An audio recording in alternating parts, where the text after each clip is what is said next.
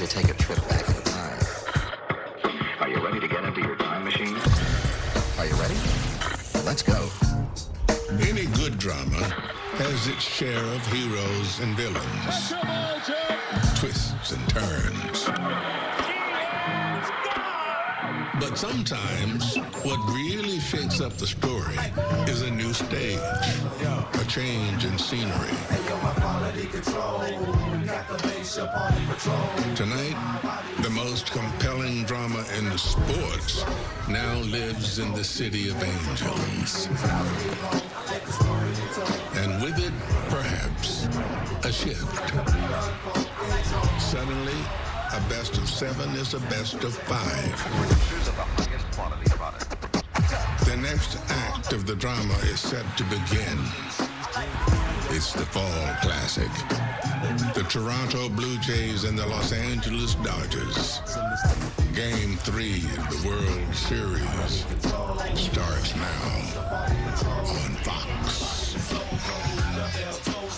Welcome to a play-by-play guy's worst nightmare, having to follow Morgan Freeman, whose new film, Now You See Me, Now You Don't, is in theaters on November 14th. Beautiful Dodger Stadium in Los Angeles.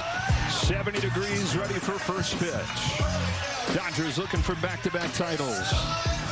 In a stadium that is ready to host its 30th World Series game. Only Fenway Park among still standing ballparks has hosted more. By the time this week is finished, they'll be within 1 game of what Fenway Park has done in the Fall Classic.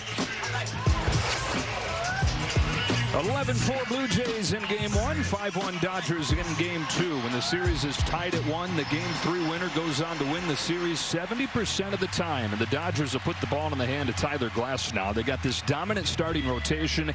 He's got the most eye-popping power stuff of the bunch. He does. 6'8", downhill with the power fastball, curveball, slider, and I think that sinker will come into play as well, as he will throw those 4 pitches, but he gets downhill. He creates that illusion of that fastball up, and then the breaking ball right off of it is tough to hit. The lineup that'll face off with here in Game 3 will look like this. George Springer leads things off. You already heard the boos from this Dodger Stadium crowd when he was introduced. Nathan Lucas bats second. Vladimir Guerrero Jr. out of the 3 spot looks to continue his huge postseason. Bichette is back in there after coming off of the bench in Game 2. Barger, Clement, and Jimenez round things out for Toronto. Scored 11 runs in Game 1, just 1 in Game 2. They didn't have a base runner after the 3rd inning. And this offense that has been very up and down tries to get things kick-started again. I know you've talked about umpires being important in this matchup. Mark Wegner is a very hitter-friendly plate umpire. Yeah, not so great for the pitchers, because the top of the zone is going to be the theme for each pitcher. They like to throw their fastball up and work off of that. And I think for the Toronto Blue Jays, if they take their walks, they'll have a chance to compete against a pitcher who just doesn't give up many hits. Well, there's been a lot of talk about George Springer making his return to Dodger Stadium. Of course, he is a hero in Toronto, but he is a villain here in Los Angeles. The 17 Astros World Series marred by the sign-stealing scandal. He was one of the faces of that as the MVP. 3 of his 5 home runs came here at Dodger Stadium. No player has ever homered in 4 consecutive games in the World Series in a single ballpark. This is in 2017. And 5 of the 23 that he's hit in the postseason, that is 3rd all-time. Manny Ramirez, his 17 teammate Jose Altuve, and then George Springer, who has been awesome for these Blue Jays this postseason. Well, the biggest thing he's going to be facing, I would think, is that first pitch fastball up. He dominates right-handers this year, and he's really good middle to top of the zone. So great challenge for each pitcher in the first inning with the top of the lineup. Yeah, and the Dodger Stadium crowd lets them know they have not forgotten.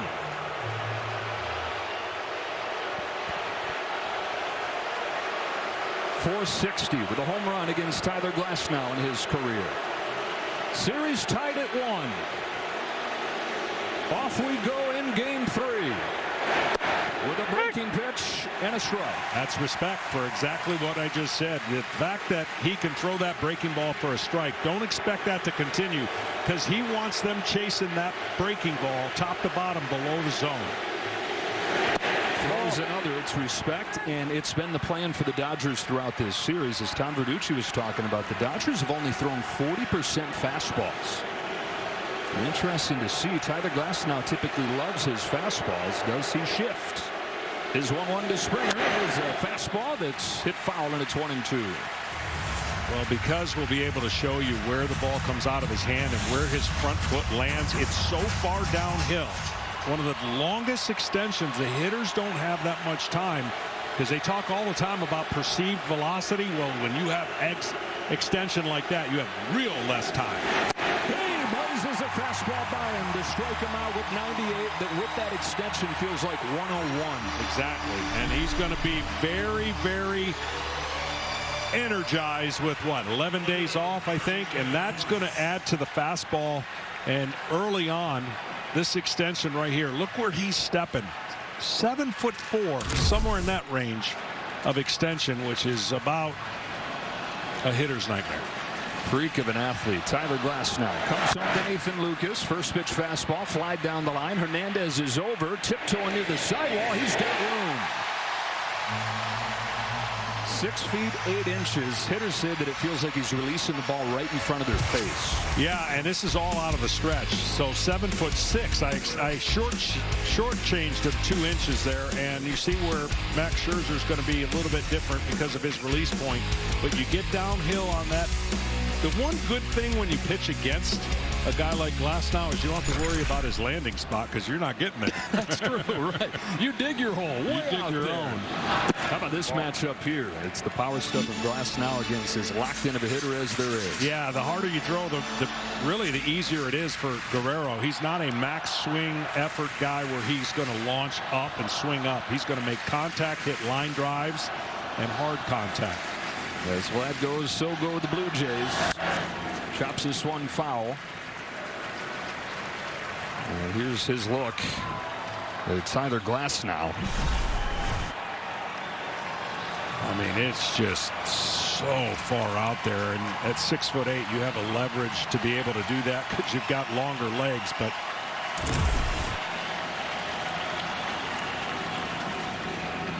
brings the 1-1 to Guerrero. It's popped to right. Teoscar Hernandez waits on it, and Tyler Glasnow's got an 8-pitch first inning. Dodgers come to bat against Max Scherzer. When you come back. Page again here, 13 years later. I'm tickled. I'm so happy. I'm fortunate. You know, be able to pitch in 4 World Series. This is what you dream of when you're a kid, to be able to have these type of moments and opportunities. So just want to go out there and do my thing. Never gets old for Max Scherzer, never gets old watching him either. His 5th World Series start with the Tigers in 2012, won it all with the Nationals and the Texas Rangers, and tries to join Koufax and Jim Palmer as the only guys to win 3 Cy Youngs and 3 World Series. well, the big thing to watch is he's a glove side command fastball, and if he's not too amped up and pulling his fastball, there's the breakdown. He's going to live with that fastball, kind of an upshoot, create backspin with the 4-seam, and then if he's got a secondary stuff, he'll keep the Dodgers off balance. Ohtani leads it off and lifts the first pitch foul. We start this game with a 3-time Cy Young Award winner facing off with a 3-time MVP. That's only happened 1 time in World Series history when Pedro faced A-Rod in the 2009 Fall Classic. Scherzer's home with an 0-1. Ohtani rips it down the line. It is a fair ball. And it's a double for Ohtani to start this game. They've been waiting for him to get going. He had the huge clinching game of the championship series, relatively quiet outside of that. Yeah, he's been kind of in one zone of the strike zone, and this was one of them. And what he's been doing with that pitch is leaving the yard. He hasn't been getting a lot of hits other than leaving the yard.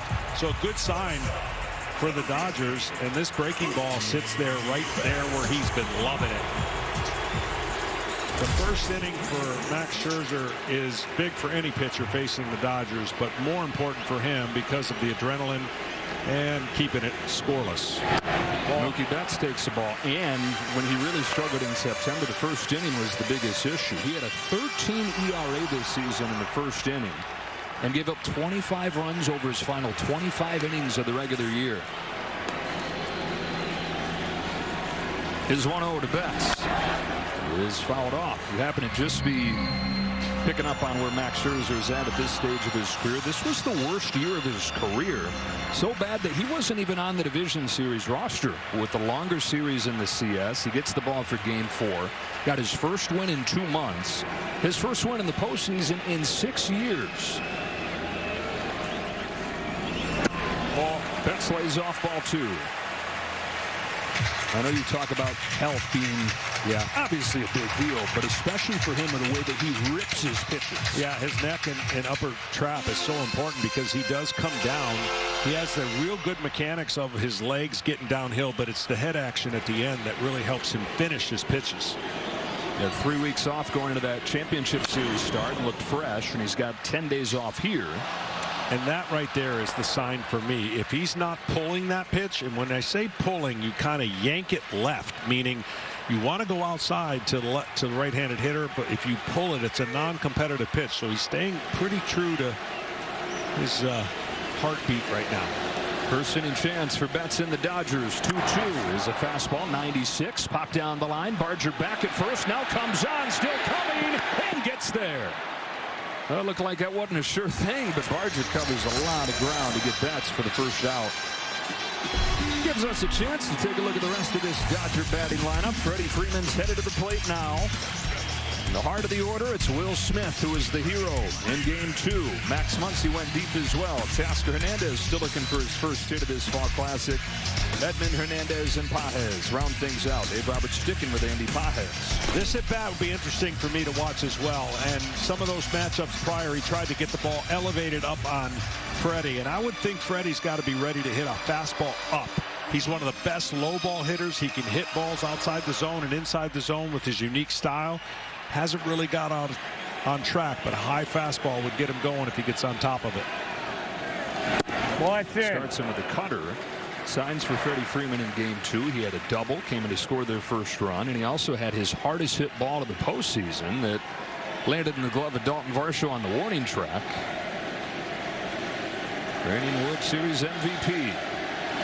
Swings and misses, back-to-back cutters. Yeah, trying to get the ball in and up to him, and that opens up if he's going to throw his changeup. When Max is on his game, his changeup goes the other way, his cutter goes into a lefty, and then he can cover both sides of the plate. Ooh. That was a high fastball, and it was popped up on the left side for Ernie Clement. There's out number 2. And that's great pitching. Fox Foresight, powered by Google Cloud. Ohtani actually has hit the ball at a higher hard hit rate in the postseason, just been less contact. Mookie Betts has a home run against Max Scherzer, and Freddie Freeman, last year's MVP, still trying to get things going. Well, that's exactly when Freddie Freeman's connected, he's not going to miss too many pitches like that. But right now, that's where you go. Where you don't go to Will Smith is inside the plate. You got to go way inside to get him out off the plate. They kept on attacking him with fastballs the other night. He finally got one. Kevin Gausman had retired 17 in a row, and Smith came up in a tie game in the 7th inning and corked his first home run of the postseason to break the tie.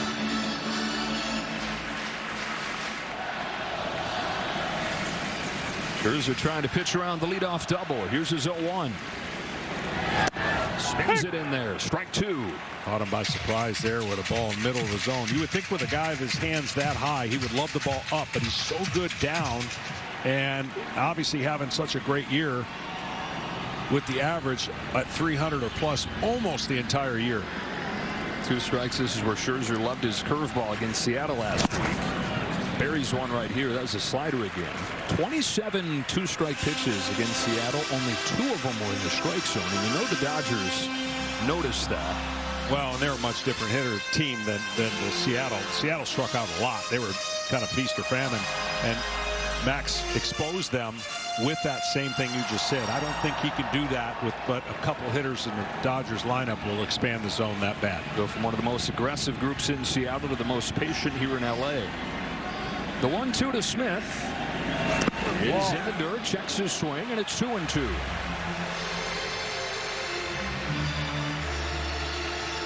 The Dodgers have won in this postseason, even though the offense has not really done it. The starting pitching has been so good that it's papered over the problem with the bullpen. It's papered over the underperforming offense, and has them within 3 games of a second consecutive title.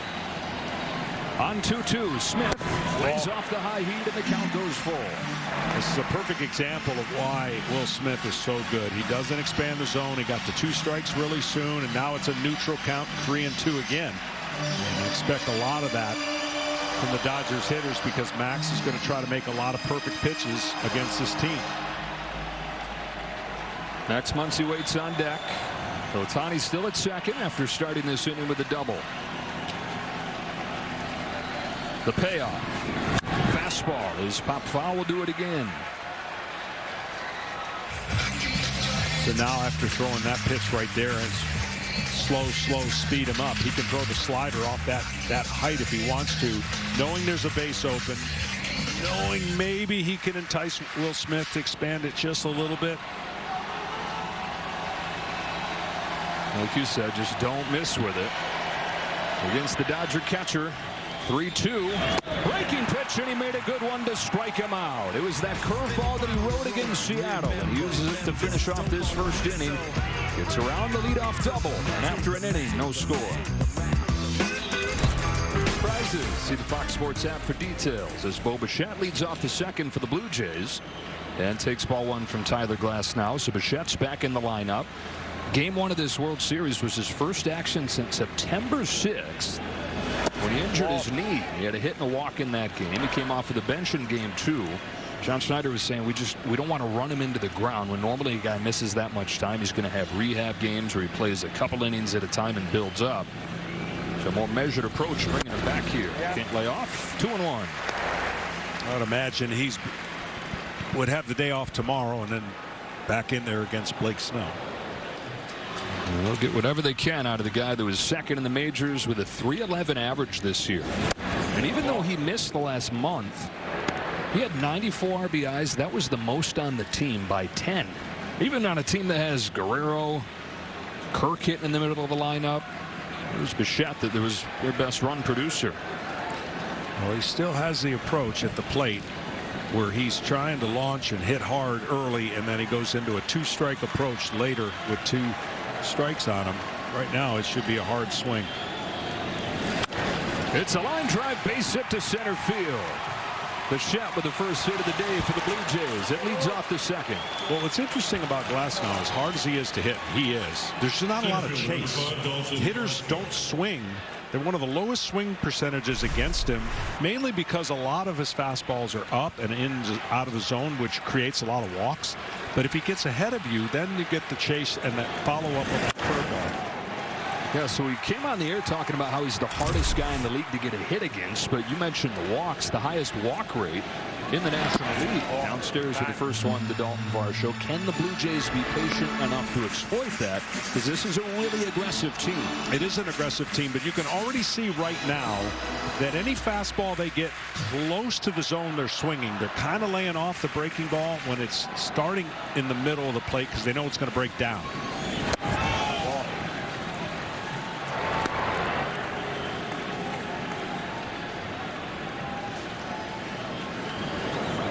These Blue Jays have just put pressure on pitchers from the jump throughout this postseason. Leadoff man on again right here. 2-1 on Varsho. Fastballs up is what a lot of the pitchers been trying to go to Varsho. But if you don't get it up above his hands, then he can hit it hard and find a gap on you. Homered in the first game of this World Series, 0 for 4 in game 2. On a 2-1, Varsho takes it high, ball 3. Glasnow's falling behind both guys in this inning, 3-1. Same thing here. He's going to be looking for a pitch middle to middle in, right down the middle where he'll let it go. Otherwise, he can get to a 3-2 count.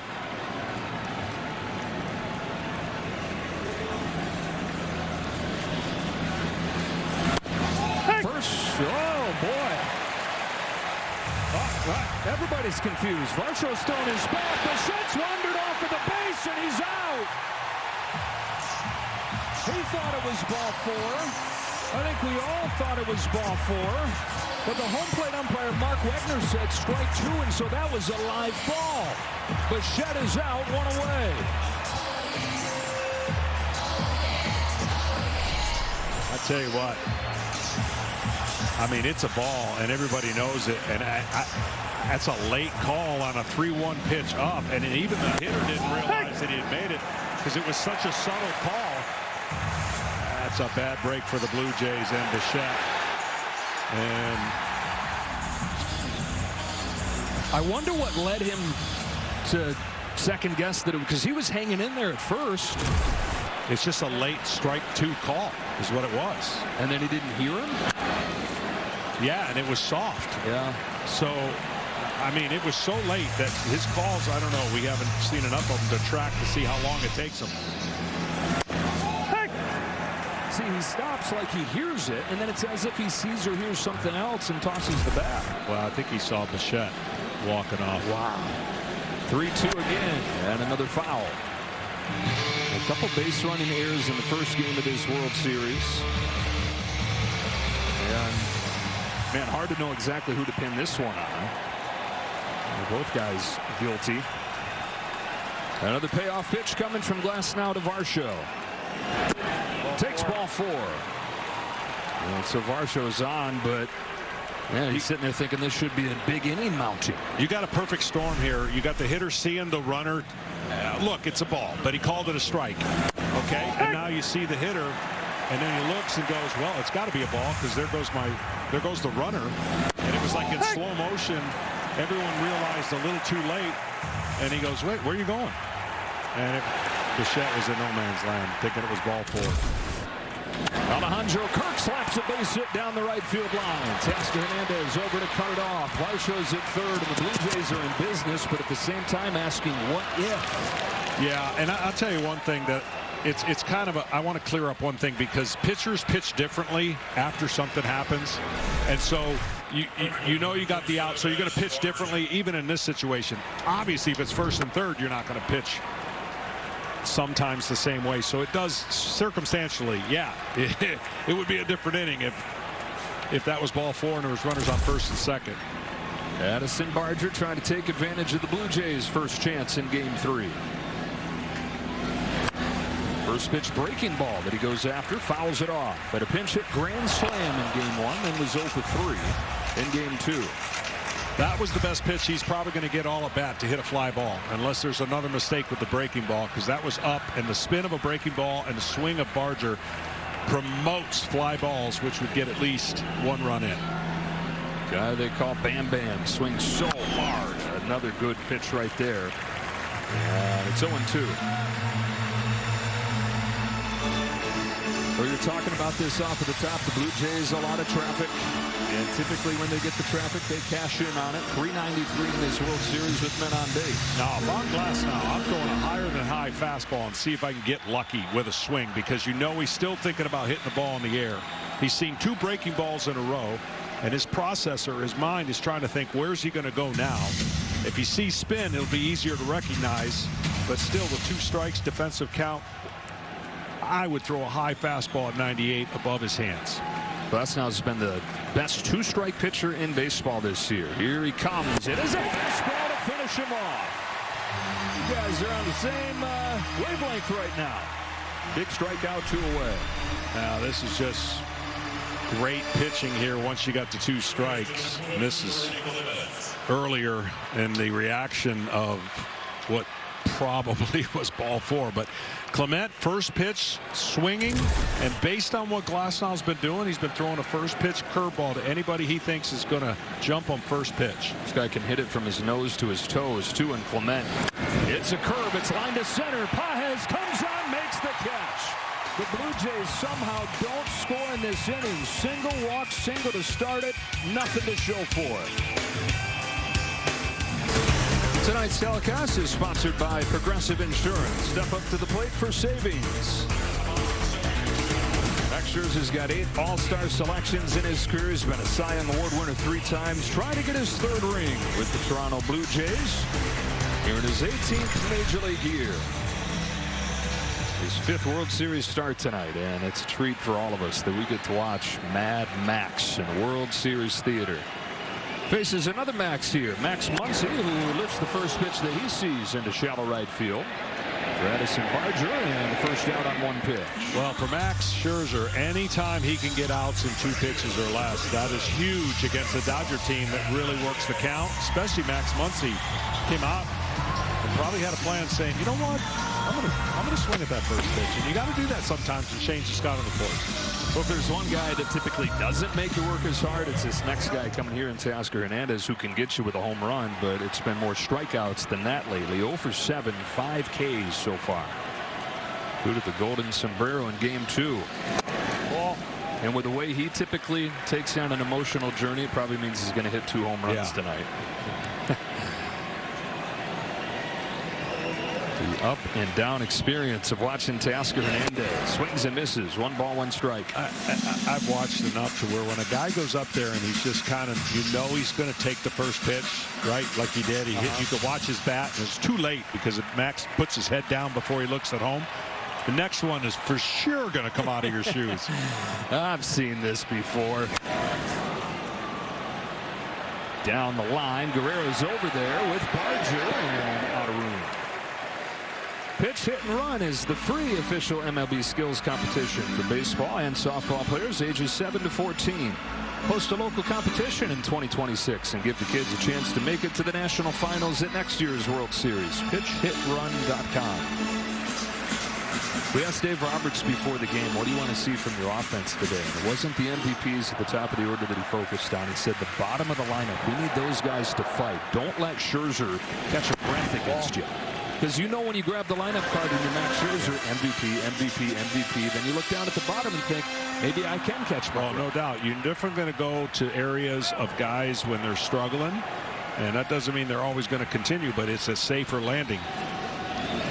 Hernandez drills one. Left field, forget about it. Dodgers strike first in a loud way.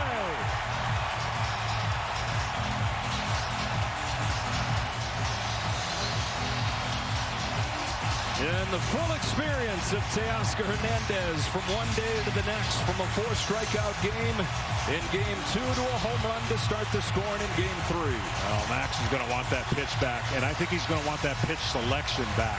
I thought a slider there would have been the better pitch on a guy who swings down below the zone. Curveball gives him a chance to catch up, and as you said it, probably going to hit 2 home runs. But isn't it interesting, in the first 2 games, each team's had opportunities to break a game open, and when they didn't, the opposite happened. Tommy Edman takes a strike. It's the same thing you talk about with in the regular season. A leadoff walk is whatever. In the postseason, it's 2. Everything at this time of year gets amplified times 10.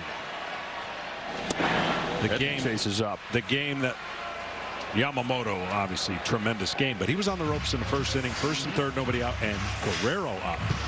And from that point on, really, it's as stingy and as great of a performance you'll ever see. And they didn't score. And the same thing happened in game 1. So there are things in the playoffs you'll look back and go, oh, man, if we only would have done this, think of the difference it would have made. Yeah, Yamamoto, all that traffic over the first few innings, and then he retires the last 20 hitters. The last guy to do that in a World Series complete game, Don Larson. In the perfect game in 1956. Edman chases up again, and he's down on strikes. Second one for Scherzer. As you get another look at Hernandez's blast. Well, Scherzer's going to give up some home runs. As long as they're solos, they're usually not as devastating in the postseason. And we talked about how devastating home runs are, and teams that hit more win.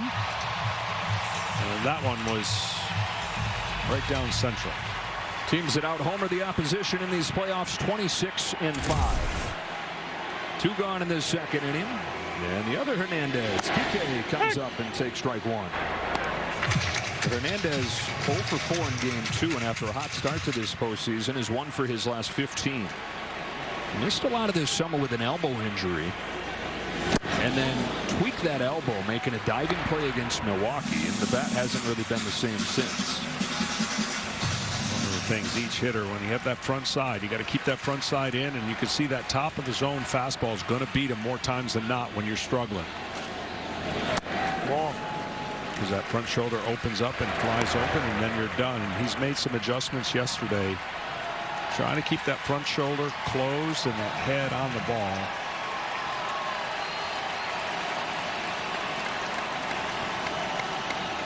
The 1-2. Lays off, and the count evens.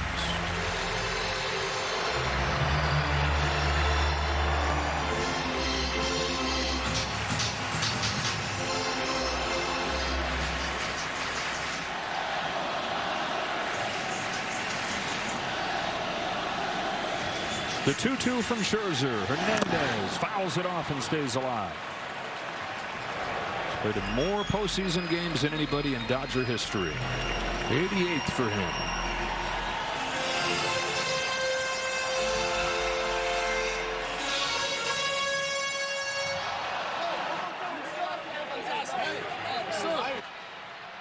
Another 2-2 and a foul ball. T-Mobile, the best network in the game, is now the best network in America as the sun begins to set here in Los Angeles. 5 o'clock local start time. Going to be hot the next couple days. Nice. 90. Love it. Ball might be flying. Scherzer tries again. Hernandez watches ball 3. And home plate umpire Mark Wegner not making any Blue Jay fans happy with him.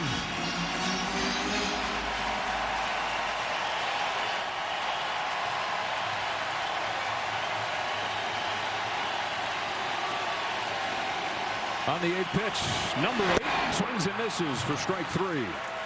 Dave Roberts said he wanted the bottom of the order to fight. Don't let him catch his breath against you. And it's Teoscar Hernandez doing more than that, launching a home run to get the Dodgers on the board in Game 3.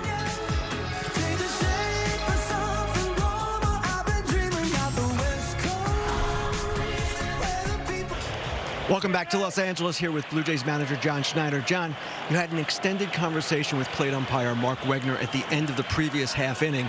What was the point you wanted to make? I think just to be a little bit quicker with his call. You know, Mark's a great umpire, been doing it a long time, very delayed call, pretty deliberate. Just didn't say anything, you know, so Varsh assumed it was a ball and Bo assumed. I just asked him, you know, in this environment, can he be a little bit quicker or give a little bit more clarity so everyone kind of knows what's going on? What happened with Bo? Why was he confused? I think he thought it was a ball. You know, I think a runner's assumption, obviously, is the umpire is telling Varsh that it was a ball for him to throw his bat like that. So, you know, it's a weird play. You don't want that to come back and bite you, but you want to kind of let the players decide what's going on. Max Scherzer, your impression so far? I think he's throwing the ball extremely well. Good velo, locating his fastball well. Just one backup slider there to Teo, but I think his curveball and slider have been good other than that. And, you know, it's hopefully he can settle in. But if he's locating his fastball, I think it opens up everything else. John, thanks a lot. Joe, back to you. All right, Kenny, as Andres Gimenez leads off this third for the Blue Jays. 1 ball and 2 strikes. 9-1-2 for the Jays, looking for their first run since early on in Game 2.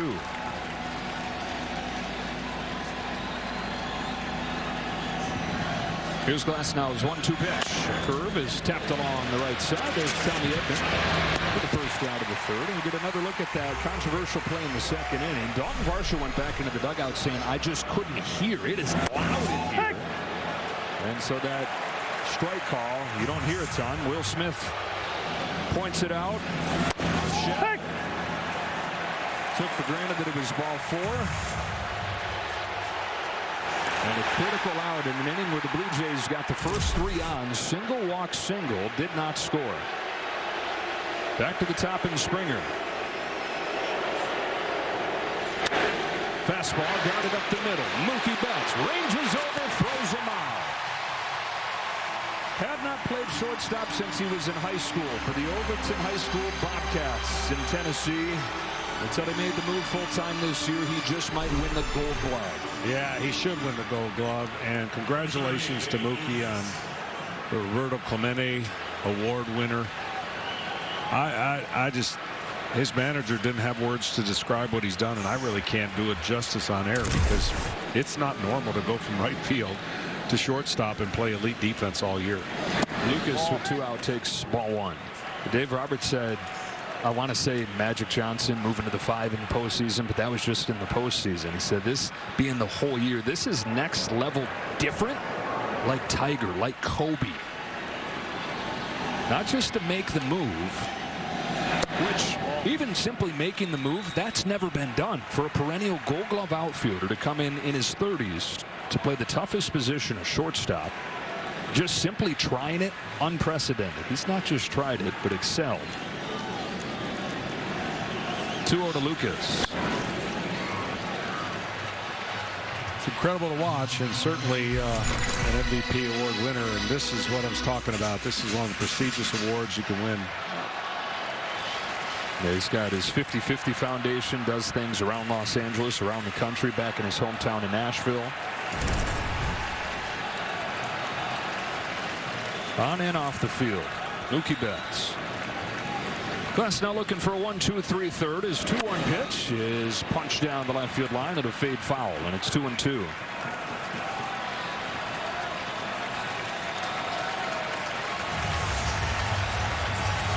Clemente Award that Betts takes home, presented by Capital One. And Mookie would lay awake last year as he was trying to make the move to short for the first time, thinking about the postseason, just fearing booting the ball in the biggest spot. Man, has it come a long way from those long nights. 2-2. 1-2-3 third for Tyler Glasnow.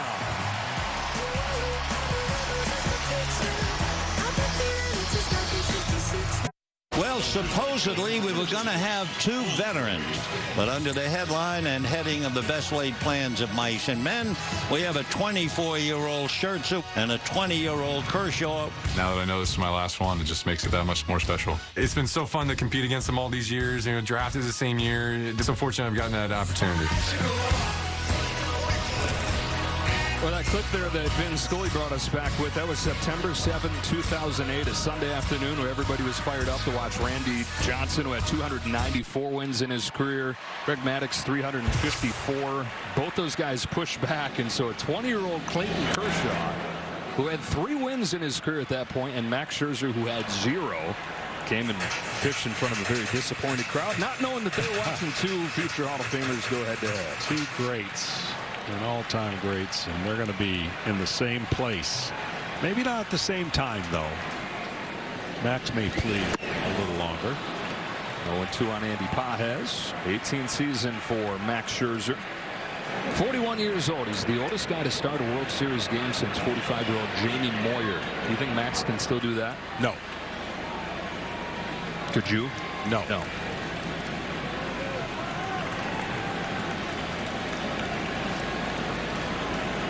No to Pages. Sandy Pages, there's a lot of talk about him maybe getting sent to the bench with his struggles in this postseason. He had a single in game 2. Dave Roberts, we asked him about the decision to keep him in there. He said, I've seen just enough offense, and then center field defense becomes a question if you take him out. Tommy Edman would be the logical replacement, but his ankle's still bugging him. The other option would be Kike Hernandez. He's played very little center field, and so what you might gain offensively, you might lose more defensively. Yeah. Plus, Dodgers pitchers keep pitching like this. It doesn't really matter as much.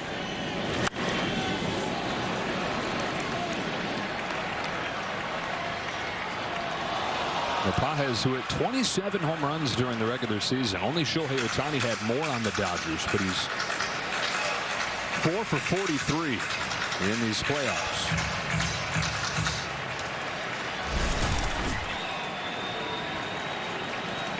Ohtani's on deck. Another 1-2 coming from Scherzer. Pages pops it up. Right side, Bichette. For the first out. Back to the top in Ohtani. Started this game with a double, and in this postseason, really, it's that huge game 4 of the championship series with the 3 home runs, 174 outside of that. The Blue Jays have done a good job against him. He did have the home run in game 1, but inconsequential. Fastballs up and in, and then fastballs away. Well, there's that changeup. That changeup's like a screwball changeup where he rotates it and spins it the opposite way to fade away against a left-handed hitter. 31-year-old from Oshu, Japan, swings and misses at the high slider. Elise is healthy this World Series. Remember last World Series, he tore his labrum in his shoulder on a slide in game 2 and had to have surgery on that after the year. There's that ball up, and that's what you try to do against Ohtani. Now, we have seen, though, Not every pitcher can do that consistently enough, and when you miss down in the middle of the plate, you're not getting the baseball back. But if you can go up and then pitch out away off the plate, he hasn't shown any ability right now to stay on the pitch away. Good.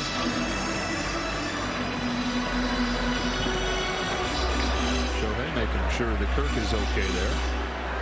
Foul got him pretty good.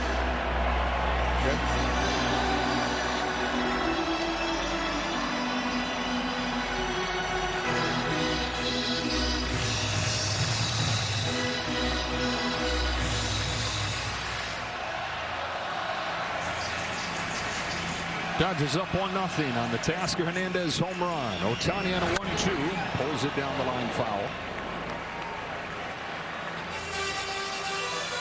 We were talking about it. Away has been where to go to get him. He doesn't have a hit to the opposite field in more than a month. And that's something that usually he does pretty darn well. Comes back in. It's lifted to deep right field. Towards the corner. Goodbye. Ohtani goes deep. And the Dodgers lead game 3 on a pair of solo home runs, 2-0.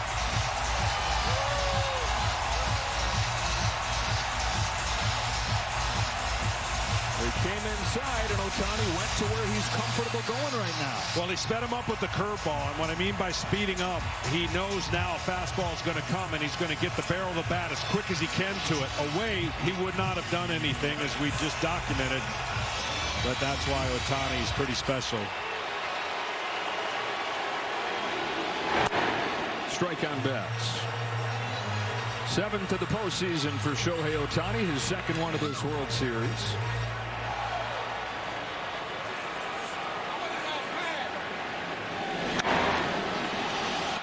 That sends one high in the air to left field for Nathan Lucas.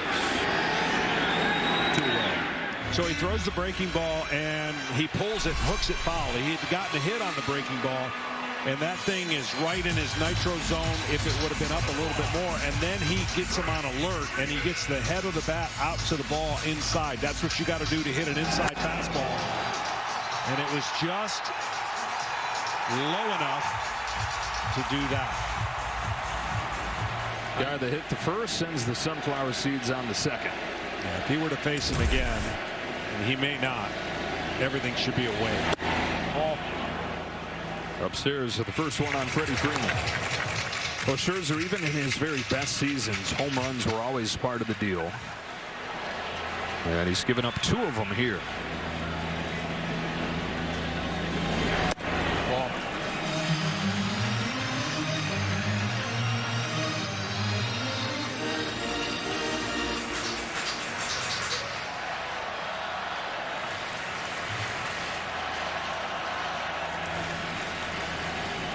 On a 2-0, Freddie Freeman fouls it off. 2-1.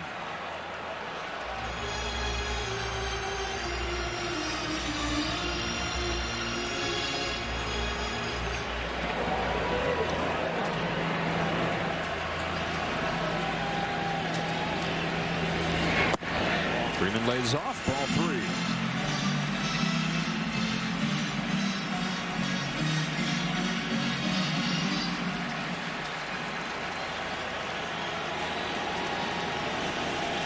Scherzer's 3-1 pitch. Freeman watches ball 4. First walk of the game issued by Scherzer. Tonight's telecast is sponsored by T-Mobile, now the best network in America. Well, the Dodgers, one of the best home teams in baseball this year in the postseason. They've won 11 of their last 14 games at Dodger Stadium back to last season. And this beautiful ballpark hosting its 30th World Series game tonight. Kirk with a visit for Scherzer, and the bullpen starts to stir. Nobody warming yet, but some movement down there as Will Smith comes up. Rewarding performance is sponsored by Capital One. So Will Smith had the hand injury down the stretch. He all-star first half, but he hit just 190 over the last 2 months. In this postseason, though, he's recovered, perhaps having that hand injury, the time that he had to miss as a silver lining. Body wears down as a catcher, but he got a break over the last few weeks. 3-14 to lead the team in the playoffs. Not a lot of wasted movement when he's hitting. We talked about his short arms that helps him get to the ball a lot quicker and easier, especially inside.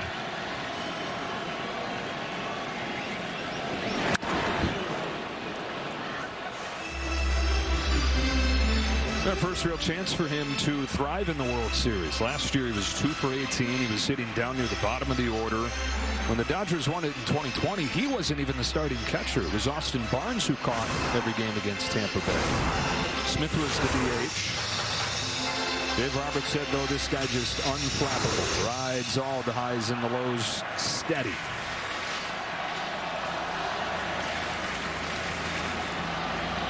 On a 1-1 from Scherzer, Smith has his knees buckled on a breaking pitch. Strike 2.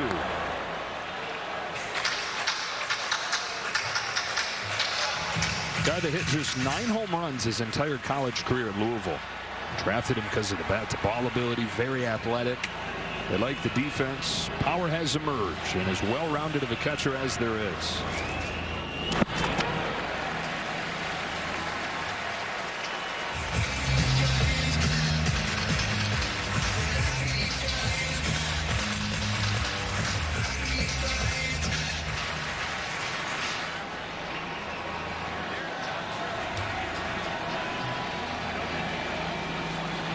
Scherzer fires 2-2. Freeman runs. Throw from Kirk is not in time, and Freddie Freeman stolen second.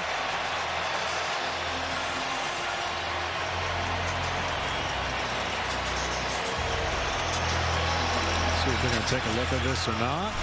And it looks like they are going to take a look at it.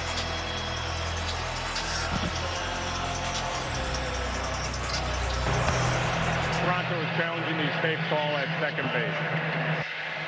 Freeman had just 6 stolen bases during the regular season. Yeah. Replay review here presented by Zoom. What do you think your first look there? First look, I thought he's going to be tough to overturn, but we got to see a different angle to see if he got him on the shoulder before that foot touched the bag. It's going to be really close. I think he might have gotten it. Well, the one thing they teach their infielders to do is hold the tag, but that one was thrown up the line. If you hold the tag, his foot bounces off the bag, and you could say for sure he got him, but he just swipes it right there.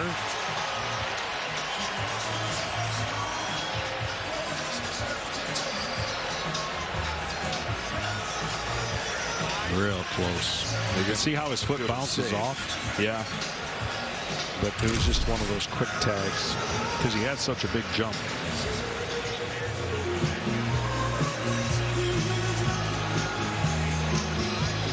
And you're probably wondering, well, why would he challenge that on such a close play? Well, you got a great hitter at the plate. Every out is precious in the postseason. And you do get 2 challenges in the postseason. Dodgers have only attempted 2 steals in these playoffs. Neither one of these teams very aggressive on the bases. Blue Jays just 1 stolen base attempt.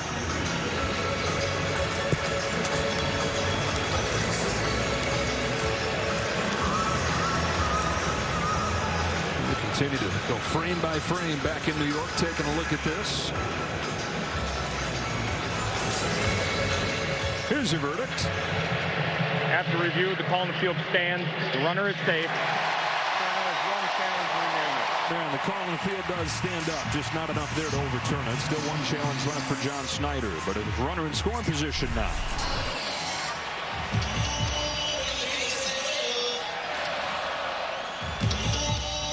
Dodgers during the regular season weren't just the best home run hitting team in the National League. They were one of the best with runners in scoring position.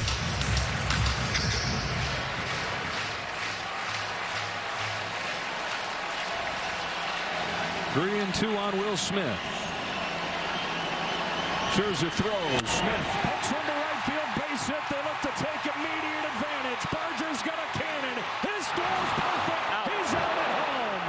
Addison Barger puts it on a dime from 250 feet away. And it remains 2-0. He took his time, and he knew he was going to rely on a perfect throw, and a perfect throw it was.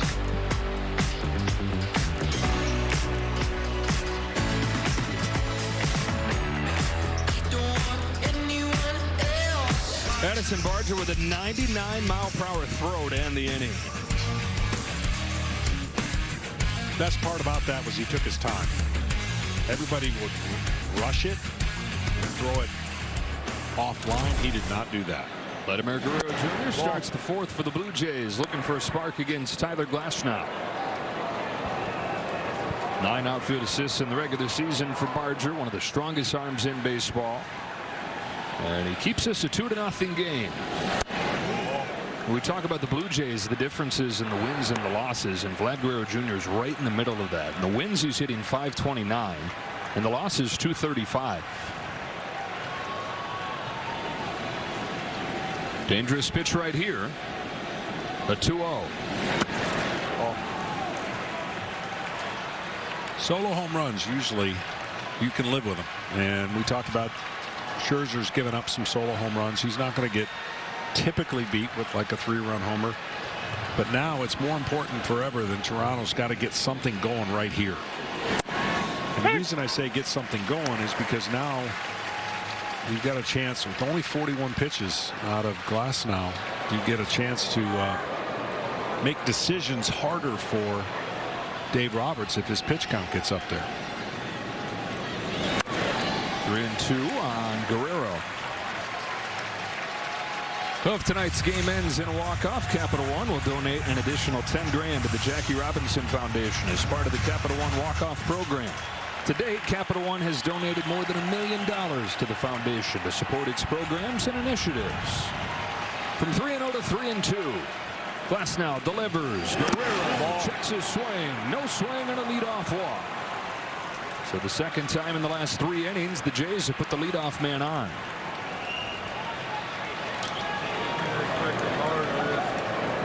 Well, you're talking about the different strategies potentially for these managers. 3 consecutive games coming here. The Dodgers, extra important. They get length from their starting pitching because of that. Blue Jays, you're talking with John Schneider, the whole goal being get this series back to Toronto. If they're looking at a game where they say we got a shot to win this, he's going to go for it. He is. Yeah. His offense has got to do their part now. Strike on Bichette. And by doing their part, you don't chase games to go for it when you're trailing. Maybe by 1, 2 tops. So the score is so important, and the decisions the manager has to make with 3 games in a row being played here. Bichette cracks his bat and bounces to second. It gets by Tommy Edman. Dodgers have opened the door for the Blue Jays offense to step on through. First and third, nobody out. Both second basemen in this game have made mistakes. It's Edman defensively. It was Bichette on the bases. Well, he was almost excited to get this double play because Bichette can't run with that knee, right? And this ball just takes a flat bounce. It didn't pop up, and the ball goes down. The infielder's thinking that ball's going to come up, and it stayed down, and by staying down, obviously under the glove. First and third, nobody out. Dalton Varsho at the plate. This is the combination they had in the second inning when Varsho thought that he had taken ball 4, strike 3, or he thought that it was strike 2, and Bichette was picked off of first base, dousing that potential rally.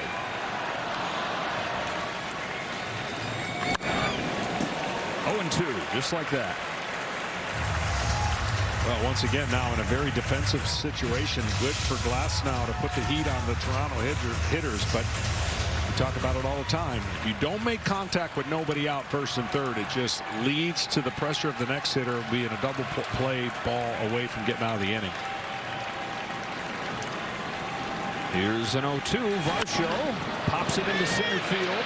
On comes Kike Hernandez. He's there, and Guerrero hangs on as Hernandez guns it in. Well, the outfielders showing off the arms in this game 3.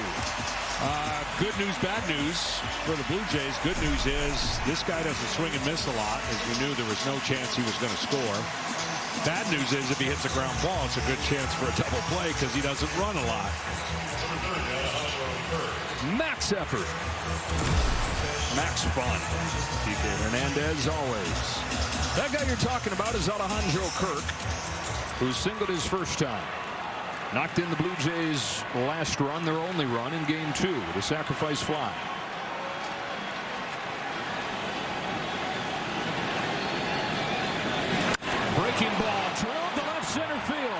is going back. He's at the track. He's at the wall, and it's gone.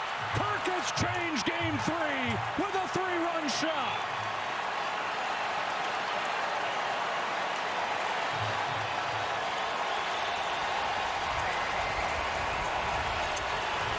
Good high ball hitter, sitting on a pitch up. He gets a high curve ball.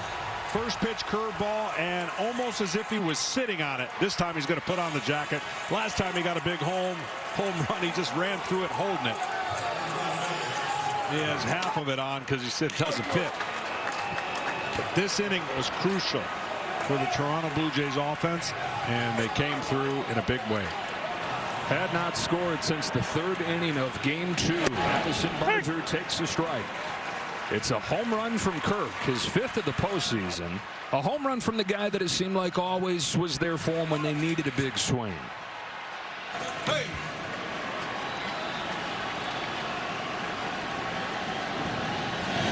You know, the Blue Jays nearly blew the division after leading it pretty much the entire second half. The Yankees were hot on their heels in September, went into the final day tied. And Alejandro Kirk had a 2-home-run game, including a grand slam. So get on my back, boys. They take advantage of the Edmund air to take the lead. Well, nobody feels worse than a player when he knows he's hoping his teammate, in this case the pitcher, can pick him up. But he's responsible for one of those runs and possibly 2 of them if they would have turned the double play, and it happens. But both clubs have had interesting scenarios play out already in this game. Blue Jays could have hung their head when that ball 4 turned into strike 2, but this is what makes the Blue Jays special. 1-2 to Barger is taken down and in, and the count evens up. Some of the trends, if you're following, when you see a first pitch fastball hitter up there, he has thrown consistently a curveball, and he did it again. And you almost wonder if Kirk was up there sitting on a pitch he knew he wanted to drive to get at least 1 run in. He ended up getting 3 runs in.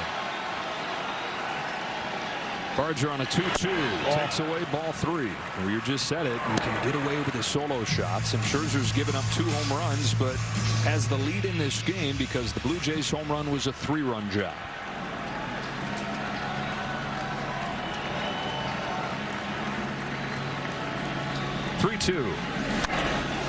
That was the 8th first pitch curveball from a guy who has an electric fastball.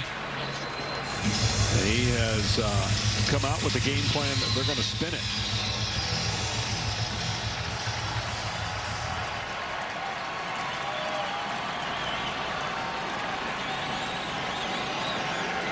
Tries it again. Barger pulls a base hit to right field on a 2-strike slider.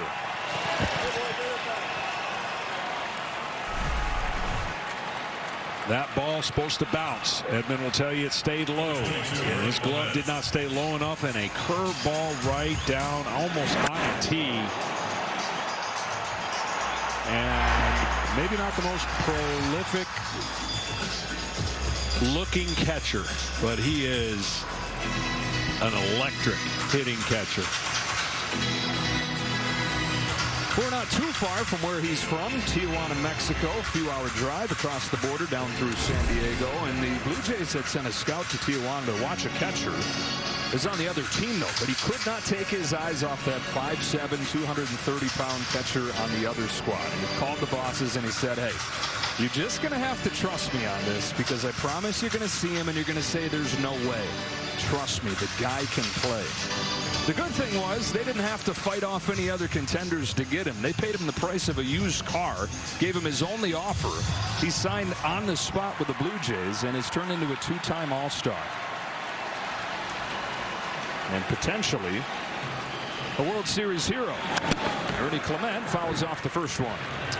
Barger was going right there, so there is the first instance we've seen them trying to take advantage of Glasnow in the running game. Got to do it. Good first fastball hitting Clement. Might have seen a rare hit and run right there that we don't see too often in the game. Yeah, because Barger does not attempt many steals. Only 5 during the regular year. Not going this time. Clement fights it off down the line. A teardrop of a base hit for Ernie Clement. Barger heads to third. They've got him cornered again. Even when Clement doesn't hit it hard, even when it hardly registers on that StatCast board, he finds grass. Above 400 in this postseason. They're stingy. It doesn't have to be 100 miles an hour off of every bat.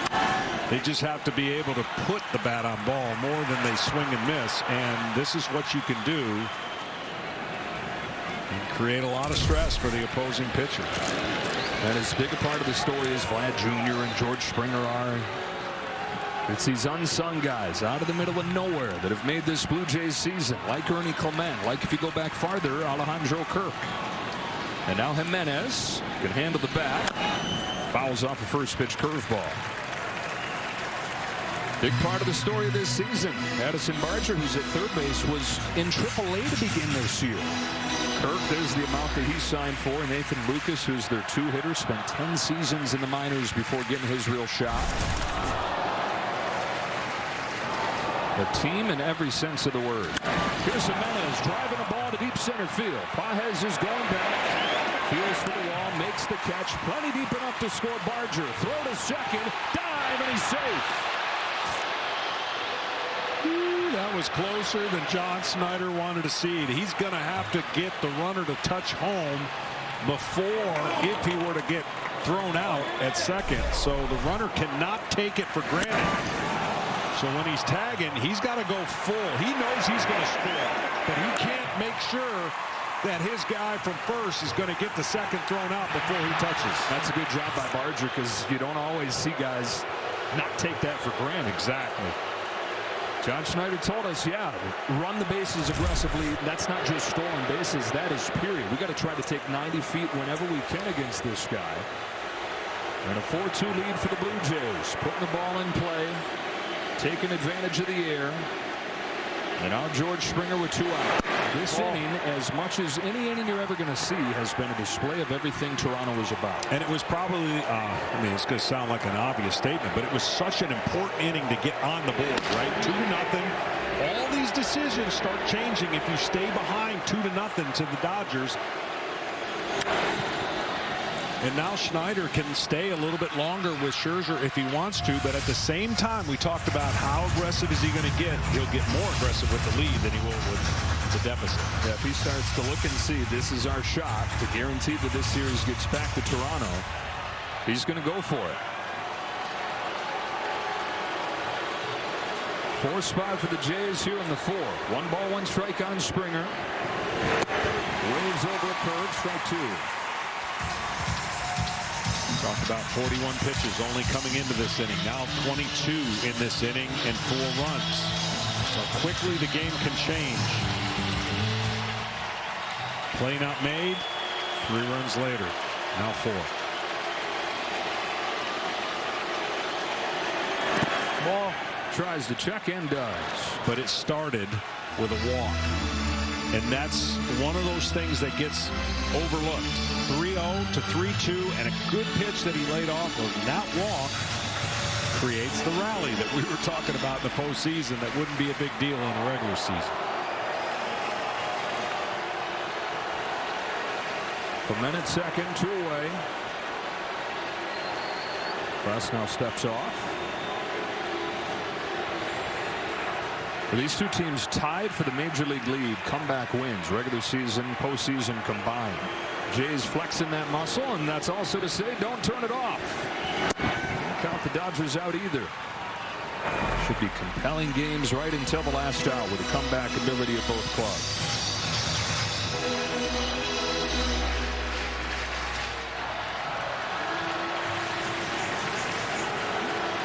Here's Glasnow's payoff. Springer swings and misses. Strike 3. Blue Jays offense explodes. It begins with their unicorn of a catcher, Alejandro Kirk. First pitch that he sees, blast for a 3-run home run. 4 in the 4th. Game 3 turned around.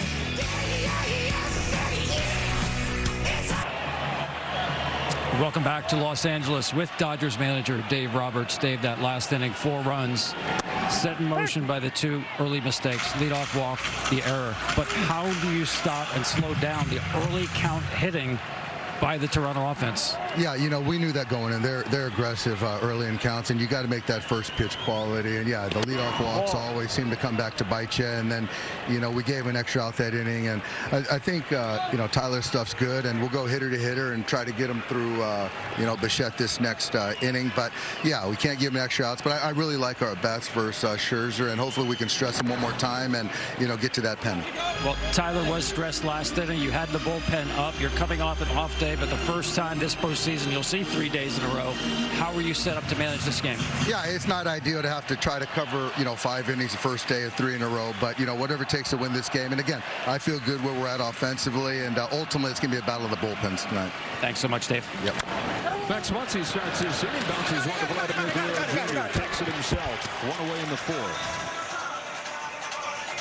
Well, this game got flipped on a couple plays, and they may seem insignificant. This was huge. This is either 3-0 Dodgers or 2-0 and a fighting chance for the Blue Jays. And then the very next inning, another scenario that changes the scope of the inning, and it was a ground ball that will be made 99 out of 100 times. Well, that went from, okay, maybe 2-1, because you could see that costing you one run to 4-2. And not solely because of that, but it changes everything when that play doesn't get made. Teoscar Hernandez here with 1 away, swings through a fastball. Well, when we did the phase-by-phase breakdown at the start of the series, head-to-head, defense was a clear Blue Jay checkmark. Yeah, they've done a great job at really eliminating runs. Their starting pitcher gives up a lot of home runs on the year, but their defense is not going to cost them.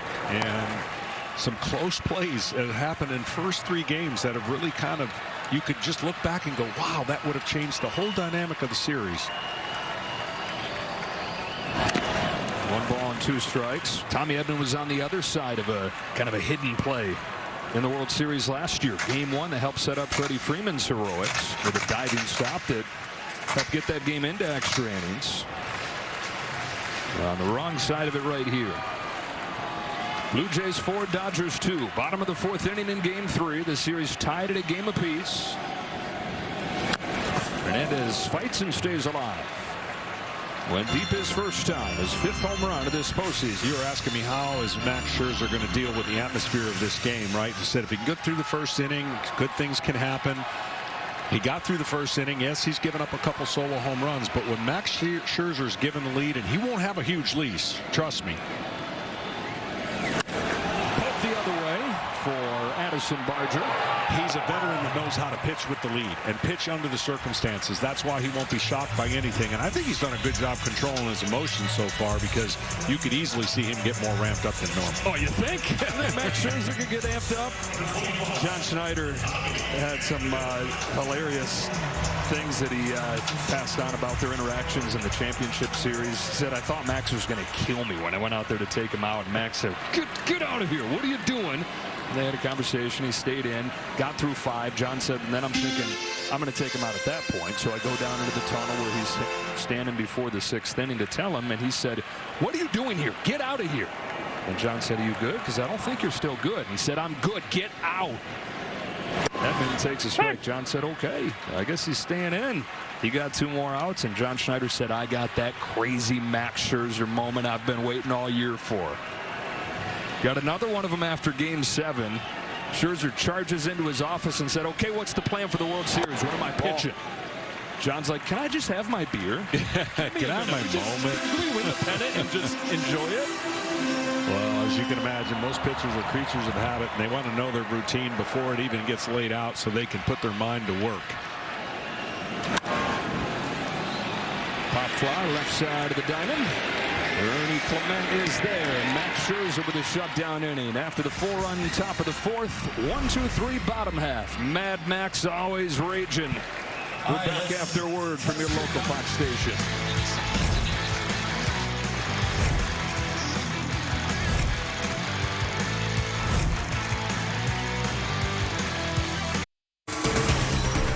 Welcome back to the 2025 World Series on Fox, presented by Capital One. Back inside Dodger Stadium, where the Blue Jays lead 4-2, and Nathan Lucas leads off the top of the 5th. Takes ball 1 from Tyler Glasnow. Tom Bertucci and Dave Roberts just chatted. We heard Dave Roberts say that he'd like to get Tyler Glasnow through Bo Bichette, so you figure that's going to be just those 3 hitters here. Left-hander Anthony Bond has been warming in the pen, with Varsho due up after Bichette.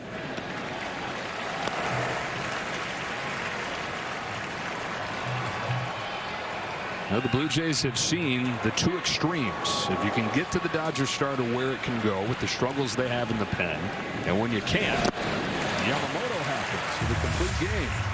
And the Dodgers this season, when their starter gets an out in the 6th inning in the postseason, they are unbeaten. They're 10-0. When they fail to get an out in the 6th inning from their starter, 0-2. 1-2 pitch. Well, the one thing about Glasnow and that four-seam fastball that he just cut, he's got such great spin rate. And they talk about spin rate. Well, that's backspin. That ball gives, when he throws a fastball and it has high spin, that creates an illusion to the hitter that it actually might be rising, and just it stays its plane. It gives the illusion that that ball's going to take off. And that's what he does. But he's spun a lot of breaking balls, and to your point, trying to keep up with the theme of how to attack.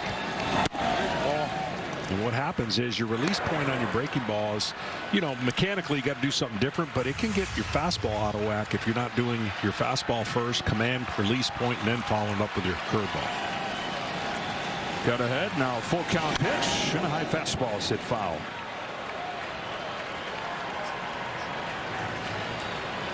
I mean, I know what the data says about the Blue Jays, and they hit four-seam fastball, but I would trust my four-seam fastball because it's not. The data is accumulated by all four-seam fastballs. I would argue that Glasnow's four-seam fastball is nowhere close to most of the guys that they're facing. Here it comes with another payoff and another foul.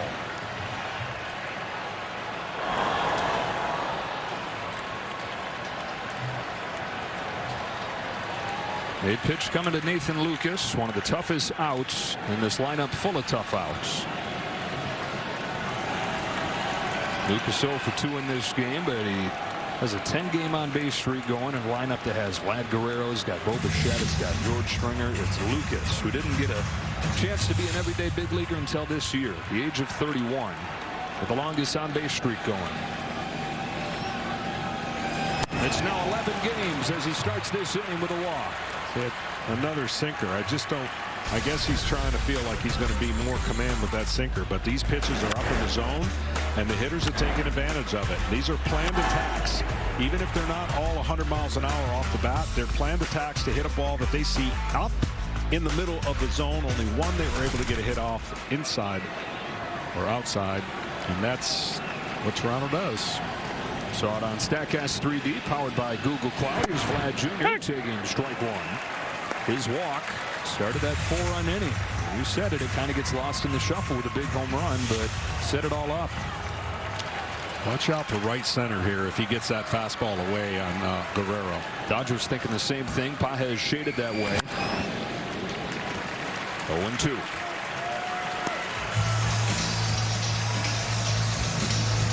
Hard to defend. You can't really play him in a shifted traditional form because he hits the ball all over the place.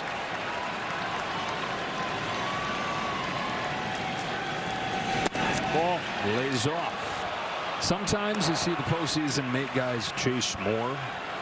Often that's the case. Vladimir Guerrero Jr. has gone the other way. Yeah. Trusting his hands, trusting that foot tap, you know, the timing of just getting your foot down and keeping your hands back and getting to every area of the strike zone. Lifts one to right field. Tasker Hernandez angles on. He's under it for the first out.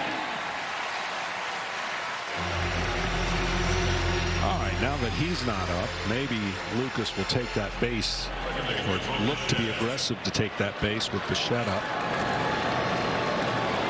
Well, some odd things have found Bo Bichette in this game. It's the crazy play with the confusion at home plate on the ball strike call led to the pickoff, and then he was the guy that put it in play that led to the Edman error. Ball. Bichette and Guerrero came up together, really represented the future, represented the hope for the Blue Jays organization. Getting into the big leagues about a month apart in 2019, and they're as close as brothers, they tell you. First chance together in the World Series, perhaps their last chance to play together, because Bo Bichette is entering free agency. So he wasn't just hurrying back to be able to play in this postseason run. He was hurrying back perhaps for one last stand in a Jays uniform.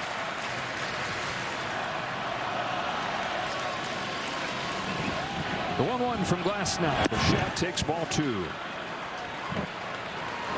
Bonded by being young stars, bonded by being sons of former big league stars. His dad, Dante Bichette, 14 seasons in the major leagues, was all-star 4 times. Lad's dad in the Hall of Fame. 2-2. Still crazy to me. Faced all their dads. Now I'm calling the World Series for their sons. Pretty cool. You're going to stick in it long enough for Vlad? No. No. Here's John Smoltz calling his 60th World Series. John, you still with us? Weekend at Bernie's with you over there. Lucas leaning. He runs on a 2-2 that's swatted down the line, foul. Down to Ken Rosenthal. Well, Bo Bichette is playing with something of an injury here, right? Hasn't played before this World Series since September 6th with that sprained left knee. And I asked him, Bo, are you worried as you enter free agency with your condition right now? And he said, to win the World Series, I'll risk it all. We asked John Schneider today, how do you report feeling? And he said, he's as well as you can be, having not played in a month and a half and then hurrying back from it. Another 2-2 from Glasnow. Lucas not going this time. Bichette bounces it softly left side. Muncy with it, but it goes foul, and it does.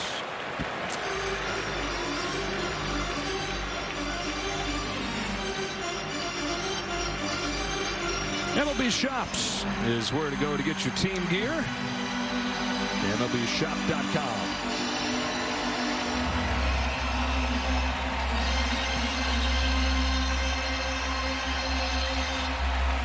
Blue Jays, as they did in Game 1, erased the deficit with a 4th inning homer. It was Varsho in Game 1. It was Kirk here in Game 3.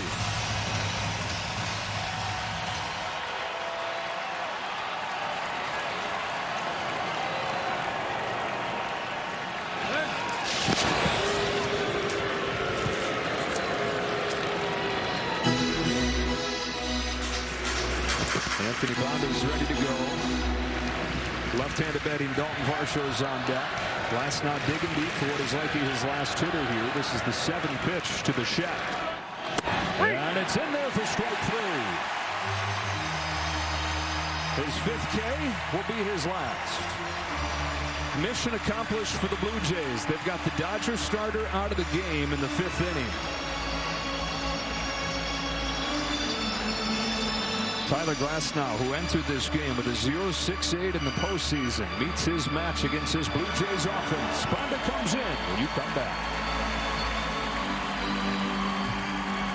Summary is sponsored by Raising Cane's Chicken Fingers. 4-2 Blue Jays in front with a 4-run 4th inning. Max Scherzer has given up 2 solo shots, finds himself pitching with the lead. We're in the top of the 5th. Dodger bullpen goes to work as Anthony Bonda replaces Tyler Glasnow. Lefty-lefty against Dalton Varsho. Balls one away, ball 1. Bonda pitched in Game 1, give up the grand slam to Barger, give up another one to Kirk. For this Dodger bullpen, which has a +6 ERA in the postseason, going to be used heavily tonight. Well, you know they're going to be fresh. There's a lot of available arms. It's the ones that Dave will go to are the ones he obviously trusts the most. He's kept that circle pretty tight. Marshall off balance, pops it up on the infield.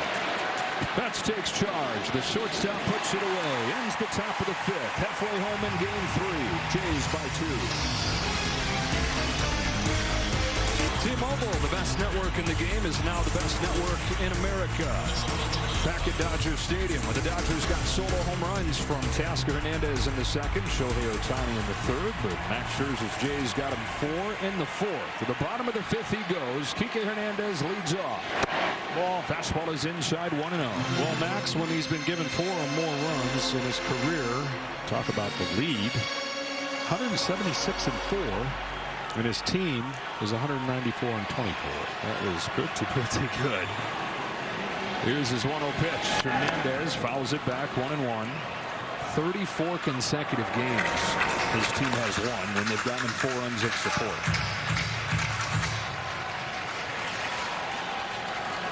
For the Dodgers here, 8-9-1. There is double-barreled action down in the Blue Jays' pen. So Scherzer's probably getting close to the end of the line here.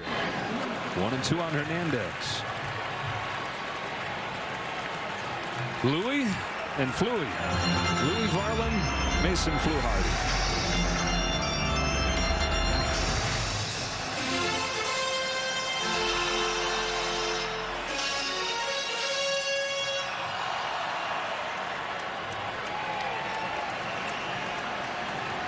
Scherzer's 1-2.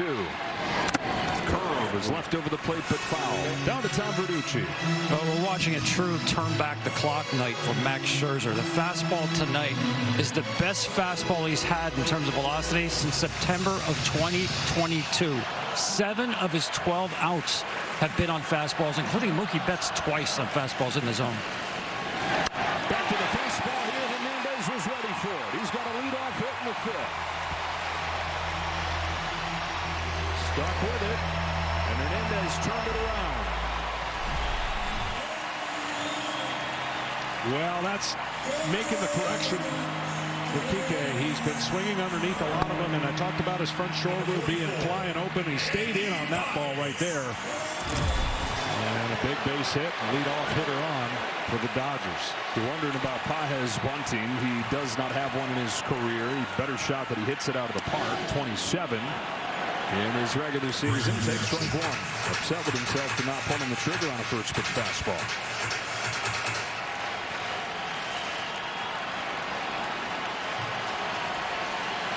Tying run at the plate. Scherzer to the plate. Pages lifts it the other way. Lazy fly ball for Barger. And the first out of the 5th. So Ohtani's coming up. Let's see. Here comes John Schneider. He's going to make the change to Mason Fluharty. 4 1/3 from Max Scherzer with the best velocity he's had in years. And he actually understands the situation and the role that he did. A very nice job keeping his team in there. Chance to win. 41-year-old in his 5th World Series game does the job, passes it on to the bullpen. It's Ohtani as the tying run. Statcast 3D powered by Google Cloud. The last time that he was up, his 7th home run of the postseason. That's an impressive one, too, because this one's off the plate, up and in, and he made the adjustment. See where this pitch is? And now he's going to have to put his eyes on a curveball and try to stay away from anything that starts on the outside part of the plate. He struck out on those pitches off of left-handers. I don't know how many fastballs he's going to see from Fluharty, who's been tough on him. He struck him out in game 1. Struck him out here in August as well. 1 ball, 1 strike. More than half of Ohtani's hits in this postseason have been home runs. Tomorrow's starting pitcher for the Dodgers. 2 for 2 with a double and a homer. And on this 1-1 from Fluharty, takes ball 2. That's a great take and a discipline by Ohtani. He's hoping that one catches the plate, that he can let it go again and possibly tie this game up. That's where he hit it in game 4, the championship series.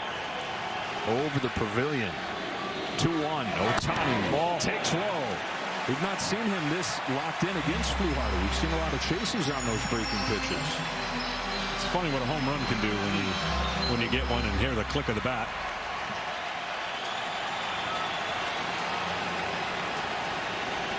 Three-one pitch. Shohei fouls it off, and it's 3-2. That was the one. Oh, ho-hum. Follow-up act. He's going to pitch tomorrow. What could he possibly do to upstage that performance? Yeah, that would be tough to do. The 3 home runs, the 10 strikeouts over 6 scoreless innings in the clinching game of the championship series. But it seems like anytime you think this guy can't possibly wow you anymore, he does. One-of-a-kind Shohei Ohtani against a rookie pitcher in Mason Fluharty, who fires a payoff. A breaking ball. drilled to left center field. Slicing towards the gap. And off the warning track. Up against the wall. Hernandez headed home. There is no throw. It's a ringing double from Ohtani. His third extra base hit of the game has made it 4-3.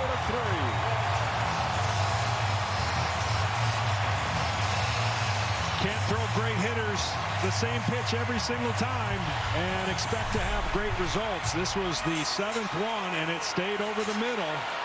And he stayed on it and got enough of it to split the outfielders.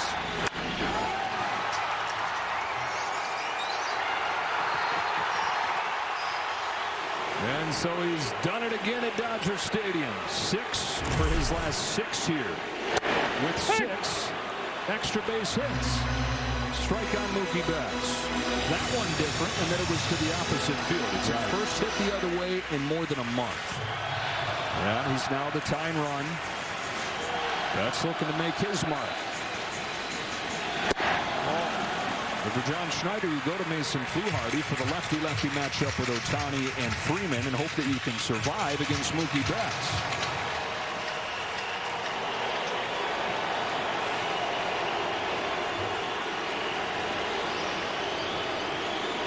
The 1-1 pitch. Grounded foul. Ohtani's done his part to come back to life here in this 4th game. Mookie Betts, though, at 0 for 2. Well, that whole at bat was set up by the fact that he stayed off the ones away. By staying off the ones away, it's natural for a pitcher to think that they got to get a little closer to the plate. And as each pitch went on, the closer he got, the worse it was for him. Betts muscles a fly ball to left field for Lucas. 2 out. And now Freeman.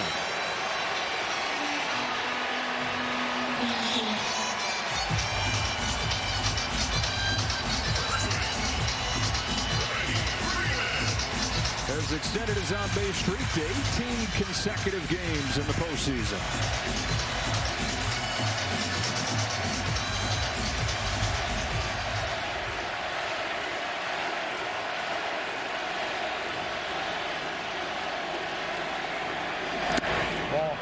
Ball 1.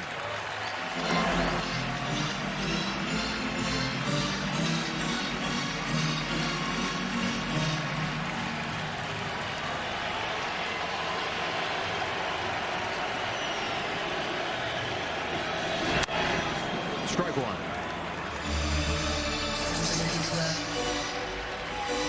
Freddie Freeman, a .322 hitter in his career with runners in scoring position. That is 3rd over the last 50 years. Tony Gwynn, Rod Carew, Freddie Freeman. Looking for a base hit here to tie up game 3. On a 1-1 from Fluharty. Freeman swats it foul. Strike 2.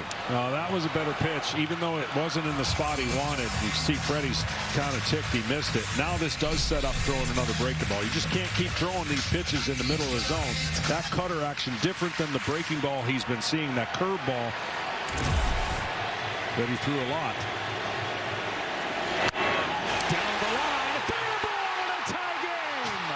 Freddie Freeman comes through again. Locked at 4.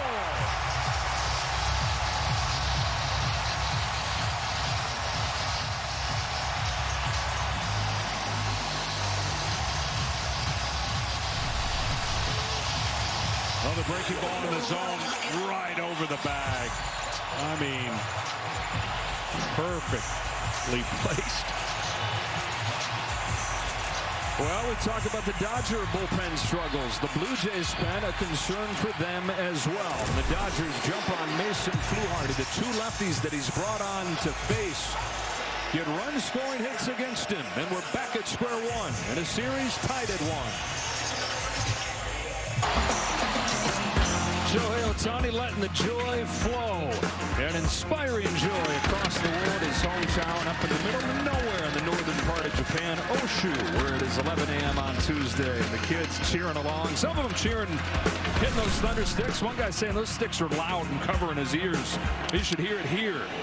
Well, Will Smith gets sawed off by Louis Varland's first pitch. And going to do the new bat. Hey, Louis Varland's in the game. Shocker. Man. Been a workhorse. You see the 13 strikeouts, the 6 earned runs, victimized by some home run balls. that he's pitched in out of the 14 that the Blue Jays have been in this postseason.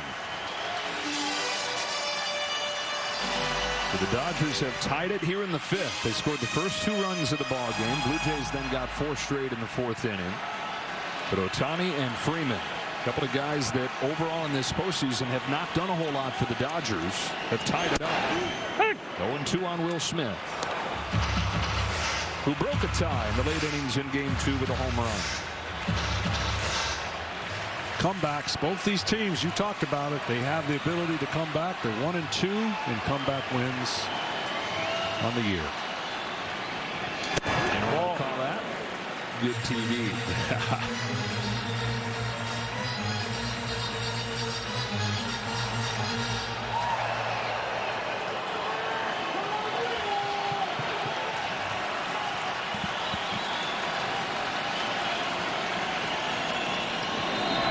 Ohtani's going to get another couple of at-bats in this game. He's got a chance to do something today that hasn't been done in 119 years in the World Series, and that is get 4 extra base hits in a game. Only one guy's done it, Frank Isbell of the White Sox, 1906. Strike 3 called on Will Smith, and that'll do it for the Dodgers in the 5th, but they have tied it. But they've been winning games even though their offense has not done what you'd figured that it would. But the Stars have come out here in Southern California. Ohtani and Freeman run-scoring hits. And Game 3 from L.A. tied up. Justin Robleski into the game. Certainly the biggest spot he's ever pitched in. Was not on the postseason roster the first 2 rounds, but with Alex Vesia away from the team for personal reasons, Robleski, we worked the 1-2-3 inning in Game 1 into a tie game in the 6th and a strike on Kirk. Alejandro Kirk, 5 home runs in this postseason, 3-run shot in the 4th inning.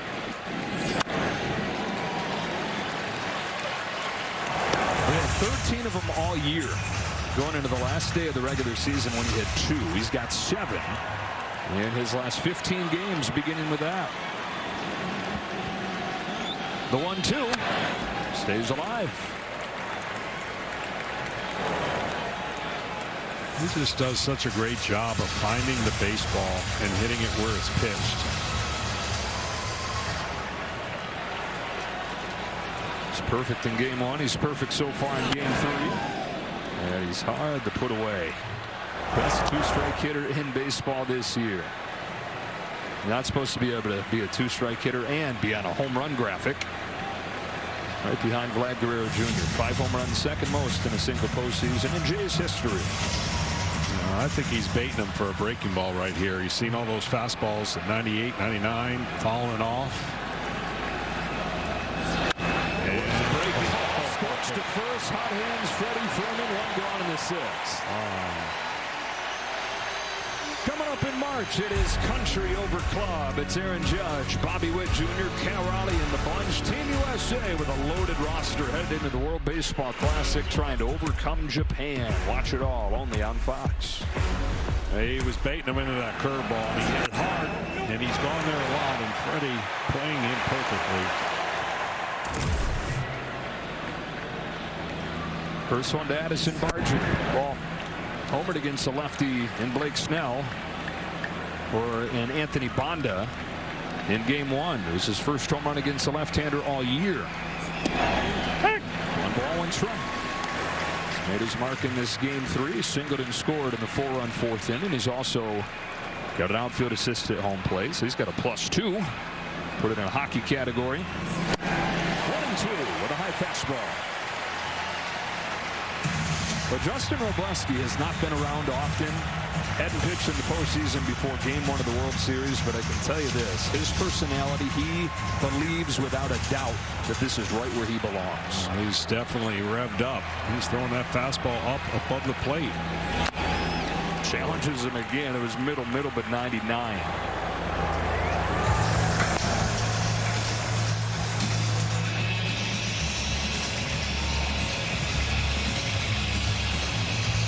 Came up to the big leagues last year, back and forth the last couple seasons. Home with another 1-2 and a breaking pitch that Barger watches. He's just got to throw that fastball higher than right around the numbers. Lefty on left. So tough to hit. Threw it up there. Baltimore chop left side. Muncy has no play, and Barger's got an infield hit.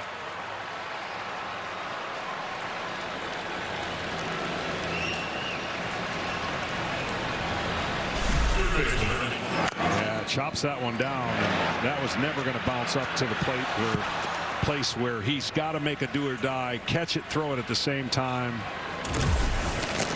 Really no chance. All 5 hits in this game for the Blue Jays have come from the bottom 4 in the order. That's what makes them such a special offense. It's why their batting average is so high. Ernie Clement with Barger running first pitch, throws it foul. And that, as much as anything, has told the difference in the big swings that were shown, wins versus losses. In the wins, the bottom of the order is hitting above 300. In the losses, it's been like a bottom of the order. It's hit below 100.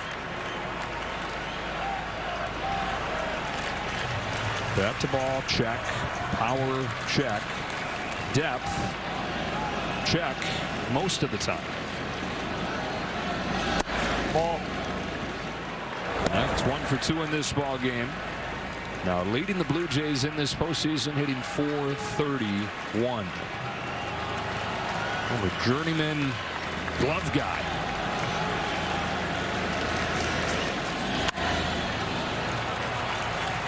It's 1-2 on him.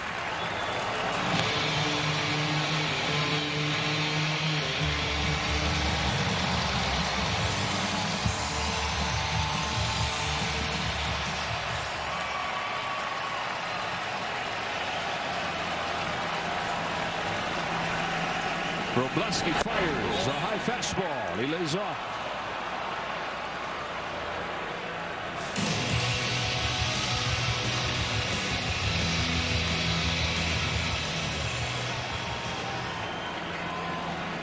Barger at first has got decent wheels. We've seen him take off on a couple foul balls today.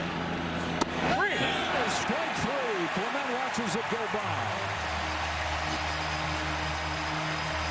2 gone in the 6th. Locked him up. Fastball inner third.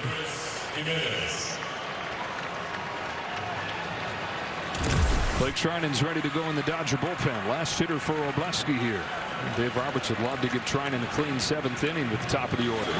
Ball one on Jimenez. Run with a sacrifice fly his last time. Tonight, their starter Tyler Glasnow failed to get through 5. Jimenez up the middle. Betts ranges over. What a play. Mookie Betts finishes off a scoreless 6th inning for Justin Robleski.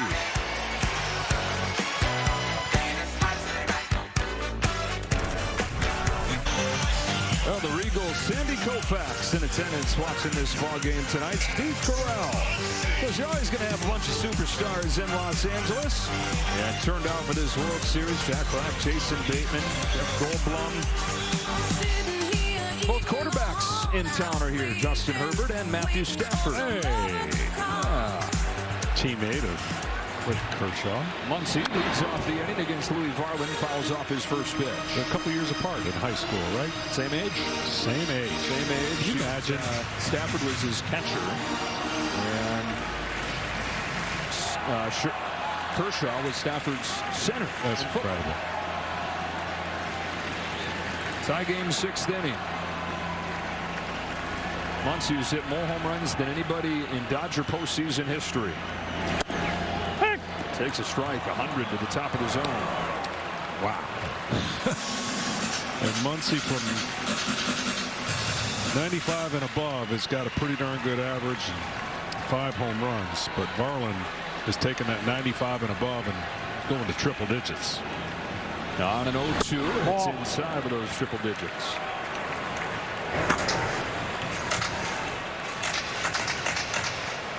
We talked about it in game 1. Which one of these bullpens breaks? Concern for both. Varland can't seem to get on the same page as Alejandro Kirk. He's got 5 different pitches to choose from, and so you can understand.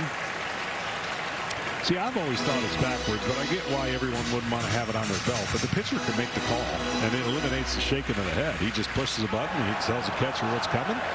But teach their own. Muncie's down on strikes. Nasty knuckle curve for the first out of the sixth.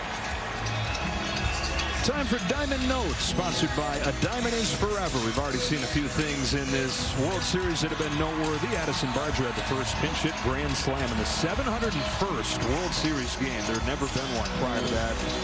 Yamamoto, the first guy since Kurt Schilling 24 years ago to have back-to-back complete games in the postseason. I'm pretty sure that no one's ever hit a pinch hit grand slam and thrown somebody out of the park. Yeah, no, definitely. I can confirm. And Shohei Ohtani trying to do something that hasn't been done since the early 1900s tonight. If he can get another extra base hit in this game. Teoscar Hernandez started the scoring in game 3 with a home run in the second. Well,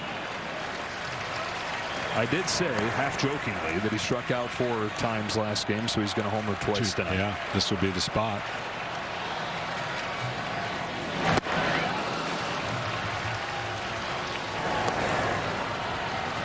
Top of the order for the Dodgers, still a few batters away. Mookie Betts getting ready for his next at-bat. 5 hitters away. The 1-1 to Hernandez. A fastball sails high.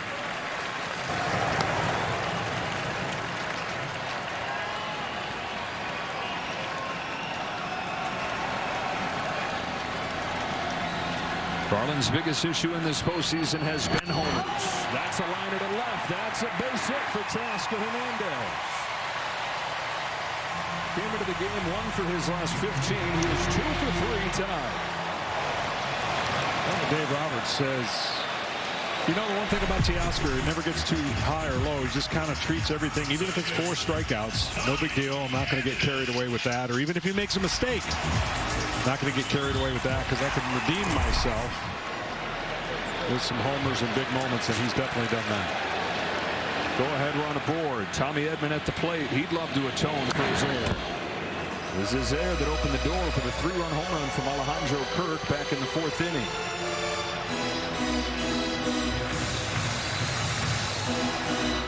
Edman acquired from St. Louis at the deadline last year. It's been a clutch postseason player. Puck swung to left field. Lucas going back.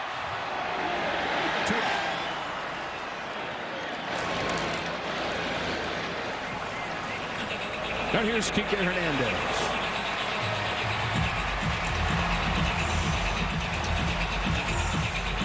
Strikeout in his first at-bat made him 1 for his last 16, and he singled and came to score on Ohtani's double. Yeah, that was a big single.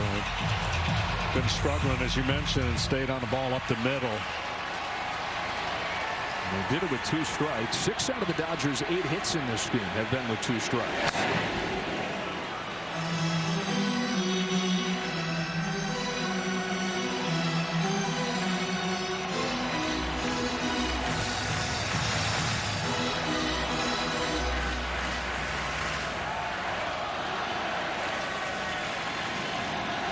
Hernandez at first, the go-ahead run. 0-1 to the plate outside.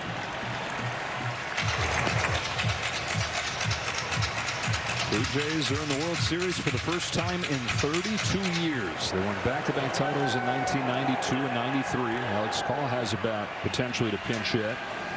Dodgers trying to make it back-to-back world titles. 1 ball and 2 strikes on Kike Hernandez.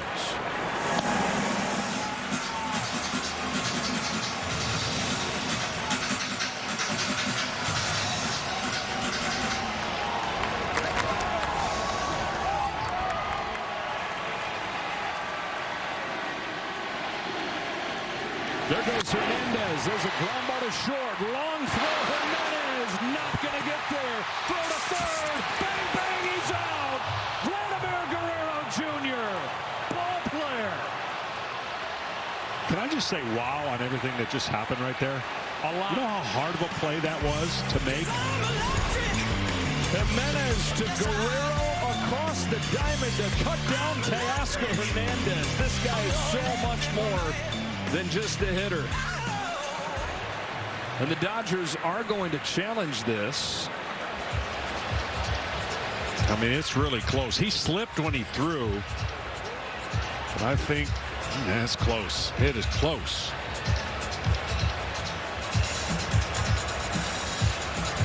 Yeah, he got him. Glove folds up on his leg there. And Teoscar Hernandez out at third. Instead of a chance right here with a go-ahead run in scoring position. After review, the call on the field is confirmed. The runner is out. Presented by Zinn confirms that he's out. And game 3 moves along to the 7th inning, still tied up. What a play this was. Jimenez just to get to that ball. Vladimir Guerrero Jr., his second hardest throw of the year. You don't make many of them from first. This one he nails Teoscar Hernandez. Unbelievable. I mean, you really can't blame Teoscar there because that's a play. So many things can go wrong on the ball in the hole. The throw to first could get away. The throw from first to third, you know, they say never make the third out at third. I get it. George Springer came up limp after that swing. When you grab your side, that's not great at all. This is what every hitter feels. And that's going to take him out of the game. And that should not be cheered ever under any circumstances, no matter the history. I'm just telling you right now that unless it's a cramp, you know they're holding their breath with Toronto and what he means to their lineup. Wow, so George Springer leaves this game. Ty France is going to inherit the at-bat. This will be France's first postseason appearance. Acquired at the deadline from Minnesota. So you go from George Springer, postseason hero, who, man, is just all kinds of things to deal with in these playoffs. Got hit by that pitch in Seattle, 97-mile-per-hour fastball. And this one high from Yoshinobu Yamamoto in game 2, and now on what seems like just another swing.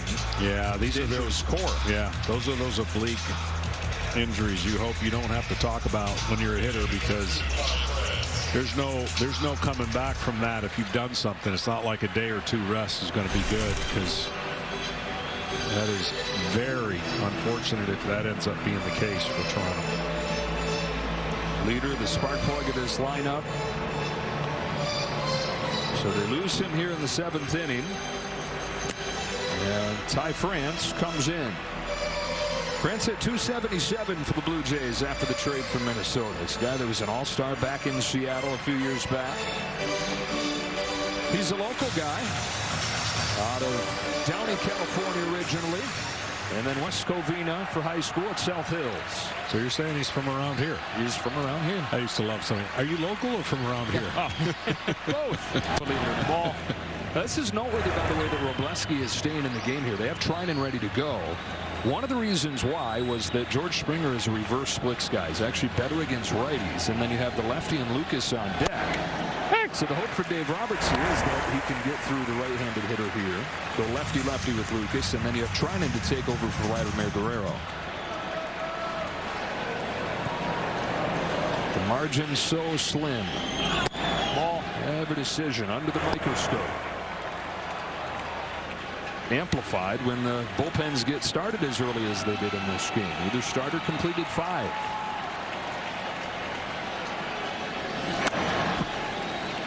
Not easy what Ty France is trying to do, coming off of the bench cold here. Not like he's in the cage. No. Swinging, anticipating.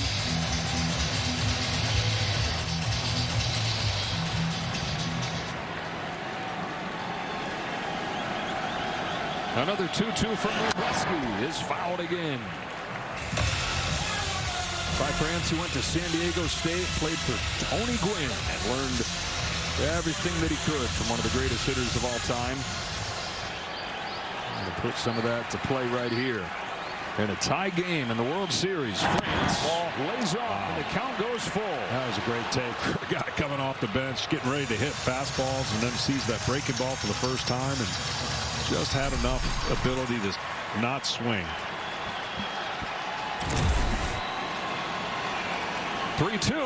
Then got him with a high fastball.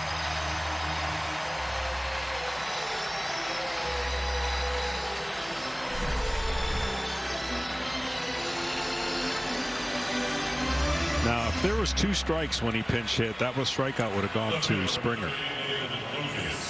But because there was only 1, he has to own it. Well, in a Dodger bullpen where there is trust to be earned, there are jobs to be won. Justin Robleski doing his part. Juggles, recovers, gets Lucas. 1 2/3 from Justin Robleski. The Dodger bullpen desperate to have somebody step forward, especially from the left side after they lose Vesia. He's going to get a great hand right here. Make it a mixed hand because the crowd probably thinking, man, ride the guy. But Dave Roberts going to go to Blake Trinan with Vladimir Guerrero Jr. coming up in a tie game.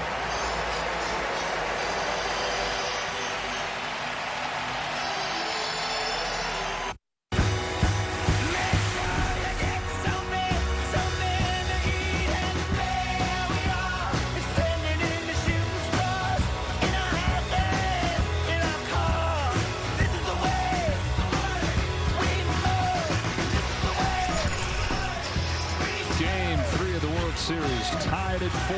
The bottom of the 7th inning here at Dodger Stadium. Blake Trinan, his first appearance at this fall classic. Vladimir Guerrero Jr. is the hitter. First pitch. Upstairs, ball 1. It's been 10 days since Trinan last threw. Tremendous movement on his 2-seam fastball. And then he's got just a killer breaking ball. You saw the slider version right there. Here's his 1-0. That is a slider for a strike. Just creates such an angle that he throws out of the same slot, but the ball will chase into a right-hander on the sinker, and then of course break away on that breaking ball.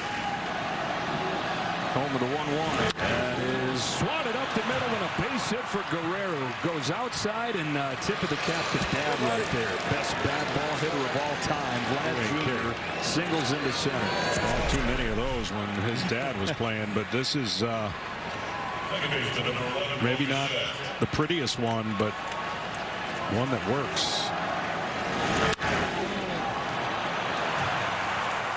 Now, Blake Trinan last year was one of the MVPs of the Dodgers World Series run. He's in this role this year, not because he's still that guy, but because he's the best option.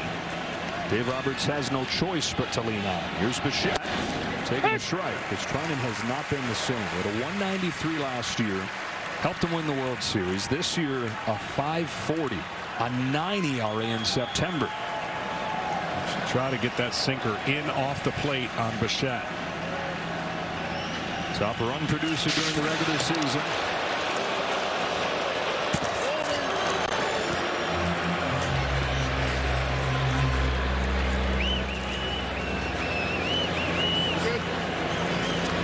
Six stolen bases, by the way, for Vlad this year. With his best buddy Bo Bichette at the plate in a tie game. 18 home runs for Bichette.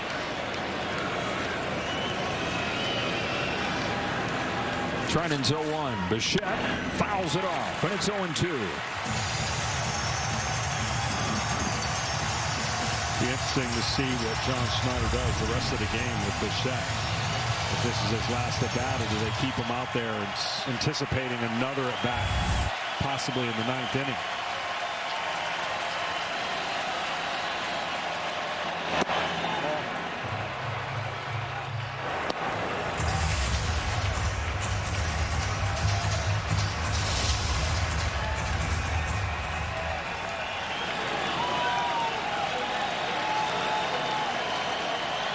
Bichette, who's parachuted into this World Series after a month off. Guerrero runs on a foul. Wow, he got a huge jump, and Trinan's not really concerning himself right now with 2 strikes on even trying to hold the runner, and you don't blame him trying to make that best pitch he can to get the hitter out. But he does take a long time to come to home plate.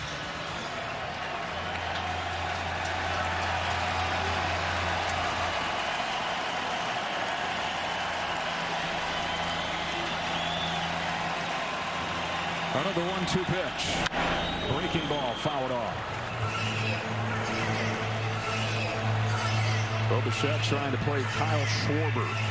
for the Toronto Blue Jays, like Schwarber did for the Cubs in their drought-snapping World Series in 2016. And that's still the greatest thing I've ever seen. Like, he was out forever. Yeah. Injured his knee first week of the year. Came back, hit .400 in the World Series. I mean, Volley was tracking ball after ball after ball and just seeing and trying to get his time. You can't do what he did in the World Series. At least here, the time elapse is not as great, but still remarkable that he's in the World Series. 2 disengagements. That means Trinan, if he goes to first, has to get him or it's a balk. He goes again and fouled again. Yeah, but the new rule, if you're not familiar with it, if he throws over to first and he doesn't get him, then the runner gets to go to second no matter what. So the 3 disengagement rules has only happened a couple times personally for me that I've seen, but it does give the runner now leverage to be a little more frisky. Yeah, a little froggier out there. But it didn't happen too many times for Vlad Jr. Not usually a menace on the bases. Not going this time. Bichette down the line, a fair ball. Ricochets back into play. Teoscar Hernandez scrambles after it. How fast can Vlad run? Throw to the plate. Play at the plate. He's safe. He scores from first. Toronto leads game 3.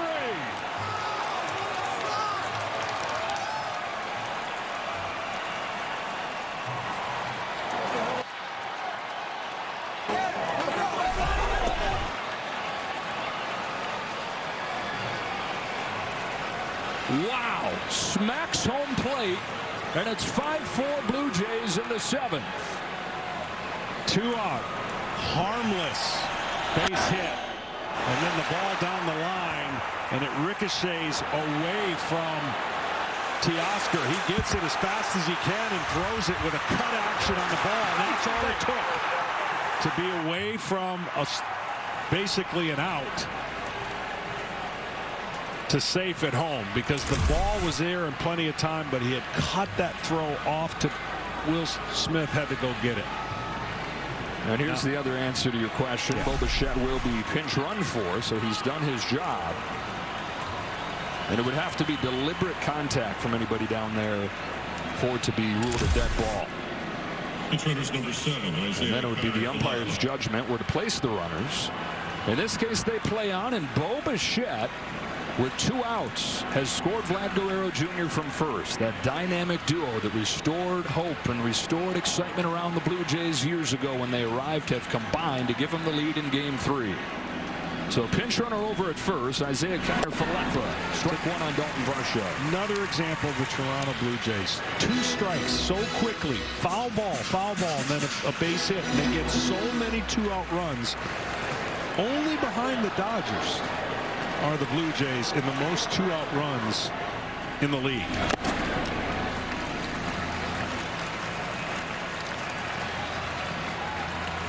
You got to touch the corner of the bases, and you got to do this at a level where if you're going to be safe by inches, you cannot make any mistakes when you're hitting the corners of those bags. He didn't. How about the reel that Vlad Guerrero Jr. is putting together in this game? He's got what he normally does. He's reached base twice with a walk and a single. He's scored 2 runs, but the defensive play and now the base run. Yeah, that defensive play was something. How about him getting that big hit? Varsho with a cue shot. Not going to be an easy play. Muncy has none. Second infield hit for the Jays.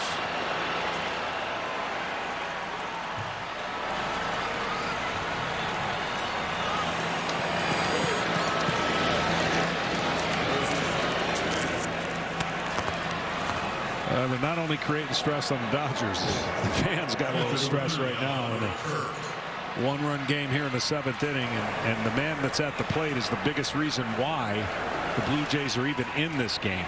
That 3-run homer and a single with an opportunity to add on with 2 outs again.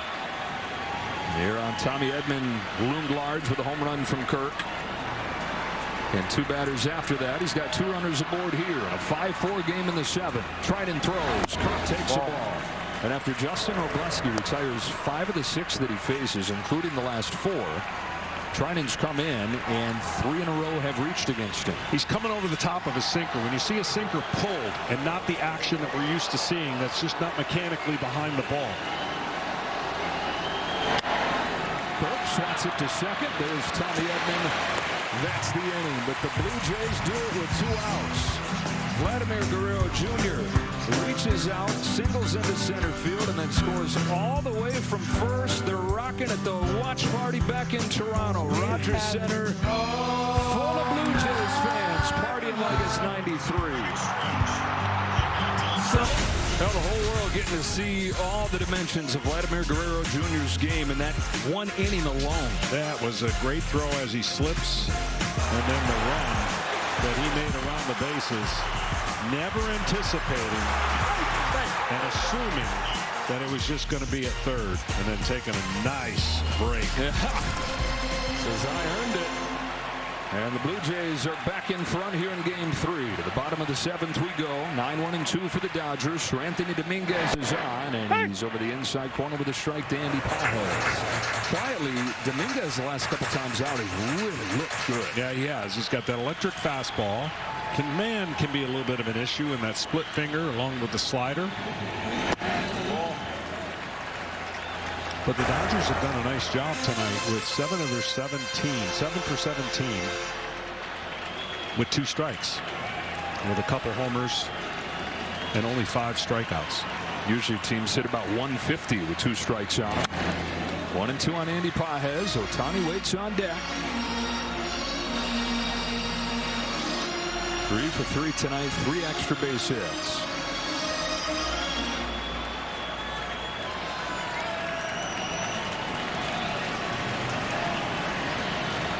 Dominguez comes home. Pajes lays off, trying to justify his manager's faith in him, keeping him in the lineup here with all his struggles in this postseason. Dave Roberts hoping for a microcosm of his whole season, or looked like he was maybe going to lose his job about a month in. He was looking over his shoulder, thinking he's going to get sent to AAA. Kiner-Falefa stays in, plays second, by the way. But took off from there after that bad first month. Breakout second year for Pajes. Can he find it in October the way he did in the regular season? 2-2 against Dominguez. Pajes fouls it off, stays alive.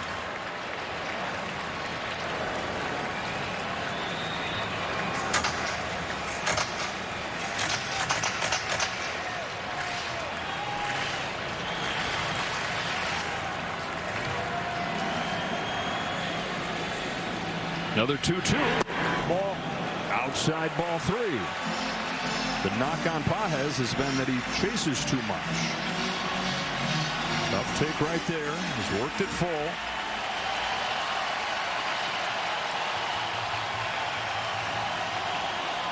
Payoff. Barger and right. First out of the 7th.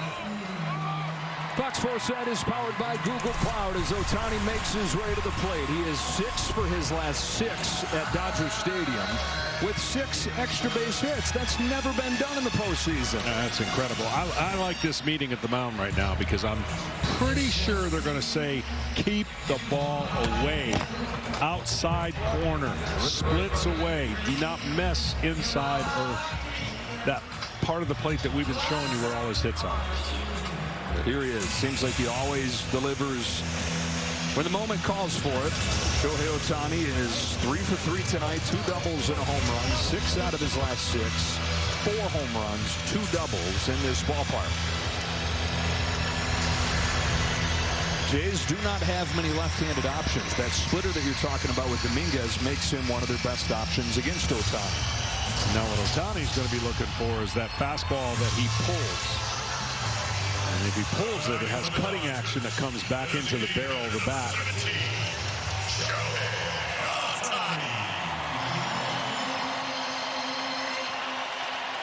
When you pitch late in the game, I don't care who you are. Location, location, location is the most important thing.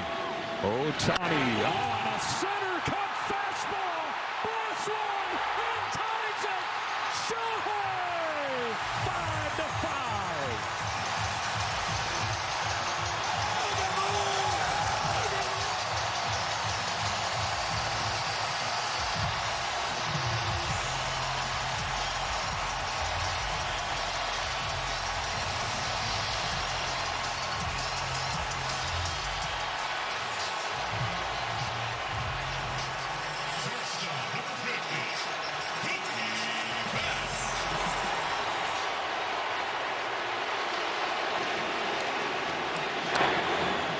Once in forever, Shohei Ohtani, who will start Game 4 in 24 hours. He has tied Game 3 with his second home run of the night. And he's tied Frank Isbell as the only guys in World Series history to have 4 extra base hits in one game. Unbelievable. And just as soon as you get out of your mouth, location, location, location, you cannot miss there. And that meeting was probably a reinforcement, and he did. He pulled that fastball right down the middle.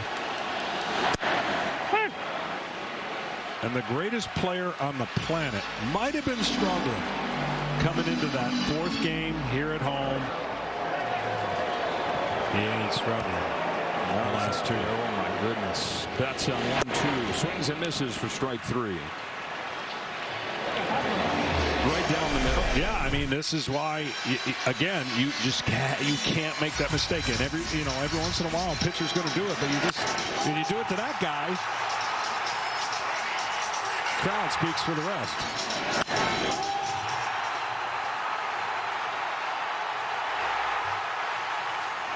Hadn't hit a ball over there the entire postseason. Everything was pulled. He gets a double earlier in the game over there, which puts him in a good place, and then he hits an opposite field home run. Freddie Freeman. 1-0 from Dominguez. Ball high, ball 2. That's the swing Dave Roberts has been calling for. He got so pull happy. Waited. Doubled the other way in the 5th. Homered the other way. No doubt shot in the 7th. 2-0 to Freddie Freeman. Ball 3.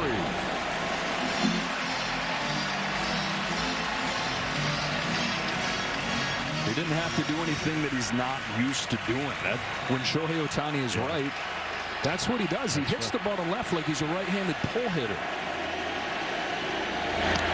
4-pitch walk to Freddie Freeman, and the go-ahead run is aboard. Learned to hit it like that back in Japan. As a little leaguer, there was a river beyond the right field wall, and he kept on losing balls out there. They said, buddy, we're going to run out of baseballs unless you learn to hit it the other way. So he said, okay, I'll start hitting my home runs over the left field wall. Now he does it in the World Series. Well, Dominguez, the last 2 now, other than you can get away with a pulled fastball against Betts because he's a right-handed hitter, but the last 2 left-handed hitters, not the lane you want to be in. Ball on Smith. We've seen Freddie Freeman attempt to steal in this game. Don't fall asleep on him if you're Dominguez. Right after the Jays tie it with their stars on the top of the 7th. The Dodgers have tied it with the biggest star of them all.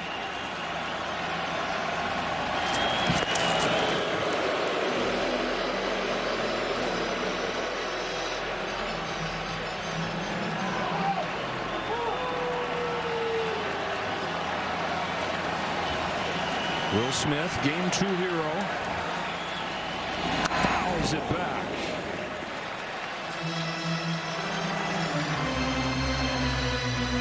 And again, he's coming off 6 shutout innings in the clinching game of the championship series. He'll start tomorrow night. Never seen anything like it. Probably never will again. Ball 2. What a gift it is for all of us to watch a guy do something that you're not supposed to be able to do.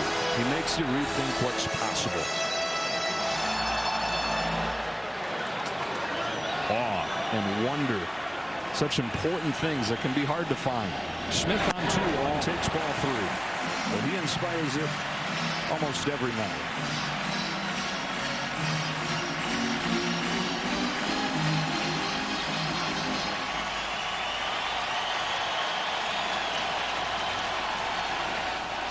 Smith chops it foul. And wait till you get to see what he does best. Yeah, that's pitch. That's his favorite thing. Most people don't think that, and because he's been hurt, you haven't been able to see his ability to pitch trumps with his ability to hit. It's mind-boggling. Head start for the go-ahead run at first. Freeman takes off. Smith takes ball 4. Go ahead, run into scoring position. Tonight's telecast is sponsored by Google Cloud, the official AI partner of MLB. Catch the game like never before with Google Cloud AI. John Snyder is in a really tough predicament right now. Tie game, 2 outs, and he wants his guy so badly to get that 3rd out and then reset what decision he makes to put in a reliever after him. But badly missing location-wise, and now he's got Bassett up in the pen. Muncy trying to give the Dodgers the lead. First pitch. Pops it foul. And he had one on a tee as well. Dominguez playing with fire in this inning. Both teams with one of their trusted relievers giving up runs here in the 7th.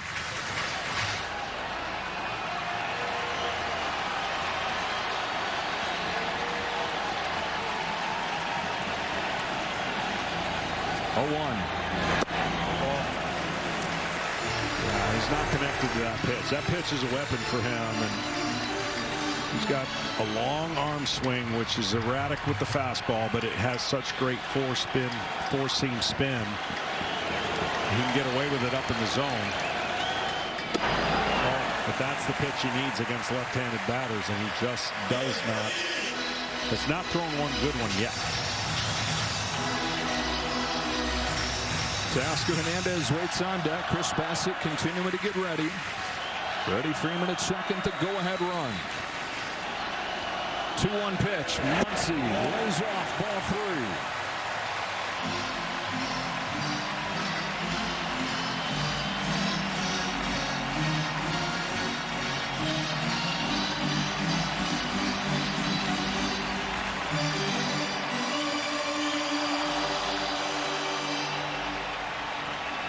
Series tied, game tied, tension. 3-1 pitch. Bouncing ball at second, kind of for left foot. That's the inning. Shohei Ohtani strikes again. Jaw-dropping. Otherworldly. His 2nd home run of the ball game. His 4th extra base hit. And back in Oshu. And all over the world, they're going crazy. Tied at 5 after 7 innings in game 3. Locked at 5, top of the 8th inning. Addison Barger leads off for the Blue Jays, and Jack Dreyer throws his first pitch in almost 3 weeks. It's a breaking ball that gets a swing and a miss from the rookie. Came out of the middle of nowhere this year to play a big role for the Dodgers. Barger grounds one past the mound at second. Betts cuts off open in the 3rd, and another defensive misplay opens the door for the Blue Jays. How many paper cuts can you sustain and survive if you're the Dodgers? Man, this has been one of those games we'll talk about for a long time.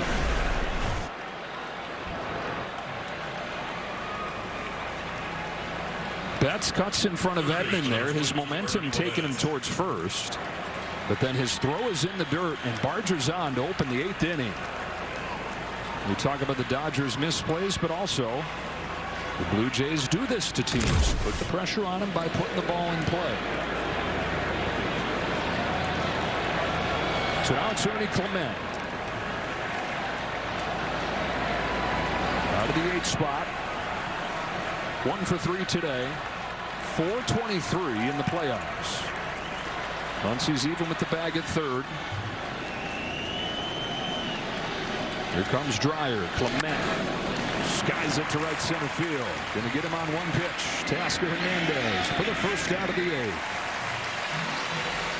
If you happen to just tune in, I'm sorry. You're going to need to go back and rewatch this one on the app. 5-5, and what a thriller it has been. That is all Ohtani. If you're wondering who's tonight, haven't heard of him.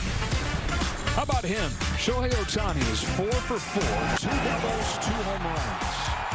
And when he hit that one, he unlocked a lot. Jimenez. Pinch runner over at first, by the way. Miles Straw has come in to run.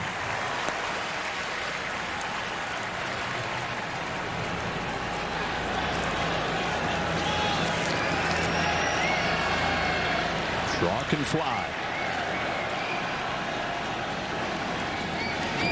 Jimenez slaps a base hit the other way. The Blue Jays 9-hitter sets the table for the top of the order. But again, the top of the order looks a lot different. George Springer left this game his last time up with what appeared to be an oblique injury. And so Ty France instead of Springer is coming up here.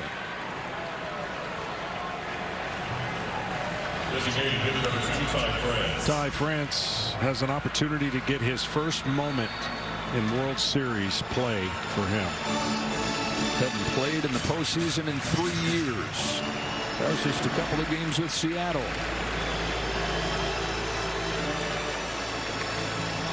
Dave Roberts has set it out there as France heads back towards the dugout. Roki Sasaki's ready to go. And Sasaki's going to come in here to make his World Series debut.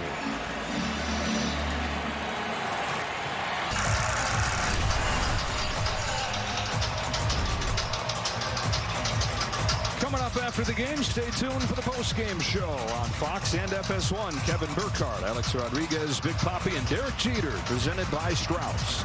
Ty France, who finds himself thrusted into the spotlight right here off of the bench with Springer injured. And Roki Sasaki, the rookie closer, is on the pitch. This guy throws 150. No, he throws 100 miles an hour with a great split finger. And what was a season that could have been lost, he's come back to help out the bullpen. The starter is now in relief, assuming the closer's role. Straws at second, great speed. Jimenez at first. Tie game, top of the 8th. Ball 1 on that splitter. He throws 2 different pitches, the 150-mile-per-hour fastball you're talking about, and that splitter that is unlike any pitch in the majors. France, who came on for George Springer, struck out in the 7th. Postseason debut for him.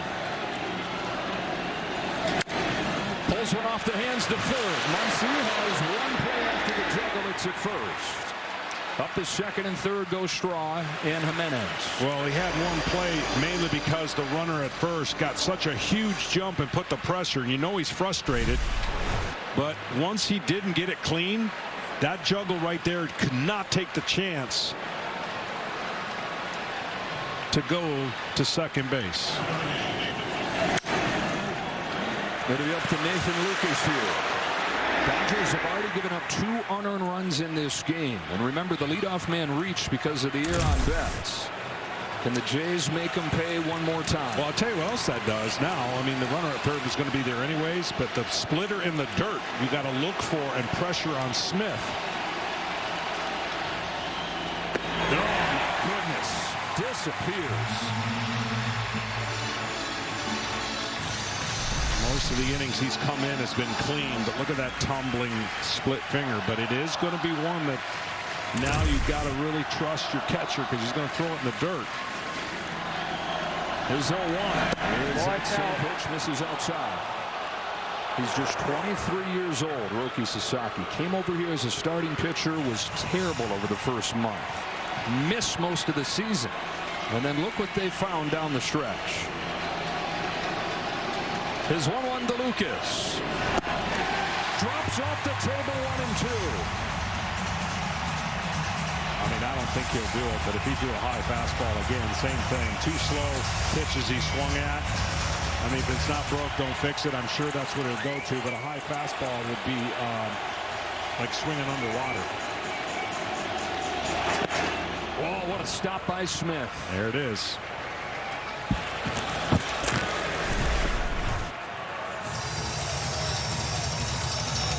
Will Smith having to play goalie back there. Didn't Hideo Nomo throw out the first pitch today? Did he throw a splitter in the first pitch? He may have. Straw dancing off third. Sasaki's 2-2 to Lucas. Bounce back to him. Roki's got it. Over to first in the dirt, but Freeman has it. Sasaki's out of this inning. And this thrill ride of a game 3 goes to the bottom of the 8th, tied at 5. Wow. Just bust the move. What a gift this ball game has been. Tied at 5 to the bottom of the 8th with this series tied at a game apiece. And Chris Bassett, who's retired 11 of the 12 that he's faced in this postseason, comes in. I don't see a scenario in this inning where Ohtani gets pitched to short of bases loaded and 1 out, where there's no room to pitch to him.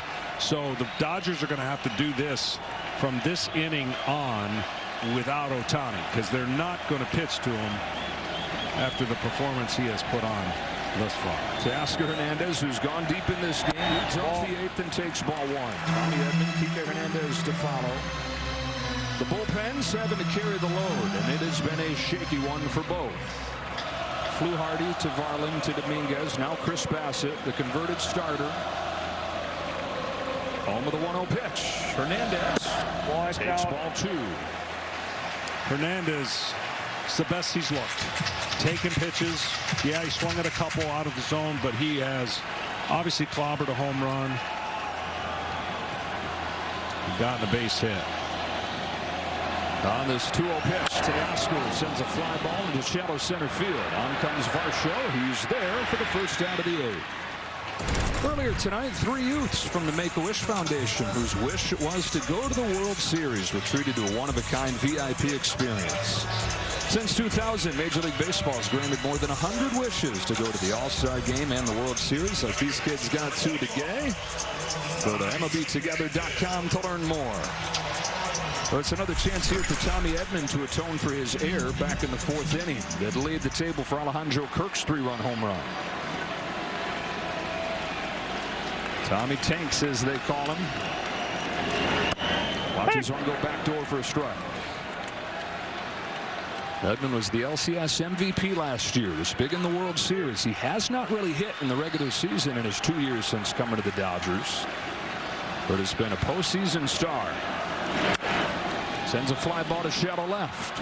Straw is there. 2 routine outs to begin the 8th for Bassett. And a quick word from Capital One. Here's Hernandez. So now there's no scenario if he gets up. He don't even need to hold a bat in the on-deck circle. The first 2 outs were big for a lot of reasons for Bassett. Now for the Blue Jays in the top of the 9th inning, Guerrero will lead things off.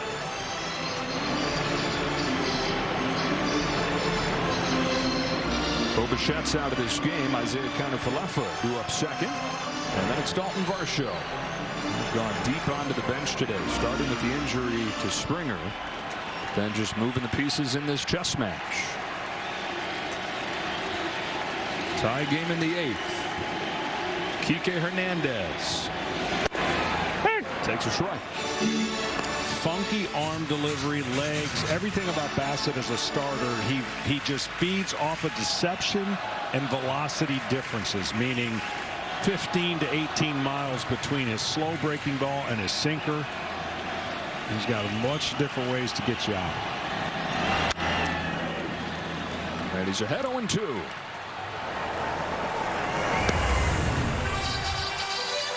Game 4 of this series tomorrow night. Ohtani will pitch it against Shane Bieber of the Blue Jays. Bassett looking for a 1-2-3-8. This is 0-2. It is cut on and missed, strike 3. Chris Bassett continues to roll, a pivotal roll for these Blue Jays out of the pen. And guess who's coming up? Vlad Jr. in a 5-5 game. Sasaki, who has gone as many as 3 innings in this postseason, stays on here. No surprise. Vladimir Guerrero Jr., who's only done everything in this game, leads off. On twice, 2 runs scored, made an impact with his legs and with his glove. Ball. And he takes one that's just a little bit low. When you see Sasaki pitch, it's such a back leg drive downhill. Tremendous leg strength on that back leg when he's pitching. And that's how a guy who's doesn't look like he can bench press a lot of weight, but he can throw 100 miles an hour and have that splitter drop off the table. Fires a 1-1 pitch. Guerrero flies it to right center field. No big deal for Teoscar Hernandez. And a sigh of relief for Sasaki and the Dodgers as they get Guerrero.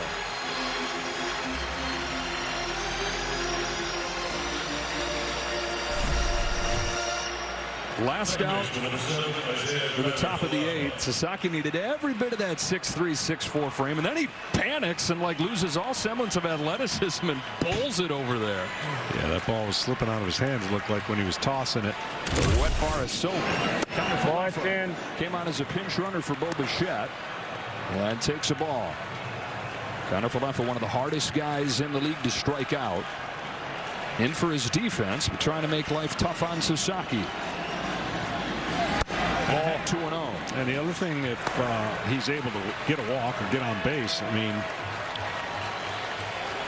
4 stolen bases against, I know that's not a lot, but no caught stealing against Sasaki. Ball 3. This is a guy you're going to come right after. He is. He's coming right after him, but just missing the strike zone. He'll work his way back in it on this 3-0 pitch. Varsho waits on deck. Connor Falefa waits on 3-0. There it is. 3-1. For the Dodgers in the bottom of the 9th. 9-1-2. And the only thing I said that just matters is 1. Yeah, it's 9 and 2 that are coming up to the plate. 1 is going to be on first. That's a walk for Connor Falefa. Now we'll see how aggressive John Schneider wants to be here. Does have that low, long leg kick to home. But then a left-hander up does open up the ability for that hole between first and second. But you would only be able to hit a split finger in that hole. You're not going to hit the fastball, I wouldn't think, on the ground. First one to Varsho. Ball splitter misses away. Problem for the Dodgers here is that if Sasaki goes into a stretch where he just can't figure it out, what do you do? Already used Blake Trinan, already used Anthony Banda, without Alex Vesia. Varsho's out in front. 1 ball, 1 strike.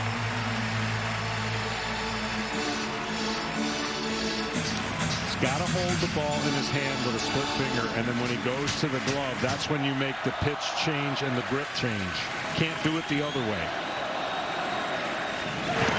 In the dirt, and Will Smith again saves the Dodgers. Because it's a true split finger, he has to dig deep in between those fingers to put his grip behind him. You watch the block one. See that split finger grip? That is, it would be a tell sign if he were to do it the other way and dig in his glove to get that grip. 2-1 pitch. Varsho fouls it off, and it's 2-2. Down to Kenny. Joe, if you step back from this incredible back and forth, you can make the argument that the Blue Jays desperately need this game. George Springer looks like he might be out. Bo Bichette might not play tomorrow. In the pitching matchup tomorrow, Ohtani versus Shane Bieber favors the Dodgers. Varsho takes ball 3. Pitching matchups are always going to favor the Dodgers in this series. The Blue Jays have to have somebody come up with a big hit. That offense that got them here is going to need to keep them going, and if they're going to win it, offense will be the reason why. On a 3-2, Varsho pulls it off Freeman's glove and down the line. Connor Falefa heads for third. Edmonds throw. There's a play. He's out.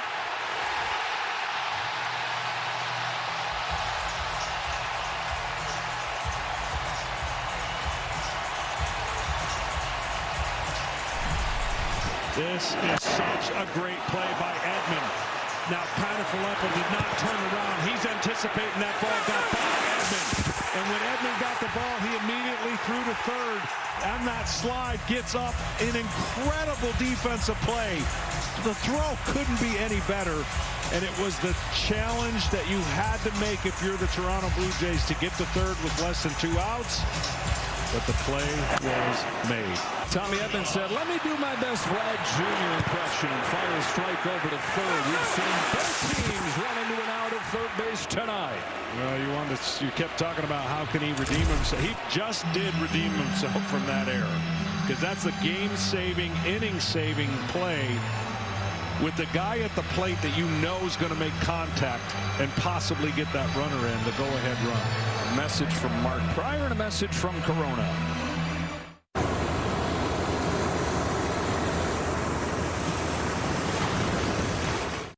John, this is one of the most exciting games I've ever watched. Well, there's been everything. There's been plays that we would normally never see not made, and then there's plays we've seen that would never be made on both sides. Like this probability of making that play is so incredible. We saw what Guerrero was able to do on a similar play, and you got to be ready for the moment. You've got to be able to think in baseball and react. Think about what you're going to do if this happens, and then react and do it. Here's Kirk.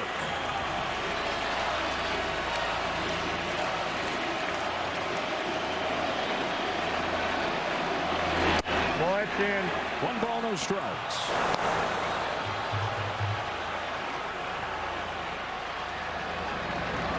Jeff Hoffman. I would think he's only coming in if they get the lead right here. Sasaki's 1-0 pitch. Alejandro Kirk. Ball. Takes ball 2. After Kirk, it's Straw. Well, they've gotten better defensively. They've gotten worse offensively with IKF in the game, with Straw in the game instead of Barger. 2-0. That's a strike.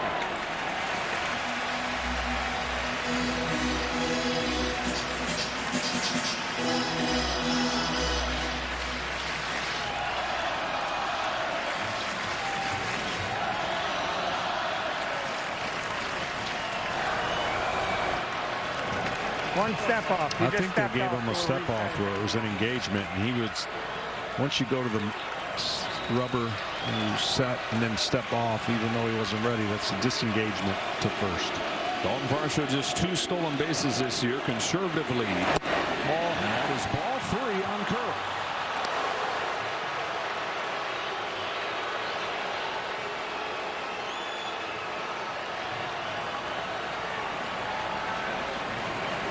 Go-ahead run at first, 2 gone, top of the 9th. Sasaki to Kirk with a 3-1. That's ball 4, and the go-ahead run moves into scoring position. Well, the meeting at the mound was to say you do not have to give in and pitch to him. That's not a disrespect to the guy that's on deck.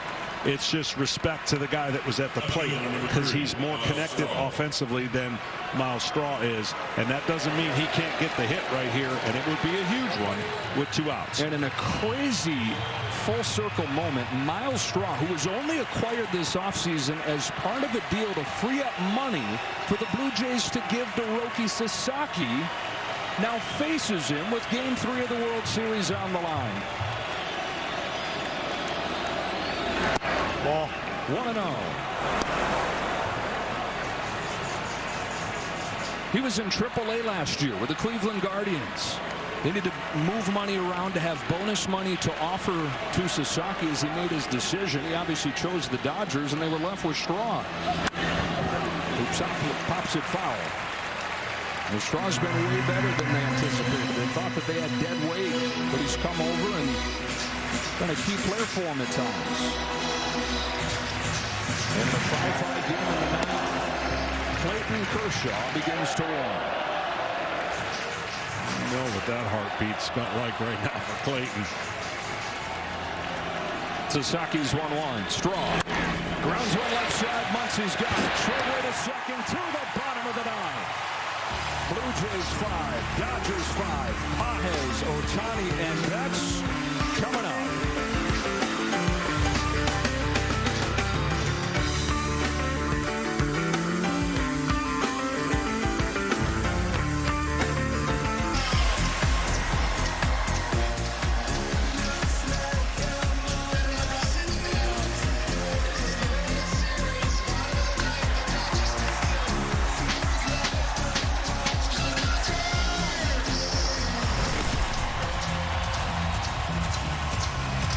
Series tied at a game apiece. Game 3 tied at 5 to the bottom of the 9th. The 3 walk-off wins in Dodger World Series history. Gibson in '88, matched by Freddie Freeman last year with his grand slam, and Max Muncy, the longest game in World Series history, in the 18th inning in Game 3 in 2018, did it against Boston.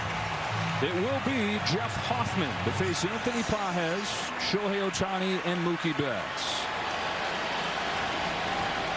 Pages, who's had a disastrous postseason, could wipe that all away with one swing. Hoffman, who nearly lost his closer's job down the stretch, has recaptured it here in the postseason.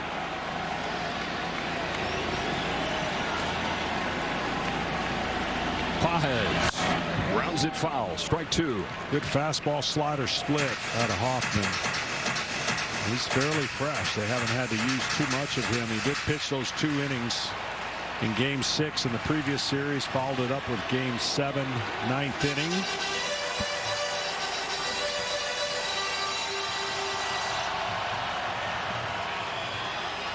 Not a person sitting here. 50,000 plus. 0-2 pitch to Andy Pages. Fouls it off and stays alive.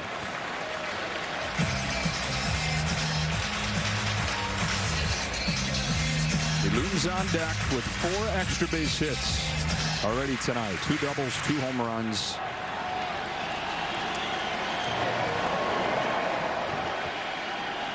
Another 0-2 pitch. Pages fouls it off.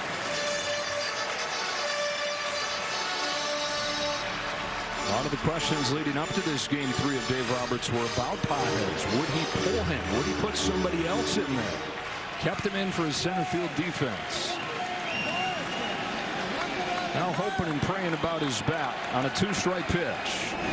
Ball 1.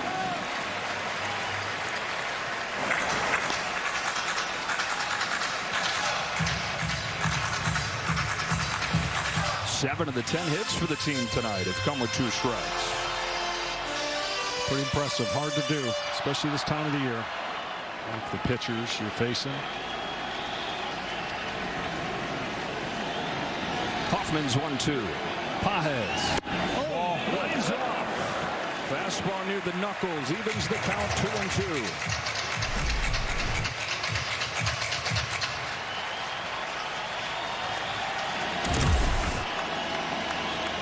Dodgers looking for a Game 3 hero. 2-2 to Pages. Chopped down the line. Foul.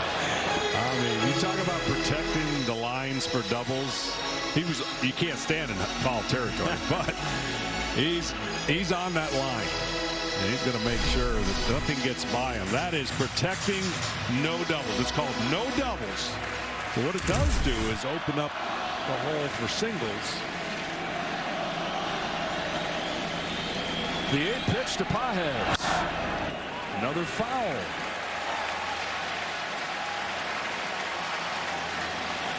I don't know if he'll do this because he's got such a good slider, but throwing a split down and in where he's swinging at those fastballs, he would swing over the top of it. Ohtani waits on deck as Pages waits on the 9th pitch. And lays off ball 3. If he reaches, you're still walking up. No. Okay. He's going to, I don't think he's going to, bringing in Hoffman, I don't think he's going to walk him anyways, but.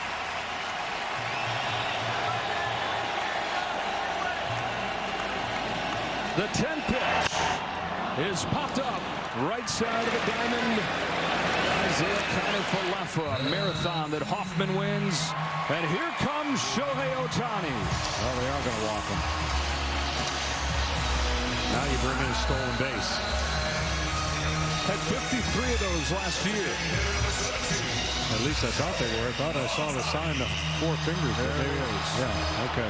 Didn't run as much this year as he transferred that energy to pitching, but we asked Dave Roberts before the start of this series, do you think he starts to run again in this World Series? And he said, absolutely. You see the finish line, everything's in play. And so are you potentially walking the winning run into scoring position here? Does he take off with Mookie Betts at the plate? Betts has homered against Hoffman twice. Feels good. I mean, Snyder's in a no-win situation, right? You got a guy that's 4 for 4, 7 for his last 7, and it's kind of like your only option is to walk him and see if somebody else can beat you.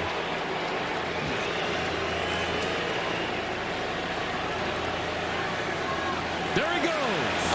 Ball from Kirk.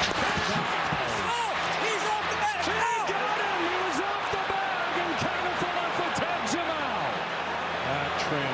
was so incredible by Kirk. I mean, incredible. Great jump, and the throw is right there. And he's safe until Los Angeles is challenging the out call at second Well, you're base. right. He was safe until he came off. Did he get back on? They're going to challenge.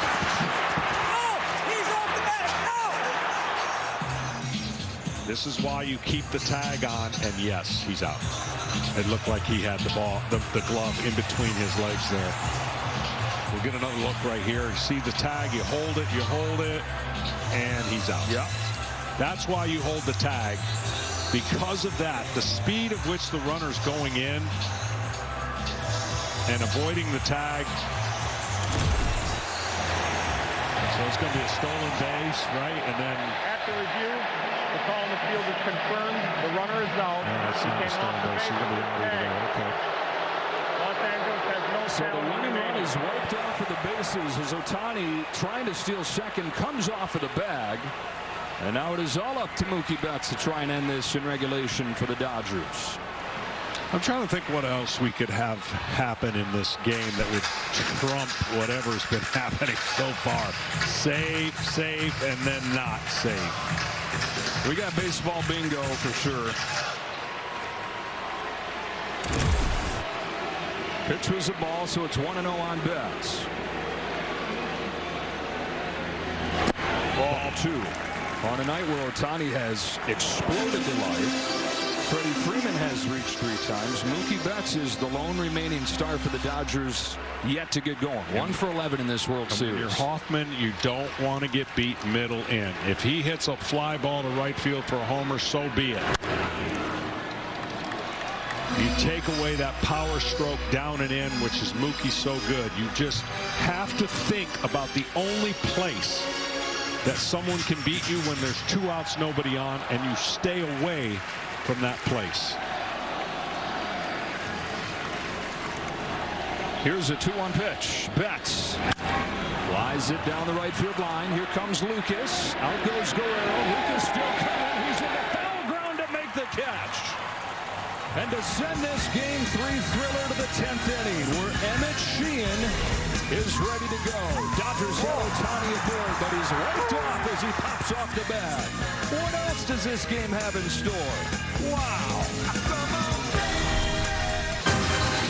They'll start Saturday strong with the undefeated top-ranked Ohio State Buckeyes as they face off against rival Penn State at the Horseshoe. All starts at 10 a.m. Eastern with Big Noon kickoff live from Columbus, and then Penn State, Ohio State. Big Noon Saturday only on Fox. With so many celebrities here that we're doing 2 celebrity rips here. Pat Sajak, Hall of Famer Adrian Beltre, the former Dodger. Biebs is here.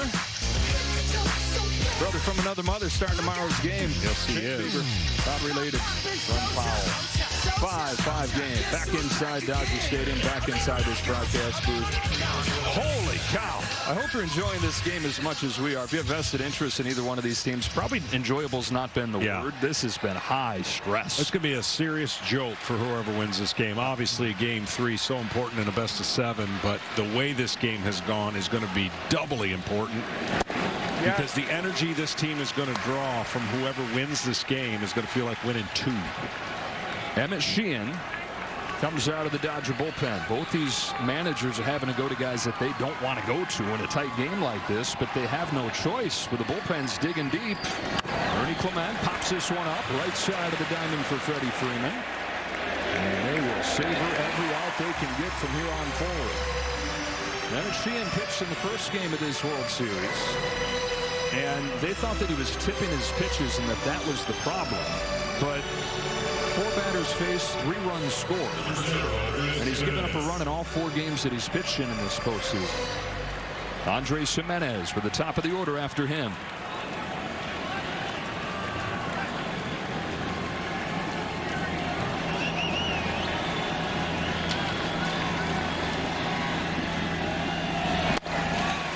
Nasty change. He's got nasty stuff. I mean, he just missed too much in the middle when he gets beat up a little bit that game, but he's got electric fastball, secondary stuff. comes down to confidence, right? Ball. Figuring something like that out, that okay, maybe there's a reason I've been getting hit, I've been tipping, can that totally transform you mentally? You have no idea. It's the worst nightmare of a pitcher. It's supposed to have everybody looking out for that, and sometimes it just goes unnoticed, but the other team can pick something up, and once they do, they eliminate a pitch. Hitting's a lot easier. Meadows on one, waves over the top of that changeup. Strike 2. And it's got to be absolute, because hitters don't want to be wrong. If they've been given something and it doesn't come through, that's miserable. I'm going to cheat on something. You better be right. Yeah. 1 ball, 2 strikes on Andres Gimenez. Tie game, top of the 10th. Sheehan rocks and fires. And strikes him out.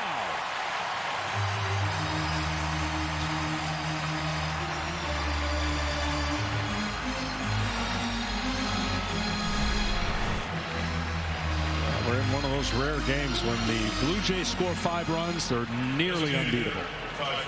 They're going to need more than 5 tonight, and so are the Dodgers. Justin Robleski cheering on a fellow underdog coming out of that bullpen. Ty France, top of the order. And how much did the Blue Jays miss George Springer the last time this spot in the order came up? It was the 8th inning. They had 1st and 3rd with 1 out, and France battled, but he grounded out. As France, and no matter how good he is, Springer, one of the great postseason players of the generation. Fly to left, down in front of Kike Hernandez, and Ty France has his first hit here in his first game of the postseason for the Jays. I can tell you one thing, the young man that's at the plate right now, hard to strike out, but he's going to be swinging hard. And early on, trying to get a pitch in the middle of the plate to drive. The outfield's going to play with no doubles and play deep. So the opportunity to get a soft single is obviously increased. Davis Schneider is pinch running for Ty France, and so the only guy left on John Schneider's bench is his backup catcher, Tyler Heineman. Dave Roberts' bench, meanwhile, all 5 guys still available.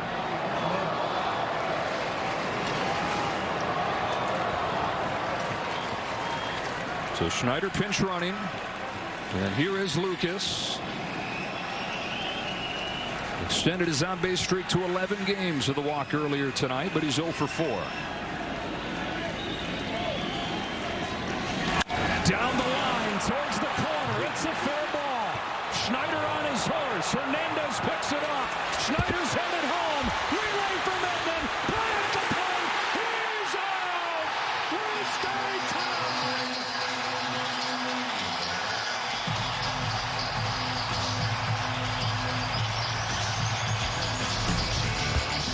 Baseball beauty. A Game 3 classic goes to the bottom of the 10th.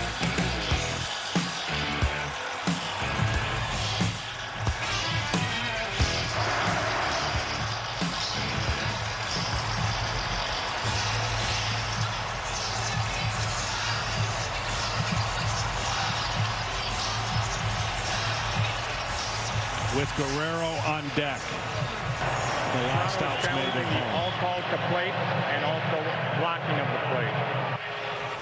They're going to challenge whether he blocked the plate didn't give him a lane, but I don't know that that'll ever get overturned. But gutsy play, gutsy call, because Guerrero's on deck. And the last out being made at home plate. Wow. Defense has taketh and defense has giveth in this ball game. There have been some ugly plays that'll look like they would doom teams. There have been some saving plays. And again, it was Tommy Edman who had the assist over to third base just 1 inning ago that completed this relay from Teoscar Hernandez to get Davis Schneider at home. After review, the call of out is confirmed. Also, the call of blocking confirmed. There was no blocking. Toronto has no challenges left. And so now we go to the bottom of the 10th inning where the Dodgers have Freddie Freeman, Will Smith, and Max Muncy coming up with a chance to win it. A familiar hero for the Dodgers right here. 3 walk-off wins in their World Series history, and the guy headed to the plate has the most recent of those with his Game 1 walk-off grand slam last year. Jeff Hoffman stays in.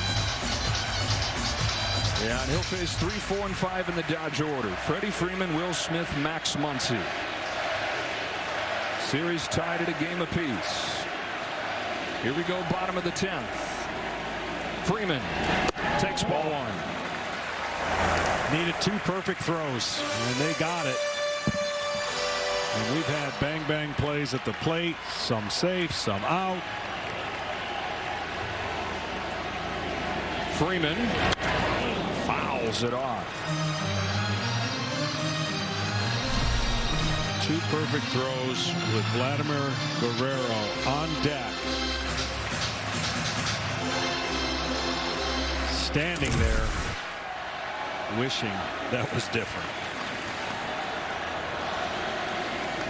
On a 1-1 pitch, Freddie Freeman takes outside ball 2. A hit and 2 walks in this game for Freeman.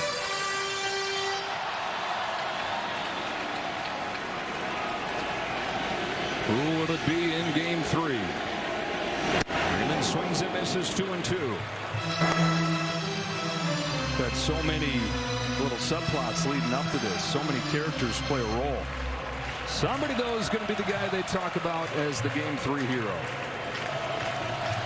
Freeman on 2-2. Takes ball 3.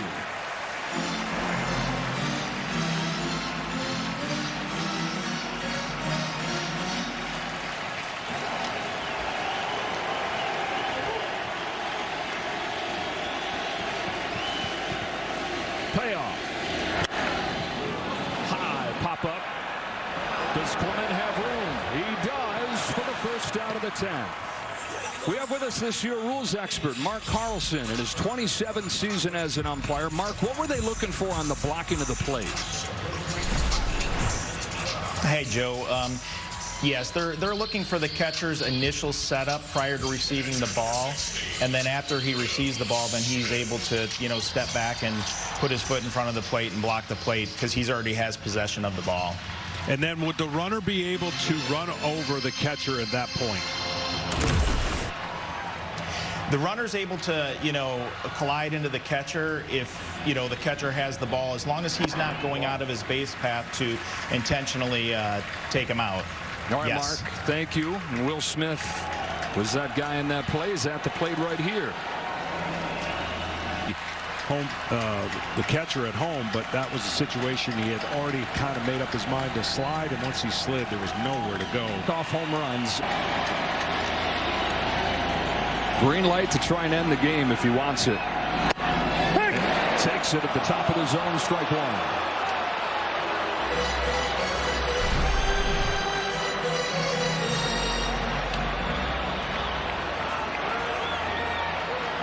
Here's the guy that broke the tie in game 2.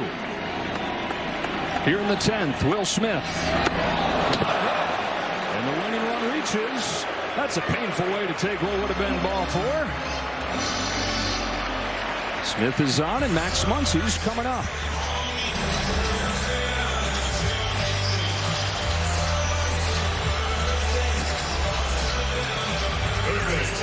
Man, oh man, for Hoffman, 2 of the 3 guys that he faces in this inning have World Series walk-offs on their resumes. This guy right here in 2018. And he's hit more home runs than anybody in Dodger postseason history. He's coming out of a split-finger fastball, meaning he's pulling more towards first base to get that ball to break. You got to break it with your hand and trust your mechanics. Obviously, he's in extra inning mode here and extra work.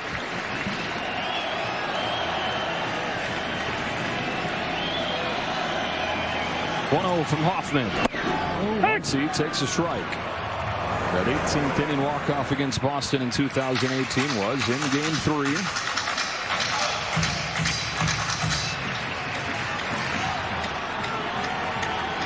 Folks have been standing for an hour. On a 1-1 pitch, Muncy fouls off a high fastball. Strike 2.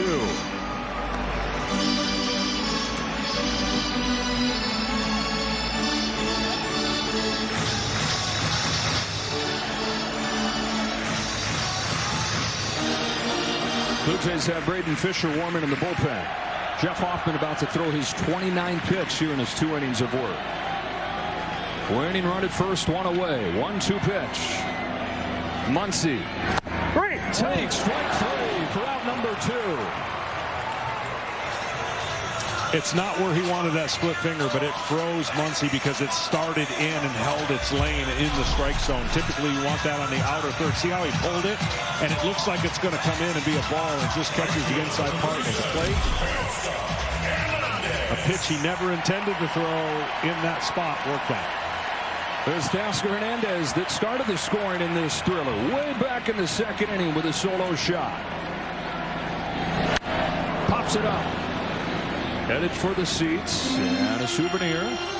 Strike 1 on Hernandez. All right, that's the last one he can throw in that area. You see a lonely spot for one of the greatest pitchers ever in Clayton Kershaw, wondering when his number might be called. The longer this game goes, the better the chances are. You asked what have we not seen in this game? I guess that would be the last box to check. Yeah. Hall of Famer comes out of the bullpen. Teoscar saying, forget your check sheet. Try to end the game right here against the guy that he's taken deep before. The 0-1 pitch. Swing and a miss, and it's 0-2. Now you work lower than low right there. You got 2 pitches to throw this pitch below where Lee just caught it.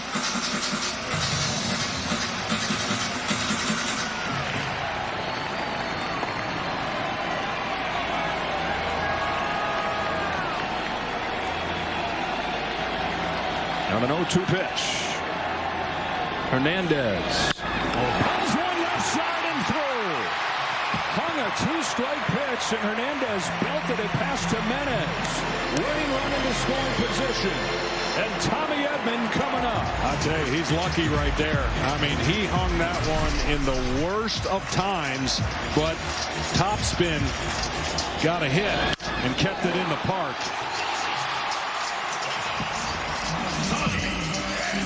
And after 4 strikeouts in game 2, Teoscar Hernandez 3 for 5 with a home run in game 3. Dodgers looking for some 10th inning magic. Yeah, the stress goes way up now on everybody. The outfielders, of course, can't play too shallow because there's 2 outs, and at the crack of the bat, he's going to be taken off, meaning Smith.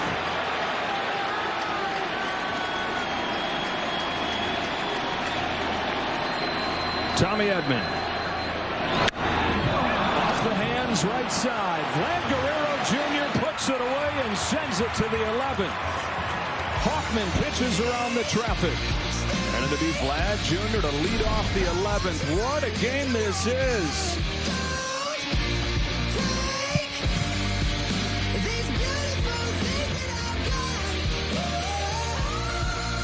Jays 5, Dodgers 5. To the 11th inning we go in game 3 in a ballpark that once saw game 3 go 18 innings. Joe Davis, John Smoltz, Ken Rosenthal, Tom Verducci. Glad you're with us as Emmett Sheehan stays in to pitch.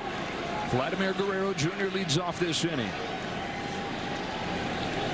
Another one. It'll be Guerrero, then Kiner Falefa, then Varsho. And an issue with the pitch comm.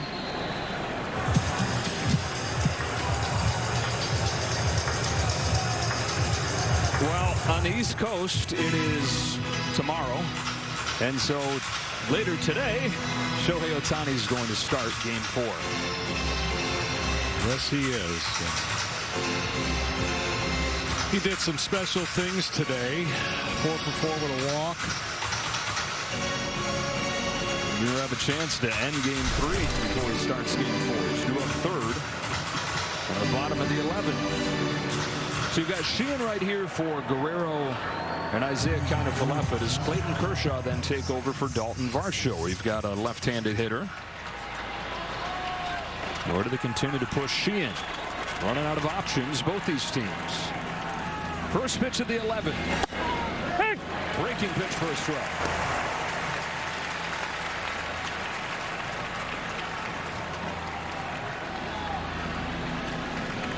Sheehan, the 6th Dodger reliever today. Ball worked a scoreless 10th inning. His first scoreless appearance of the postseason.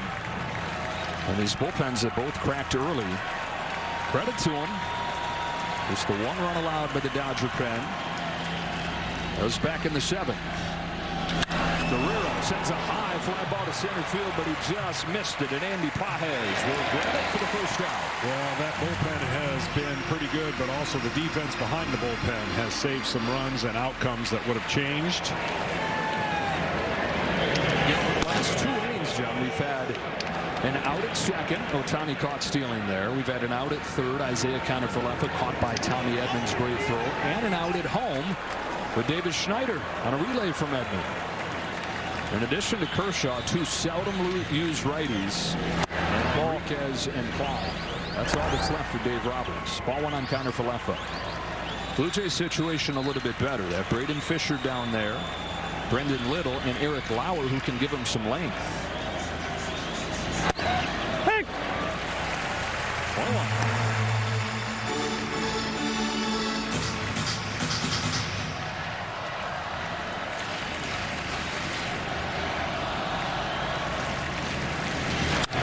Bouncing ball back to Sheehan. Stumbles a little bit, recovers. Nothing's been simple tonight, has it? No, it hasn't. Saw Sasaki at the end of his inning have a hard time making it easy over there to first. Oh. Center field, Dalton Varsho. 2 up, 2 down for Sheehan. Bonda to Robleski to Trinan to Dreyer, Sasaki, now Sheehan. Varsho at the plate. 2 hits and a walk tonight. Ball. 2 hits and a walk. He's got one thing on his mind. That's launch.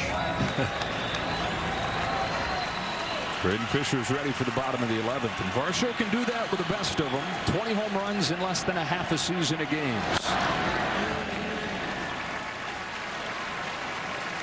For the Dodgers in the last of the 11th. Kike Hernandez, Andy Pages, Shohei Ohtani. And again, a full bench if Dave Roberts decides to use any of those guys. In another situation of which I can't even think of where they would pitch to Shohei Ohtani. Caught the corner. Looked to be a little bit up as well, but Sheehan gets the call. This is an unhittable pitch. It's a ball, but got called a strike.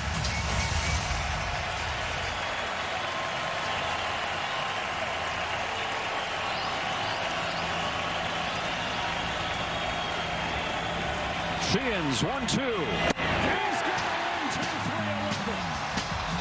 It's the first 1-2-3 inning for the Dodgers since the 3rd. 8-9-1 coming up. To the bottom of the 11th we go. Dodgers and Blue Jays tied at 5. Kike Hernandez will lead off. Then Andy Pages. Then Shohei Ohtani. The bullpen keeps on working. Both these pens having to go very deep. Braden Fisher comes on to pitch. Now, Fisher has faced 26 batters in this postseason, and 11 of them have reached.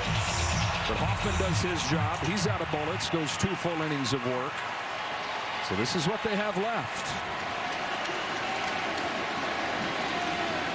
His first pitch is high on Kike Hernandez. Everything cuts. It's either cutter or curveball or slider. So the Dodger hitters have seen a lot of these pitches. And Fisher's going to have to be awfully good to get through this. However many innings he's been allowed to pitch in this game. Hernandez, who's 2 for 4, is ahead 2-0. Fisher, a little more than a year ago, was a Dodger minor leaguer, a nameless Dodger minor leaguer, traded to the Blue Jays for Kevin Biggio. 7-0 as a rookie. His 2-0 pitch is outside for ball 3.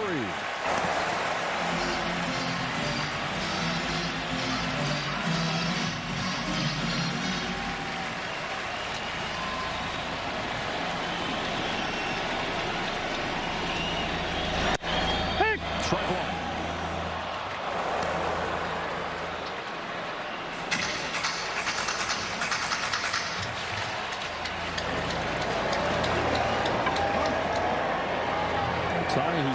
third.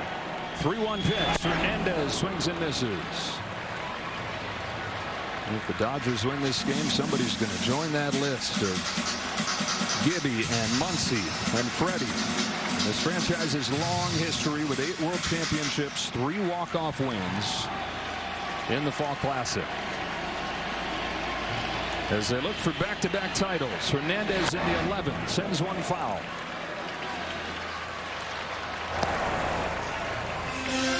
No team has won back-to-back championship since the New York Yankees, the start of the century.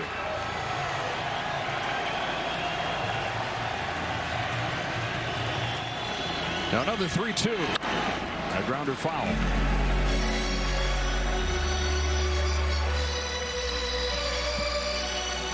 Playing the final countdown, but I don't believe you. I won't believe it till it's over, the way this thing has gone. It's as if it doesn't want to end. Rally caps on as the 8th pitch comes home, and Hernandez goes down swinging. Fisher back from 3-0 to strike him out.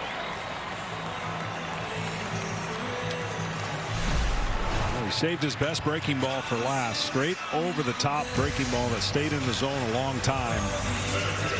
And looked good a long time to P.K. Hernandez. Pages the batter.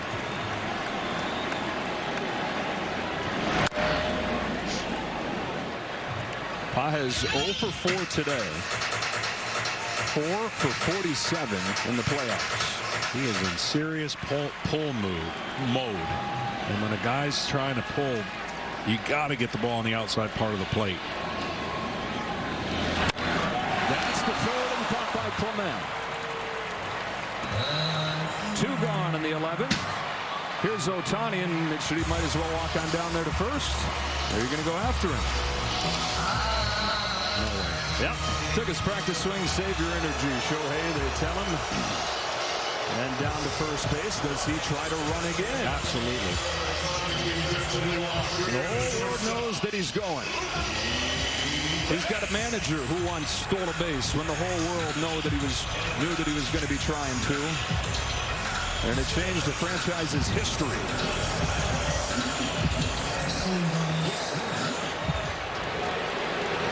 Yeah.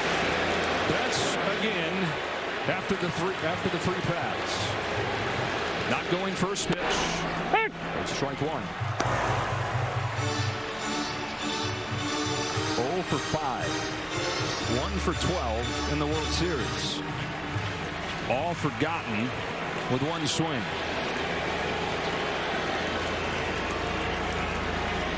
Still not running. Strike 2.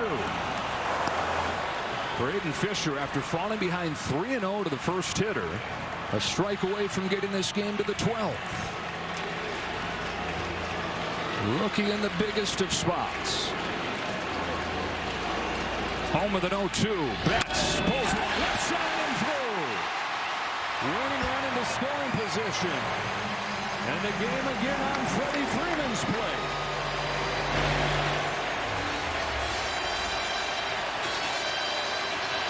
Well, you know what you're going to get. You're going to get breaking ball, and the third one was laced in between.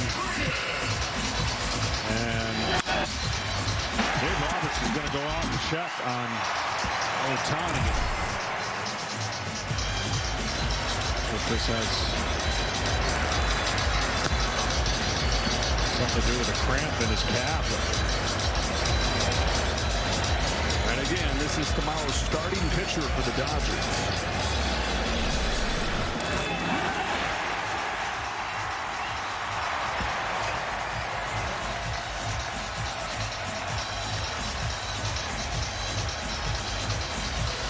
I mean, all these guys at this point got to be gassed. 11 innings of the highest stress baseball you're ever going to play.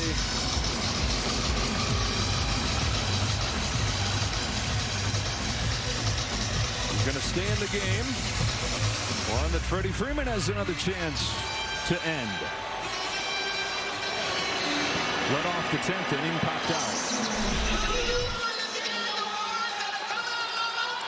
Right about there. He knows he's not going to third, but he also kind of gingerly got to second. Once this game finishes, that becomes, after rehash this crazy game 3, the next big thing, his status for tomorrow's start. First things first. Freddie Freeman. Strike one.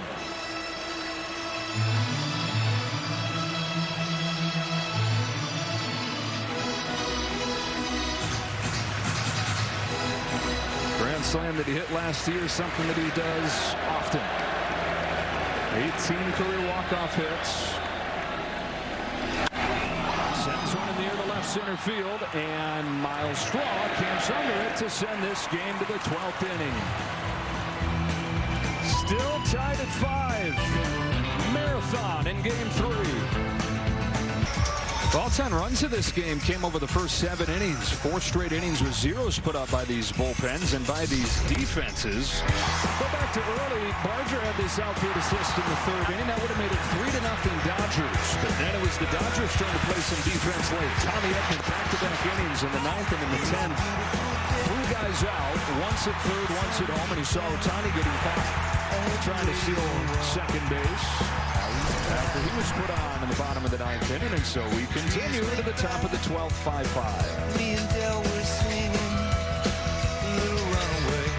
one of these teams going to run down a dream in this ball game. Let's go down to Tom Verducci. Yeah, Shohei Ohtani, I think it was a case of a bit of cramping there. Nothing major to be concerned about, obviously. He stayed in the game. Remember, he's been on base 6 times today. Yeah, not a normal DH night, although a couple of those times he got the jog around him.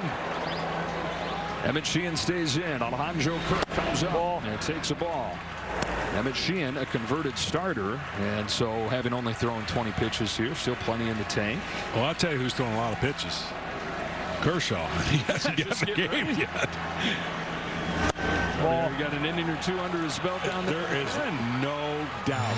No one understands the adrenaline and heartbeat when you're in extra innings in the World Series and you know your name might get called. So trying to get ready every inning. Kirk on 2-0. Fouls it off. Wants that one back. This is a guy who crushes those high fastballs better than anybody in baseball. He has a 3-run home run that feels like it was a week ago, but it was the 4th inning. That gave the Blue Jays the lead. Dodgers tied it up quickly after that.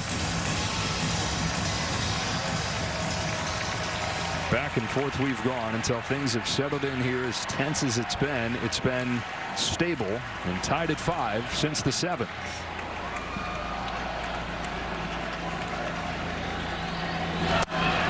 Ball 3. Straw and Clement to follow. Hey, that guy, he started yesterday. Yeah. Both the starters are out of the game in the 5th inning. Glass now for the Dodgers, Scherzer for the Blue Jays. It was already going to be a long night for the bullpens. Kirk is on with a walk to begin this 12th. It's been 3 hours and 9 minutes since his go-ahead home run back in the 4th inning. Now he walks to open up the 12th. The toughest of decisions is being made right now. Pinch running for Kirk. Wow. And mainly because he's the last player and mainly because there's no guarantee he's going to be in a position to score, but you almost feel like your best chance to score with only getting 1 hit, if you move the runner over or get him in the scoring position, is going to be via the pinch runner. Tyler Heineman, the last guy on the roster, position player standpoint, is over there at first base as the go-ahead run. The local guy from the Palisades. Because you got to believe Straw is probably going to be bunting here. Ernie Clement's on deck. 7-hitter Straw, who is one of their best bunters. Squares. Takes strike 1. I know each guy does it different, but if you square around too late, you miss the opportunity to see the pitch for what it's for. And I know when you square around too early, obviously the infielders can crash, but if you make a good bunt, there's nothing they can do about it. squaring around, seeing the pitch for what it is, and bunting it towards the first base line. We've seen them put the pressure on the defense all night. This is foul, though, and strike 2. And again, Miles Straw, not just one of their best bunters, but second in the league with 11 sacrifice bunts this year. I haven't watched him bunt all year, but it just looked like he's just late in his preparation. You've got to establish the bat as your eyesight so that you use the bat for where the ball is to soften the blow of bunting it where you want to. Now, 2 strikes is a whole different story. Hard to watch. Sheehan to Straw with an 0-2. He sticks with it, and it's overthrown. Straw going to stick to his guns. 2-strike bunt attempt coming from Straw. Again, that was late. It's late getting into place. I mean, you're talking about 97 miles an hour if it's a fastball, and breaking ball. Get in position to get ready to bunt earlier. You're not fooling him at this point. Muncy continues to creep in. Squares. Bunts it on a line to Freeman. They thought about a jump throw to a covering Edman, but hung on. 1 away.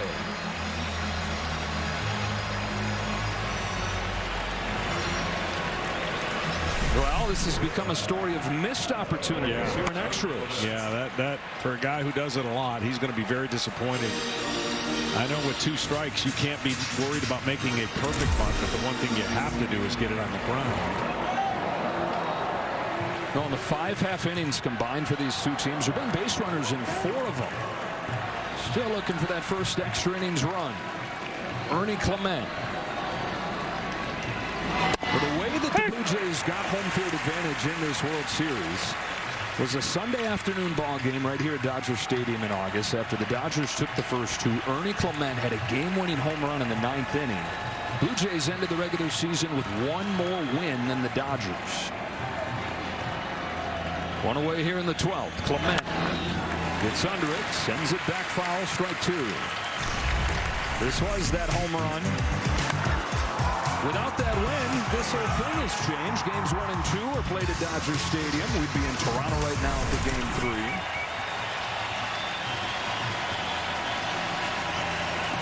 And surprisingly, the Blue Jays tonight are really struggling on 4-seam fastballs. Ground ball towards the middle. Edman with a backhand. Over to first in time, just barely to get Clement. Real hockey player skating down there, making a close play. But the throw beats him. Into scoring position goes Heineman. 2 out. Yeah, no man's land, so you can't really toss.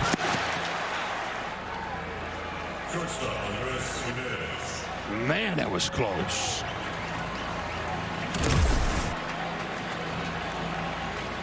You're going to put Andres Gimenez on here. Here's another spot where the lack of George Springer looms massive.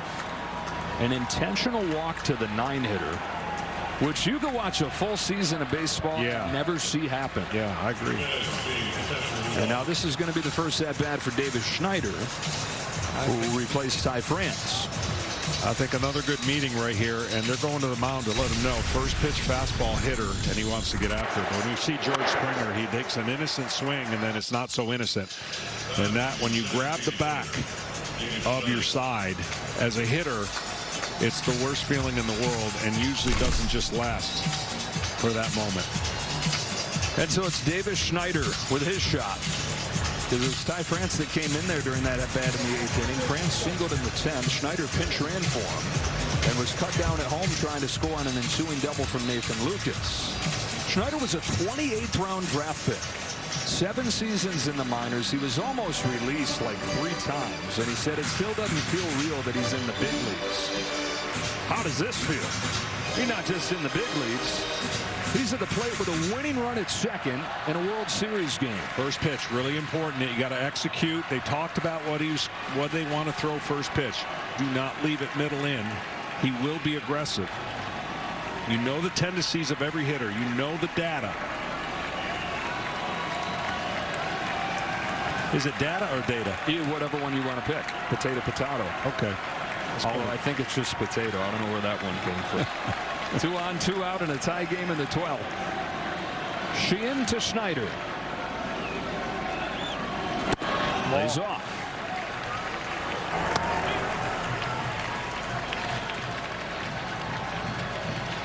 Feels like Sheehan has been out there for 60 pitches, but it's really only 32 pitches. It's just the stress factor. Here's his 1-0. Hey! Falls in for a strike.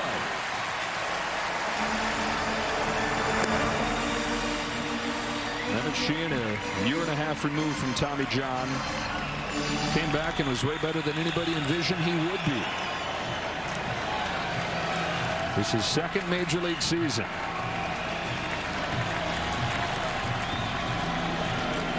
Here's his 1-1. Instead, he'll step off, look back at Heineman. Speaking of coming back from Tommy John, we talk about Shohei and his ability to do that, pitching in the game tomorrow night. Well, so is Bieber. Blue Jays looking for that breakthrough hit. Heineman at second, pinch running for Kirk. Schneider takes strike 2 on a generous outside corner.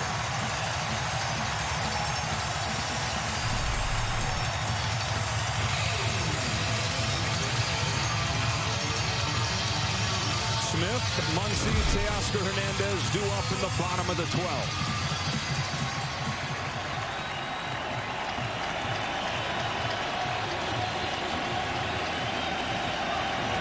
Emmett Sheehan's 1-2 pitch. Ball.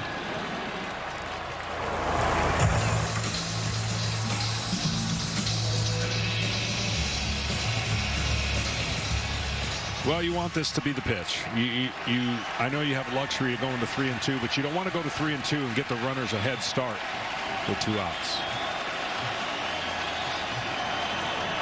In the dirt, backhand Smith, who's made several important stops in extra innings. Well, now you get that running start, and a single more than likely for sure scores the runner at second.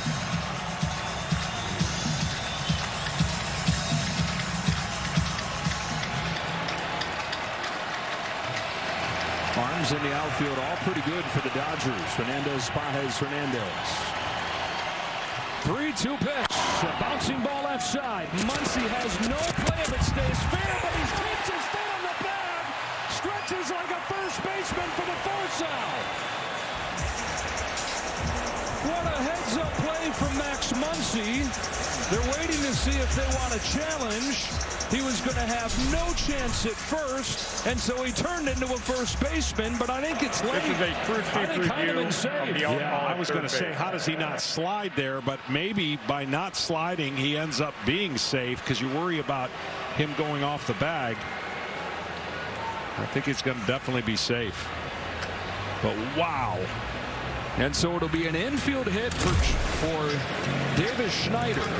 I thought his secondary lead and his inability to take off when the pitch was thrown, he just waited a little too long. It's not going to matter now, but it could have made the difference between being safe or out. You can never assume anything, but his secondary lead, look, he's got to take off. He's not even leaving. After That's a review, 3-2 pitch. overturned, the runner is safe. 3-2 pitch, you have to run. And he didn't, so it's all moot now anyways. But this is one of those, you had one job. You're put in there to run instead of Kirk. That is going to do it for Emmett Sheehan. And with the bases loaded in the 12th inning of a World Series game, Clayton Kershaw comes out of the Dodger bullpen.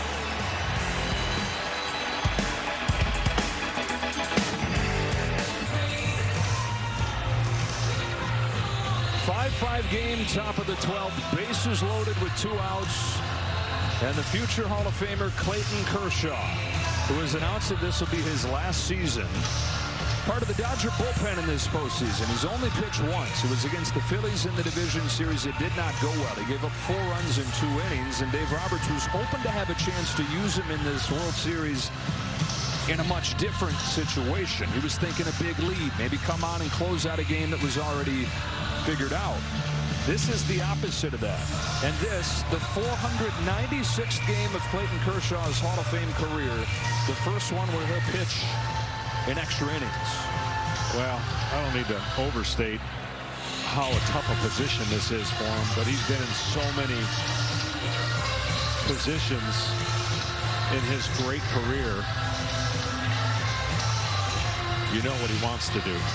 With Nathan Lucas coming up, and in this amazing ball game, this epic setting, Clayton Kershaw ensures that, like Sandy Koufax, he will finish his career in the World Series.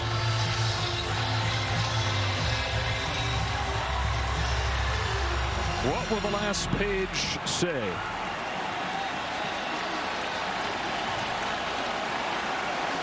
No wiggle room. Lucas takes low.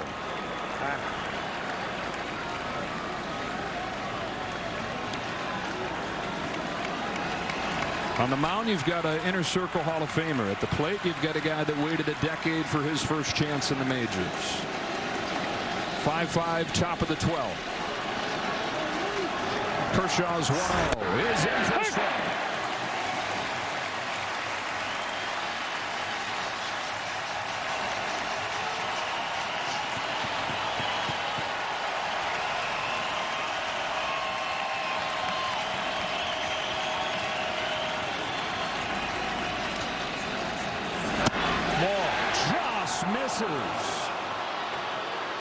And 2-1 instead of 1-2. Massive call from the home plate umpire, Mark Wagner. Well, the slider didn't break. If it had broke at all, he would have caught that corner on the inside part of the plate.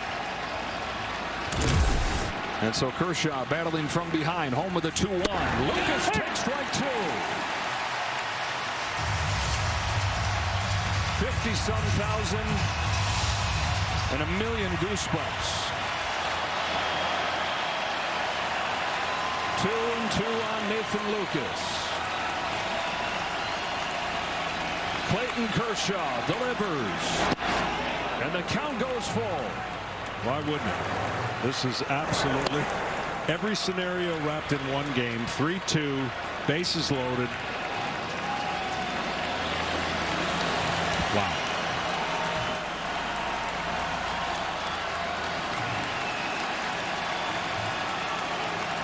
Nowhere to put him. Payoff pitch.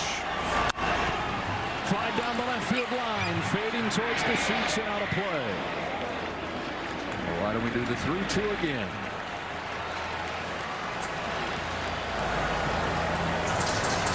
Dripping with drama this game throughout.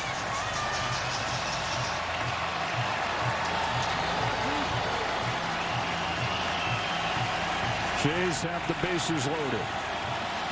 Dodgers have Clayton Kershaw. 3-2 on Nathan Lucas. Fouled again.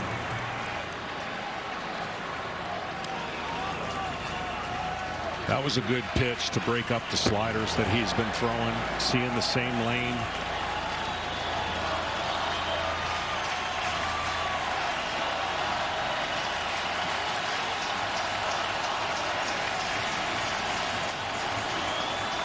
Kershaw tries one more time. Bouncing ball to second. Edman hurries. Over to first in time. Tommy Edman. Another play on defense. And Clayton Kershaw like he's never done before.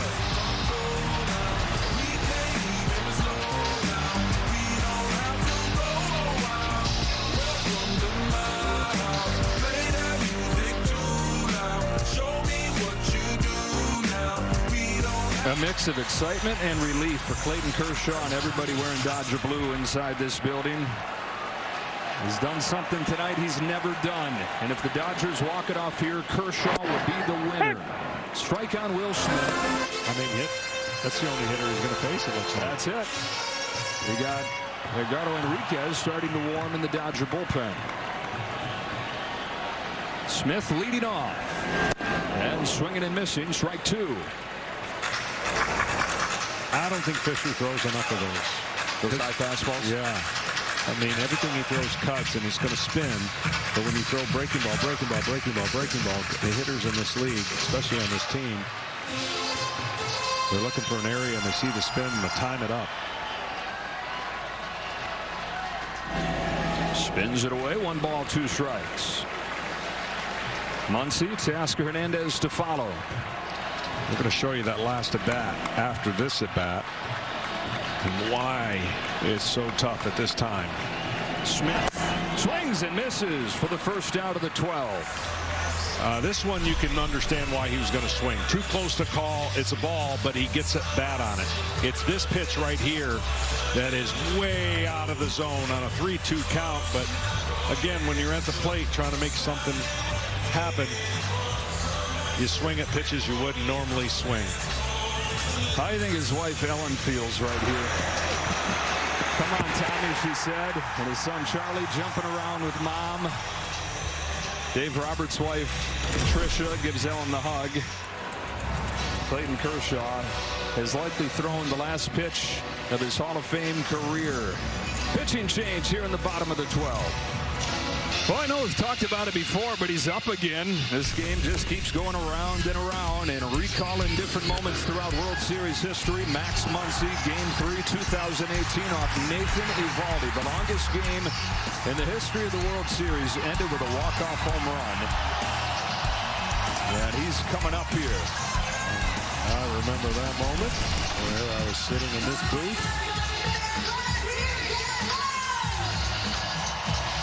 And Eric Lauer comes out of that Blue Jays bullpen to face him. This is a nice weapon for the Blue Jays to have right here. Not just a lefty, but should the game continue, he can give him a few innings. He sure can. And even though his fastball is not electric, he has that sneaky late life on that fastball. They only hit 197 off of it.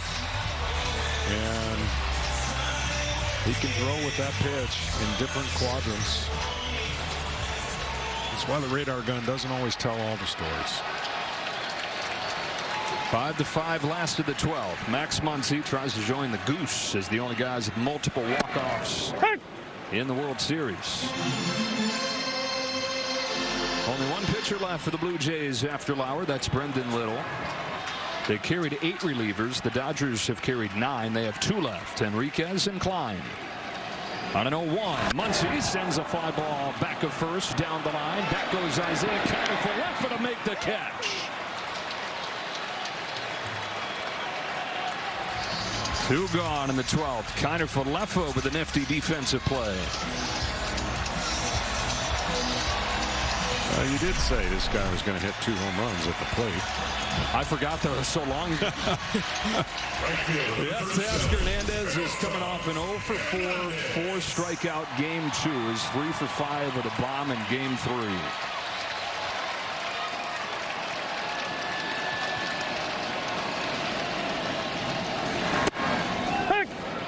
Strike 1. And again, the reason why, I mean, not to take it for, you know, any home run ends the game, but if you get him out,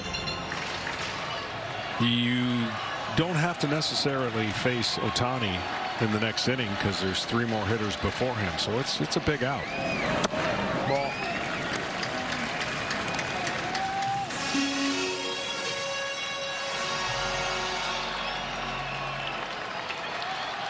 Who blinks first?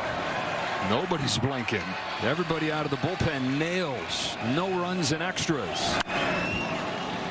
1 ball, 2 strikes on Hernandez. For the Blue Jays, 5 runs on 14 hits in this game. For the Dodgers, 5 runs on 12 hits. There have been chances in extra innings, but nobody's come up with that big hit. I know how it's going to end. How? Safety squeeze. I mean, I think that literally is the last box to check. The 1-2 pitch. Hernandez watches it pop away. Series is tied. Game is tied. Best of 7 has become best of 5. On a 2-2, Hernandez fouls it off. We'll do it again. Well, it's going to be a painful loss for anybody at this point. When it gets to the 12th, 13th, it's just painful because of the opportunities throughout the game that you could go to both sides and say, golly, if this would have happened, that would have been over. But for the Blue Jays, as we've talked about, what they have ahead, more important for them. Little pop. Right side, kind of for Leffa. That's a quiet 12th inning for Eric Lauer. On to the 13th we go. Set and prayers up. Hoping somebody can come through. Baseball gods have written quite a script for Game 3. Well, it's proof that you don't need runs to have excitement. We haven't had any since the 7th inning, but it has been loaded with tense moments. On to the 13th we go in Game 3. And a guy who wasn't even on the Championship Series roster, Edgardo Enriquez, comes on to pitch. Really good arm, but can he throw enough strikes in a pressure situation like this? Enriquez, who's 23 years old, out of Venezuela, pitched in the wild card round, but walked 2 guys, gave up a hit, didn't get anybody out, and has not been seen since. And boy, oh boy, he's going to have it right away, because Vladimir Guerrero Jr. leads off. This is the 3rd time over the last 5 innings he's led off. He's flied to right, he's flied to center. In this game, just 1 for 5. I know this is going to shock you. If this is a regular season, I would have already thrown my score sheet away. But I got it absolutely perfect. But here's what I'm going to predict. Because the score sheet only goes through 11 innings. Well, you got to use those extra columns. 1, 2, 3. You got 15 in there. Do I have 15 in there? And a column where you can get a ruler out and make more. Okay. I think we have room for 20 innings on the score sheet. Good to know. Never mind. Okay, you got time. Vladimir Guerrero Jr. leading off this inning. Jays looking for their first run since the 7th. Both these teams are. Strike 1 from Enriquez. Edgardo Enriquez, who was mostly a catcher when the Dodgers signed him out of Venezuela.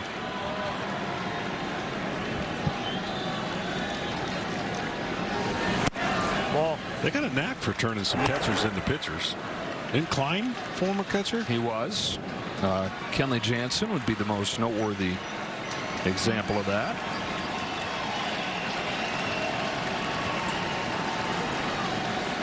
Enriquez to Vlad Jr. with a 1-1. It's high for ball 2. One thing Vlad is not going to do, and that is help you out if you don't have command. Don't miss down with that sinker. He loves it down there. 2-1. Breaking pitch, chop foul.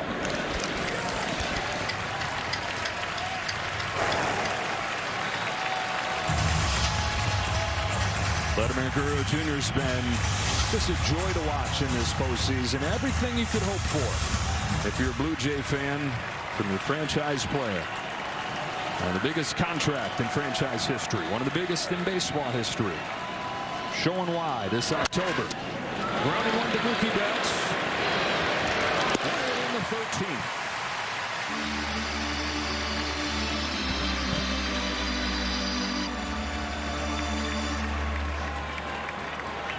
Well, a long while ago, this was Bo Bichette's spot in the order. It's now Isaiah Kiner-Falefa coming to the plate, which is Will Klein left down in that Dodger bullpen. The Blue Jays have Eric Lauer pitching. He'll take them as far as he can. Probably a few innings in there for him, and they still do have Brendan Little available.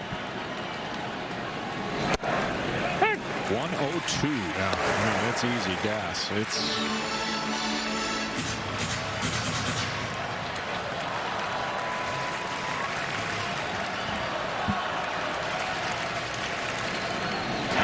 ball took a little off. Kiner-Falefa's got a walk and a ground out since coming off of the bench for Bichette.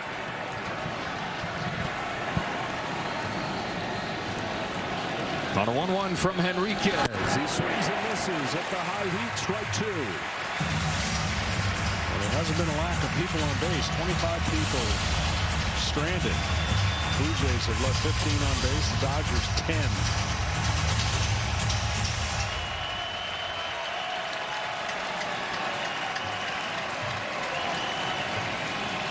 Here comes Enriquez. To strike him out. And the moment has not been too big for Edgardo Enriquez.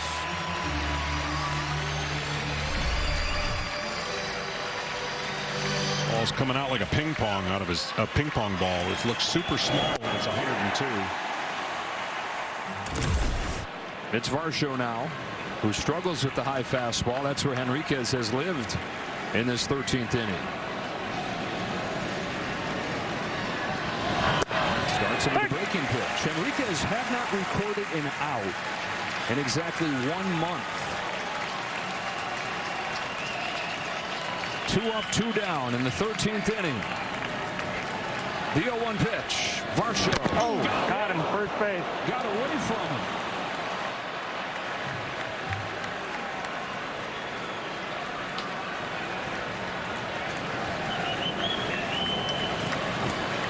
Catcher number 55, Tyler Heineman.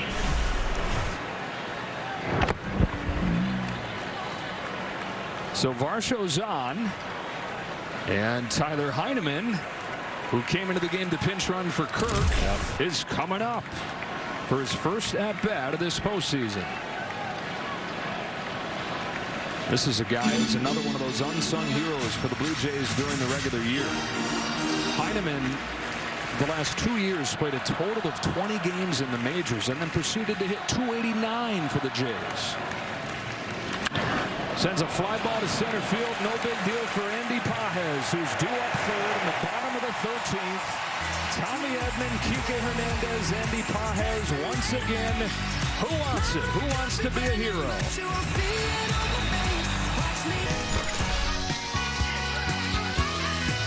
5-5 game to the bottom of the 13th we go in a Game 3 classic, and we welcome it back inside. I'm starting to lose my voice. I took a little painkiller here. It's starting to get pain in here. Folks are saying thanks. Maybe I'll stop talking at this point. But, this game started at 5:11. It's across 10 o'clock local time. The last time we had a run, Ohtani's home run was at 7:54. Somebody trying to break through. Yeah, and this is usually what happens when you get to this point. And what I mean by that is everyone's trying to be the hero and hit a home run. Right? It doesn't work that way, but something's going to give and something's going to happen, and the other team's going to be a little disappointed. Running out of pitchers on both sides. You've got Eric Lauer here who can give them some distance, and then just one pitcher after that. Dodgers have Henriquez, who had that 1-2 or had the scoreless inning, just one base runner, and Will Klein after that. But neither one of those guys are length options.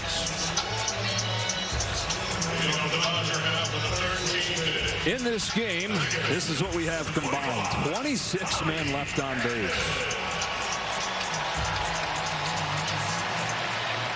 Edman, Hernandez, Pages, if it gets there, Ohtani, due up fourth.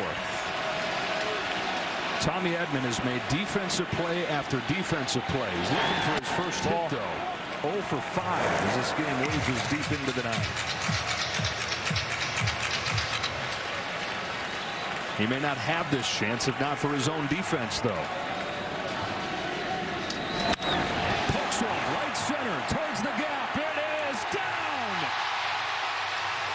Leadoff double, Tommy Edman. Leading run in scoring position in the 13th.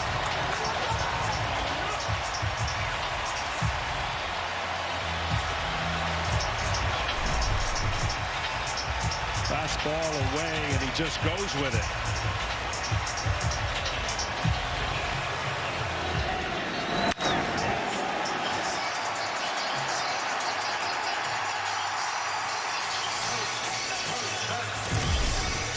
And they will pinch run for Tommy Edman, who's been nursing that sore ankle all year. Oh, they thought he was gonna. And now they're going to send Miguel Rojas up there. The pinch hit for Kike Hernandez. He's the Dodgers' best bunter. All right, so now Edman will lead. Or will he not? He's just getting instructions from Tommy Edman. Alex Call's been standing over there as well. But then you run into issues defensively, making sure you have the pieces in the right places if this game continues.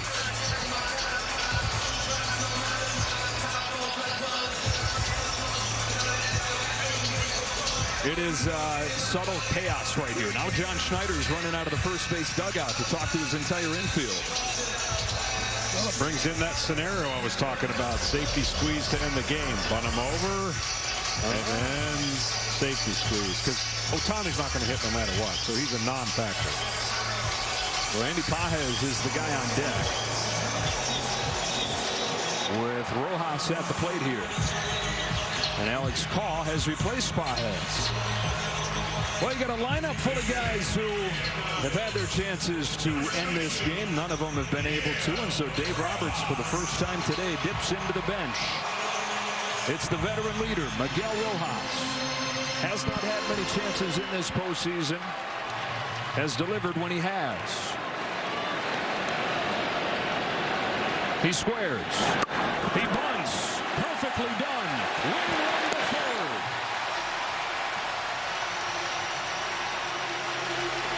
Alex Call to the plate. He too can handle the bat. Perfectly done. Squared around early. Used the bat as his eyesight. Got it to third base, which is what you're supposed to do. And now a predicament for the Blue Jays. I know we were somewhat joking about the safety squeeze winning the game, but it's an undefensible play. And what it's designed to do is the runner reads the hitter. The hitter squares, and if he bunts it into that Bermuda Triangle to the right side, it's very difficult, or if he bunts it down the third baseline, very difficult to defend if that's what they choose.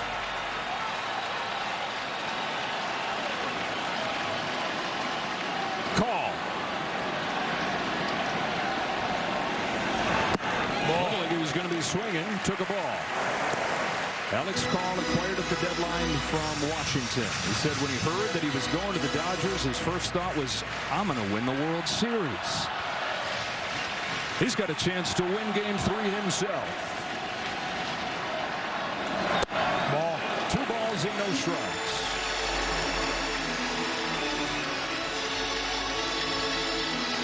He's only been up to the plate 7 times in the playoffs. He's reached in 6 of them. Winning run 90 feet away. 2-0 to Alex Call. Pop fly, left side. Jimenez for the second. Oh my goodness. Oh my. And he read that boy's lips. He said they're going to walk him. And he's right. I tell you what, though, I mean, this is the only play, obviously, but Mookie Betts, he got to hit his last time, and you know, on the day that he won the Roberto Clemente Award, or got the handed out, perfect way to finish off a day that was about him. That, by the way, will be the 7th time that Shohei Ohtani reaches base in this Game 3. The Mookie snapped an 0 for 5 today with a base hit his last time up. Has there ever been anybody in a World Series game that has reached the base 7 times? Can't be. But he would be the guy to fill that in. Check that off. I think they're going to walk Mookie and pitch to Freddie. Yes, they are. That puts a lot of stress now on Lauer to throw strikes. Well, we've been here before. Bases loaded in extra innings with Freddie Freeman coming up.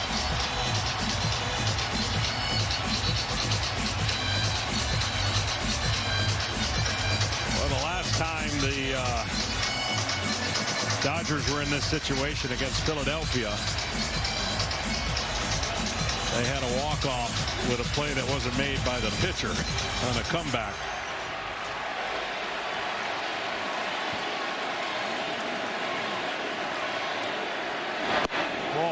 Ball 1.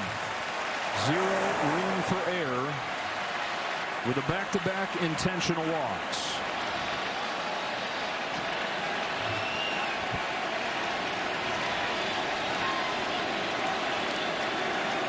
The 1-0 to Freddie Freeman. High drive to center field. Varsho's going back. Onto the track, just enough for home. Somehow, some way, Eric Lauer gets out of this. A leadoff double. Nothing to show for it except for a 14th inning of a World Series classic.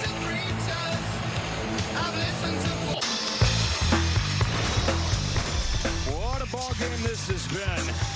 That's the understatement of the night. 5-5 to the 14th inning. This is tied for the second longest game in World Series history. The only one longer, the 18-inning Game 3 here in 2018. And to answer your question, yes, Shohei Ohtani is the first guy to reach base 7 times in a postseason game. Defensive changes. Things get a little bit dicey here for the Dodgers as Alex Call plays left field. Where it gets dicey is Tommy Edman running around in center field on that ankle that has bumped him all year. Edman has not played center field in this postseason. We've reached exactly 5 hours. The last guy in the Dodger bullpen will climb. What happens after that? Your guess is as good as mine. Miles Straw leads off, takes a ball from Henriquez.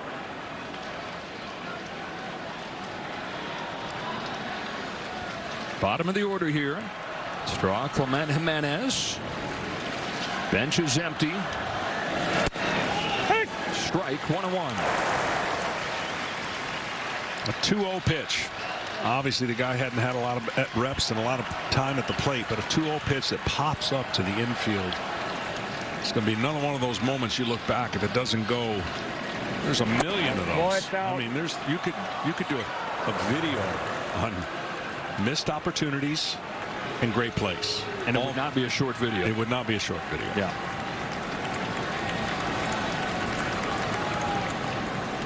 Two and 1 on Straw. Leading off the 14th inning for the Blue Jays. And it's 2-2.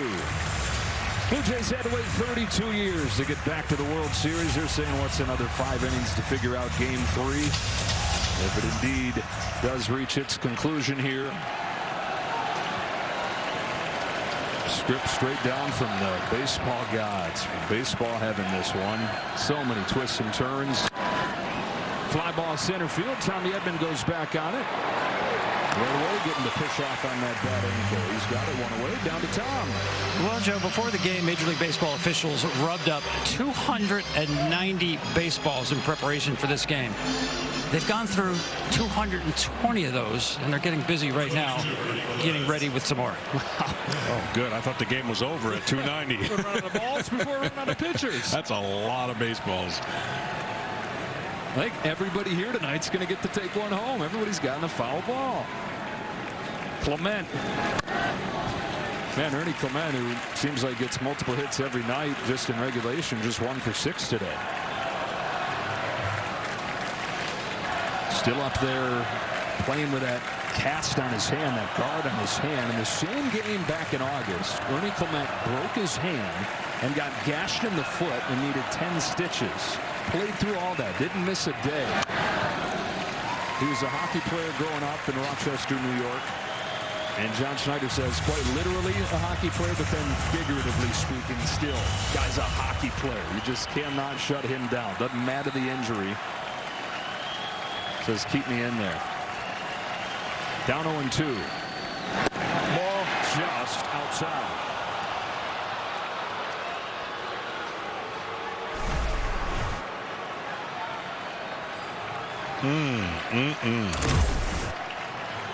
Good pitch, good take. And now 1-2. Stays alive. Good pitch, then good take.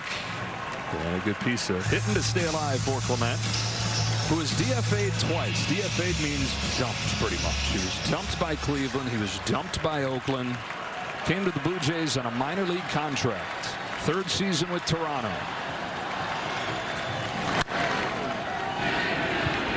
He's a 200 hitter those couple stints with Cleveland and Oakland. He was good for his defense, but don't lose your glove, they tell him, because he didn't have much of a bat. He's hit 275 in his 3 years with the Blue Jays and 400 in his first trip to the playoffs. At least with a big roll. Another 1-2. Another foul. Took big hits throughout his life. All these guys have. This guy in particular when he was in college at Virginia. Sent the Cavaliers to the College World Series with a walk-off base hit.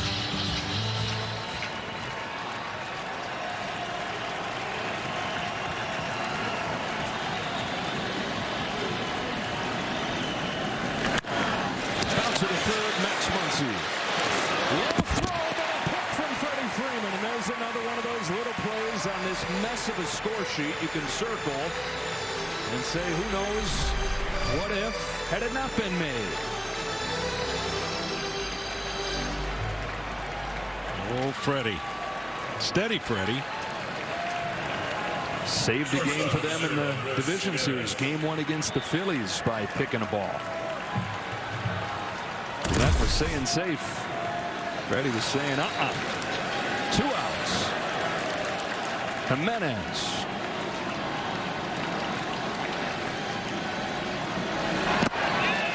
You can start to just play back things I've already said. Here's another one of them. Will Smith will lead off next inning. What off the 12th. Muncy and Hernandez will follow him. You got a ruler? I bet we can find one. You got to make some more. Your extra columns there. You have to make some more columns. 0-2. Back-to-back breaking pitches from Henriquez. Well, this game's been unbelievable. It's been played so long. I think the Commanders on Monday Night Football are home in their bed watching the end of this game.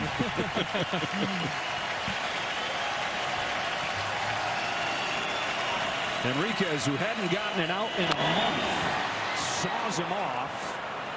Jimenez down in pain. He has no choice but to stay in this game. They don't have anybody left.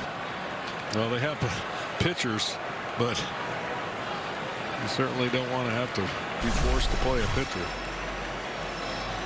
Unless we've got to saw that leg off, Andres. Sorry, buddy. He got them both. You don't see that very often. All right, unless we got to saw off both legs, you got to stay in the game. That's hard to do. Wow. You have 2 bruises from 1 pitch.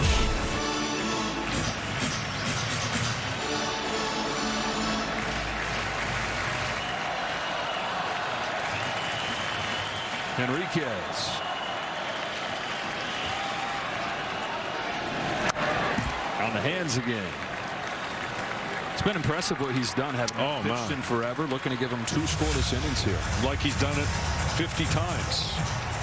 And the Dodgers, in this very stressful ride, out of necessity, may have found a couple guys they can trust moving forward. Yeah, he's been complete command. Didn't he lose 1 pitch and get a hit that pitch? Yep. That's the only base runner against him.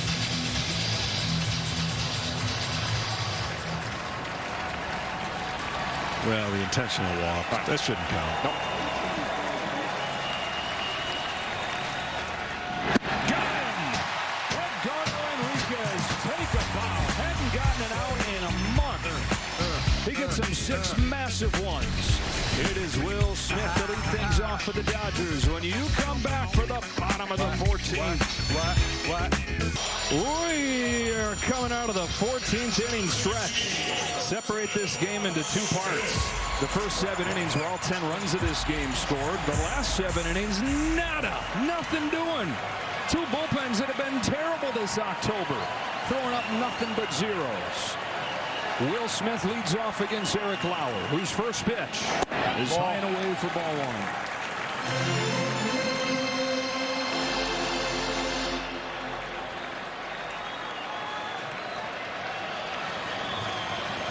1. 1 for 4. Backdoor breaking pitch.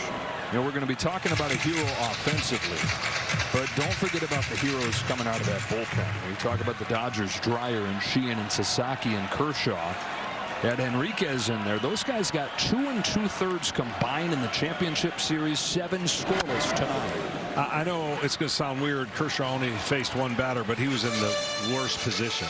Like, you just can't imagine a worse scenario to come in with the bases loaded, have no room for error, know the weight of the world is on him emotionally and mentally, and he got it done. Lauer to Smith with a 1-2. That's hit foul for the Blue Jays. Bassett, Hoffman, Fisher, and Lauer have all put up zeros. 6 innings of them since Dominguez last gave up a run. That was on Ohtani's home run. A little after 8 o'clock. 10:23 local time as Will Smith takes downstairs 2-2. It is tomorrow on the East Coast. It is tomorrow and then some in Tokyo, in Japan. That country glued to this game as well. Shane Bieber starting later today. So is Shohei Ohtani. 2-2. Foul. 5 runs on 14 hits for the Blue Jays. 5 runs on 13 hits for the Dodgers. And if you notice, I mean, I haven't had time to go look at every one of them, but the fly ball rate goes way up in the extra innings. A lot of them. Fly out, pop up to second, pop up to second, fly out to 8. Everybody trying to be that guy. Yeah.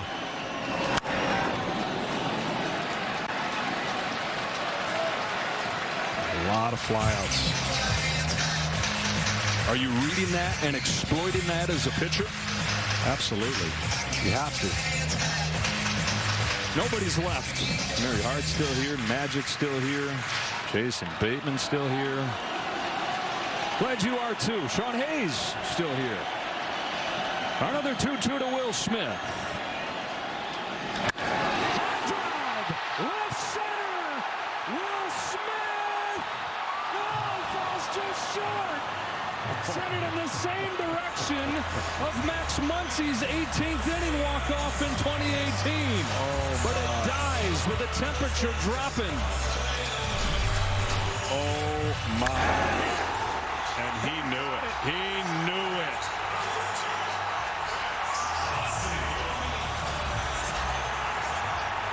I'm telling you, tomorrow with a little bit warmer weather that is going to be here, there's no chance that ball stays in the park. I was just thinking it's going to be 90 tomorrow.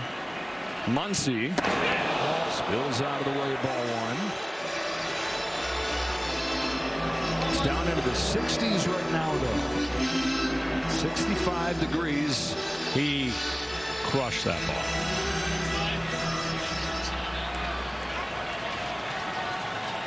Muncy looking for his first hit of this ball game.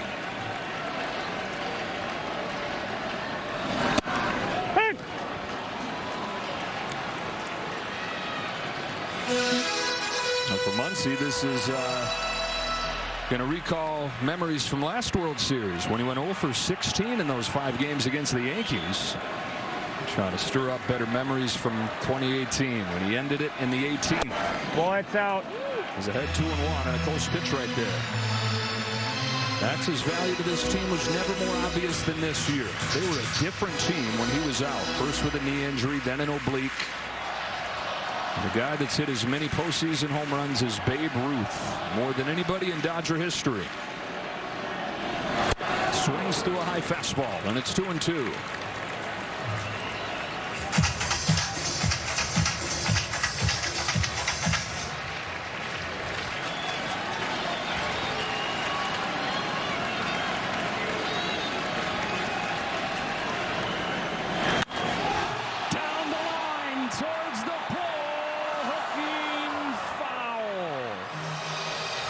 A couple of scares sent into the Blue Jays. Well, Lauer's going to have to get that breaking ball. And down. He left this one up. And you talk about getting out and getting it.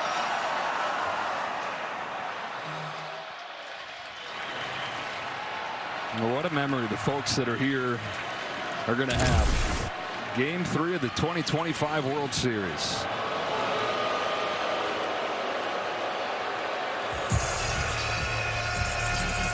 Will Smith hit at 102 miles per hour at the optimum launch angle, and it just died. It did.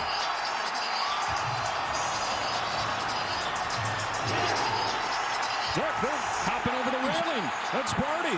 What? Only thing we're missing really is a robbed home run. And at this point, an actual one. You got to go back hours to find the last time one flew out of here. Oh, the long faces.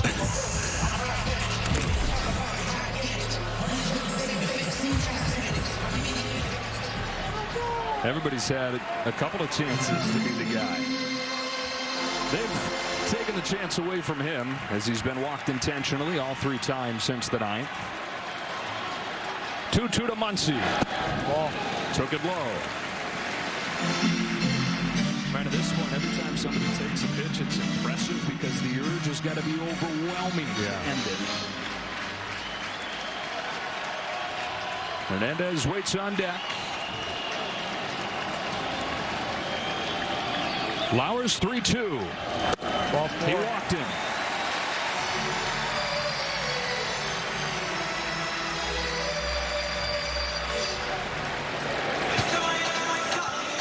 Well, Teoscar Hernandez homered back in the 2nd inning.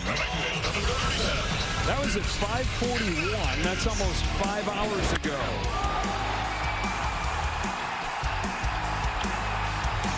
His 3rd at-bat of extra innings.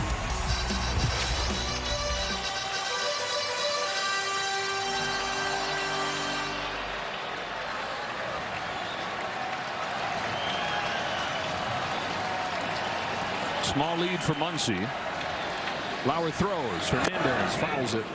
Had one right over the heart of the plate there. I mean, I'm not crazy about this stat, but can you imagine the chart on win probability and how fluctuations there would have been and how many different ones and peaks and valleys? And I think sometime recently the win probability machine probably said, I quit. Yeah, I'm done.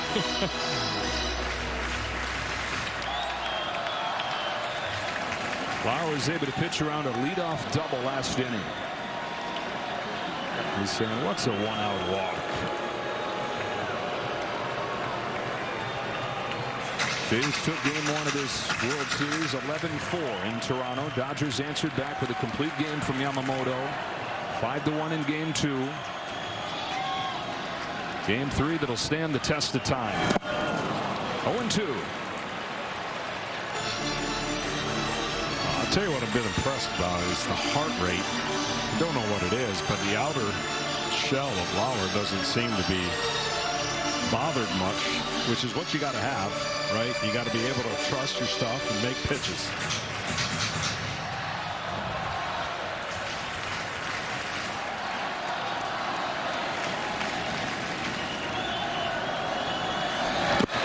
In the dirt.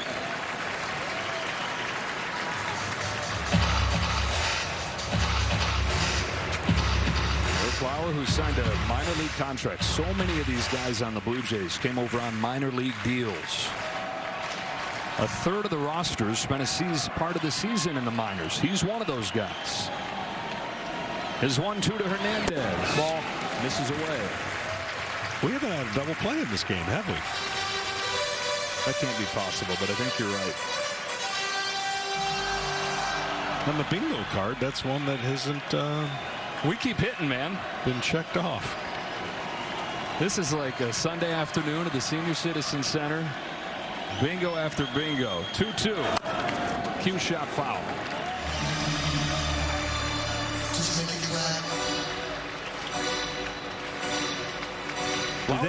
Do they have a backup organist, or is this poor guy had to do the whole game? Dieter doesn't stop the whole game. His fingers just go forever. Yeah, strong fingers. Winning run at first. 1 out in the 14th. Teoscar Hernandez on another 2-2 pitch. Takes ball 3. After Teoscar, Tommy Edman. Yes, it's back around to Tommy Edman, whose double last inning had the Dodgers looking like they were ready to finish it off. Alas, here we are. Payoff. Hernandez fouls it off.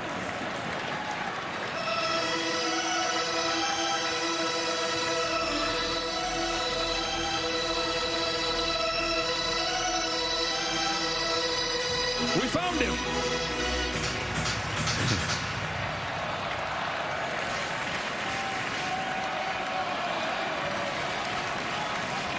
The 8th pitch. Hernandez grounds one through. Base hit center field. Once again, the winning run is in scoring position.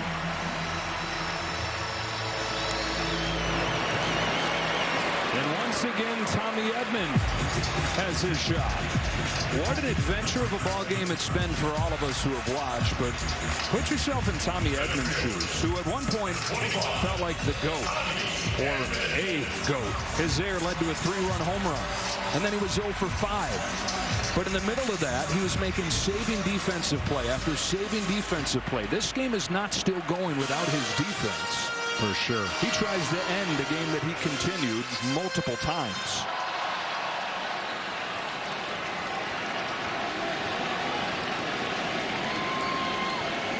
Muncy the winning run at second. First pitch. Down the line, foul. That for Teoscar Hernandez. His 4th hit of this ball game. He and Shohei Ohtani both have 4 hits. The rest of the team 6 for 39.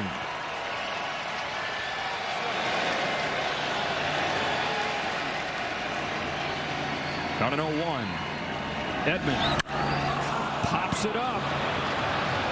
Infield fly rule in effect. Isaiah Kiner-Falefa for out number 2. Another pop-up.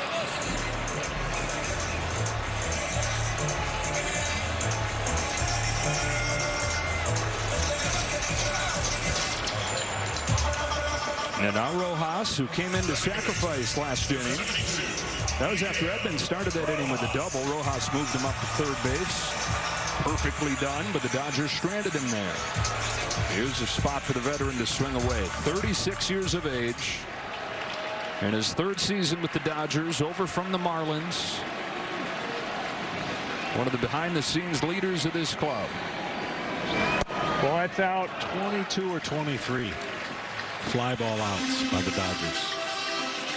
6-7, 6-7, 22, 23. Yeah. That's a lot. Muncy at second, the winning run. 1-0 pitch. Rojas. Grounds on left side. Clements got it. Low throw. Bounced over there, and Guerrero's got it. Intentionally done, getting it over there with not enough with his body moving away to get it all the way to Guerrero. Calmly, with savvy, sends us Lionel Richie time. the Lionel Richie time. And the 15th. Turning my note card into a ruler, adding columns to my score sheet because I'm out of room. We're going to the 15th inning of Game 3, tied at 5. We already had a 15-inning ball game in this postseason. It was the Mariners with a 3-2 win over the Tigers in Game 5 of the division series. Jorge Polanco ended that one. There have been 2 World Series games that have gone 15 innings. Both of them have come in this ballpark. Game 3 in 2018, Game 3 in 2025. And the last man out of the Dodger bullpen is Will Klein. Another guy with a great arm. Electric fastball. 6'5", 230-pounder, 25 years of age. Comes home to David Schneider with a fastball strike. Well, he pitched in Game 1 of this World Series. It was his postseason debut. He hadn't pitched for the Dodgers in a month. He only pitched for him 14 times all year. Will Klein in his career has a 5.16 ERA. But he's the last option down there. Top of the order here. Schneider, Lucas, Guerrero. Will Klein trying to do what Henriquez did. His 0-2. Popped out. Got under it. And what Henriquez did was exceed expectations. Got 6 outs. First outs he's gotten in a month. Schneider's down on a high fastball. Statcast 3D looking at all the pitches today. Ready? Be careful. All 487 of them thrown by 18 different guys. Johnny, you got anything left in that right arm of yours? No. I mean, we joke, but you got to start wondering what the plan is after Klein. Lucas takes strike 1. Which chair throws best?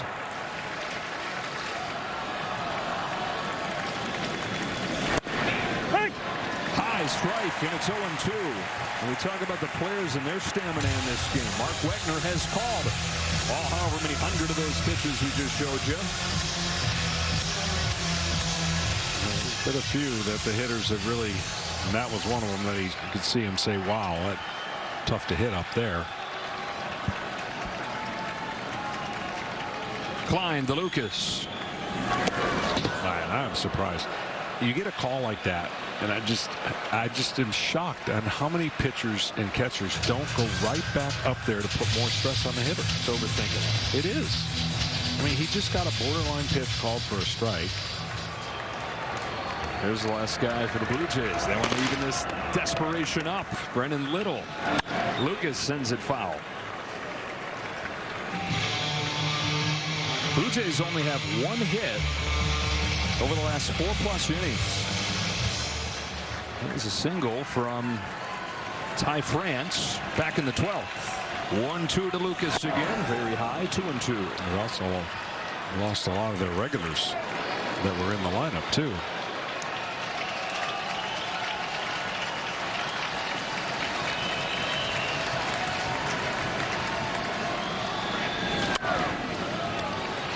Now, the one thing that probably won't happen, because all the umpires have good judgment in this, you know, if there happens to be another bad call, you can't get thrown out. If you're Toronto, you can't lose your cool. You've been wanting to pick an argument. Now's the time, because you got plenty of leash. Tries it again. Lucas serves one to short. There's Mookie Betts. Backhand strike across, 2 away.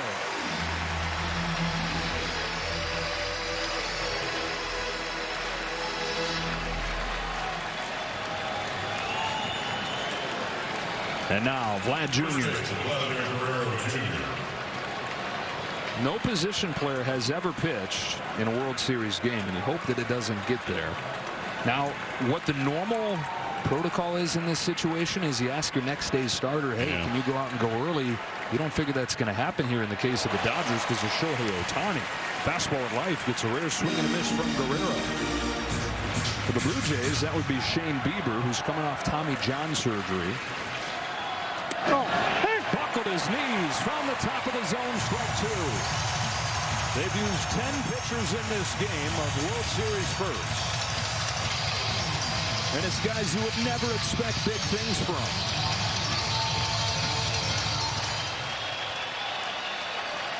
Will Klein's got to feel like he's in a weird dream right now.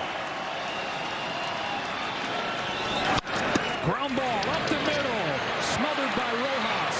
Heck of an effort, but no shot. And a 2-out hit for Vlad Jr.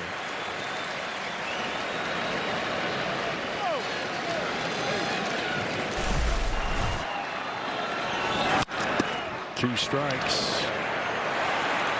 That's a great effort.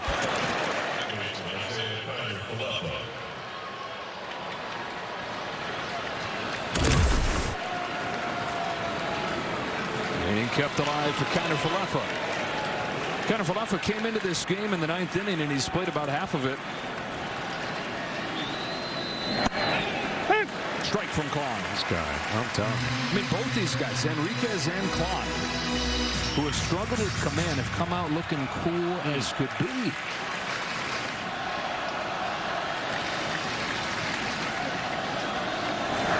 Ball. And you can't say they got nothing to lose. They got everything to lose. Been impressive. The 1-1 pitch. Strike 2 on Isaiah Kiner-Falefa. Call Ohtani Betts in the bottom of the 15th inning.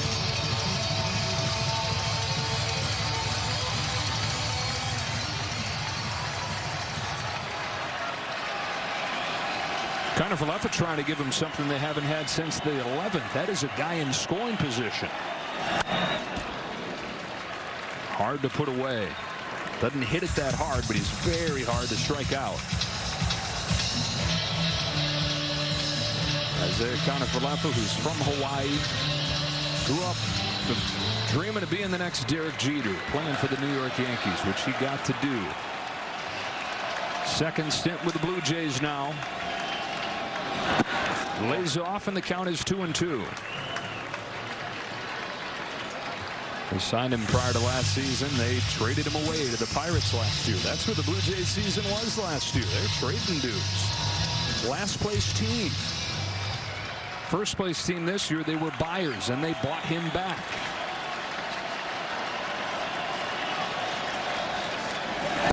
He takes strike 3.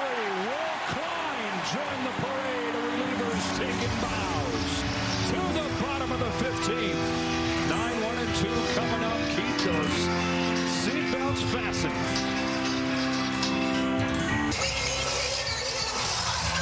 Our drone's got to be running out of battery or gas or whatever those things run on. Bottom of the 15th. Still tied at 5. This was the score in the 7th inning. And that's where it stands still. Alex Call will lead off, then Shohei Ohtani, who has been up 3 times since the 9th inning, but has been put on intentionally in all 3 cases, and then it'd be Mookie Betts.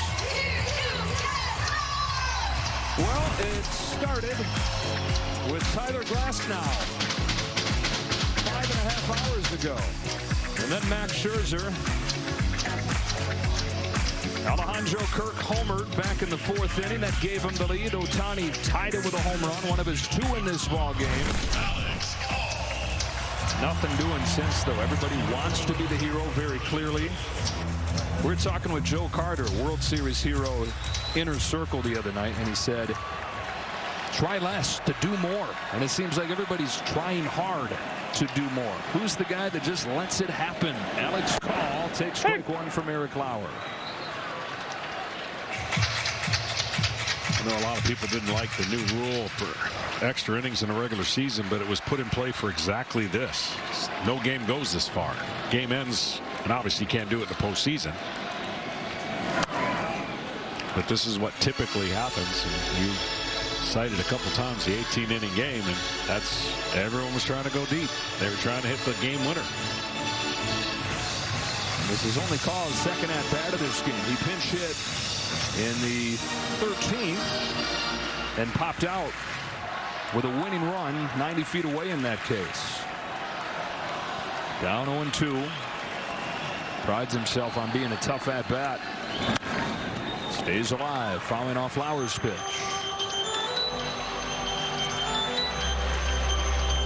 Didn't we set a record of foul balls the other day in Toronto? Something like that? Most foul balls by a team in the pitch tracking era.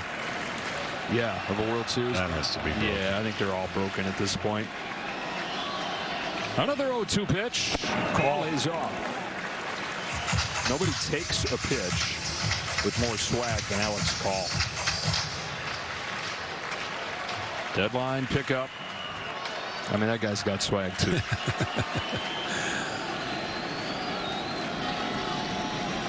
The 1-2. Ball 2. Hitting lefties has been what Call has been asked to do for a lot of his career. Missed opportunity there. So Call has been called to do a lot of his career. From the White Sox to the Nationals, a couple bottom feeders, and now trying to win a World Series with the Dodgers. 2-2. 31 years of age. He was struggling in the minor leagues. Wasn't sure that he was ever going to get a shot and said, I got to change something. And during the pandemic, he bought a portable pitching machine and just took swing after swing after swing and came back a different guy. Another 2-2. Call chops one to second. Frisier counter for Laffa. Close play at first in time. Wow, what was he doing? Connor Falefa taking his time. Ooh, a slow runner.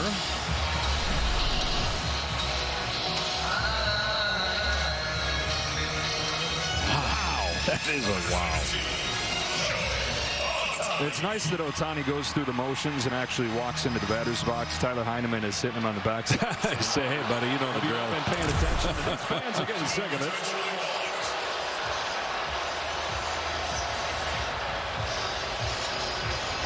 John Schneider says, I'm not in the business of good TV or dramatics from that man. I'm trying to extend this game. And the guy that has issued more intentional walks than any manager out there since he took over 3 years ago issues his 4th of the night to Shohei. Do we see Ohtani try to run again? We haven't since he was caught trying to steal second when they overslid the bat. That was back in the 9th. Betts takes a curve for a strike. Betts was walked intentionally as well, so that is 5 total for the game.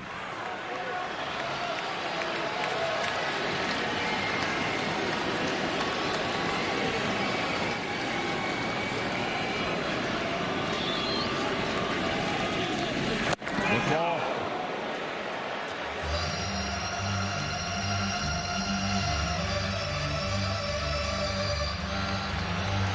We haven't had a double play, and it's almost impossible to double up Mookie unless it's just a one hopper. Ball in the gap. You've got Ohtani's speed out in front, 1 and 2. Although you do have to wonder, they came out and looked at Ohtani dealing with something that looked like in his lower half how much of that speed he has at his disposal right now. Also seeing that he hasn't attempted a steal. Had a decent lead here. The 1-2 pitch. Betts sends one the other way for Lucas. 2 out. Ohtani exploded after tagging right there and looked pretty fresh. Back to the bag, 2 away. Another shot coming for Freddie Freeman. His 8th time up tonight. Well, if you like your walk-up song, tonight's your night. Yeah, and if you don't, by tomorrow you're probably going to want a new one. Freddie lets his kids pick his.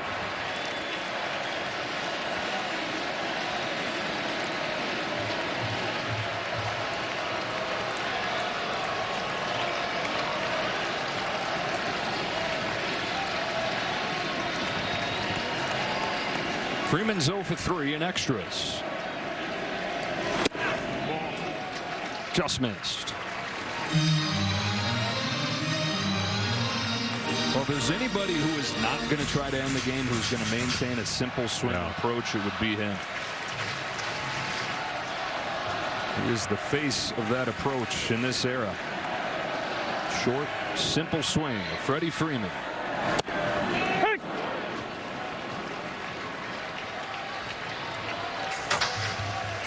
36 years old, 16 years, 12 in Atlanta, 4th one with the Dodgers.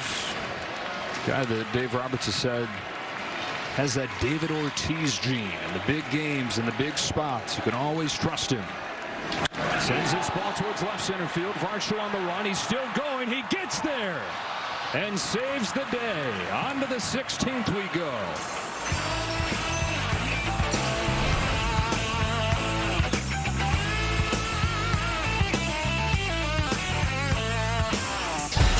Tell you what, this March it's country over club. Aaron Judge, Bobby Witt Jr. and Cal Raleigh lead the USA into the World Baseball Classic. Watch it all here on Fox.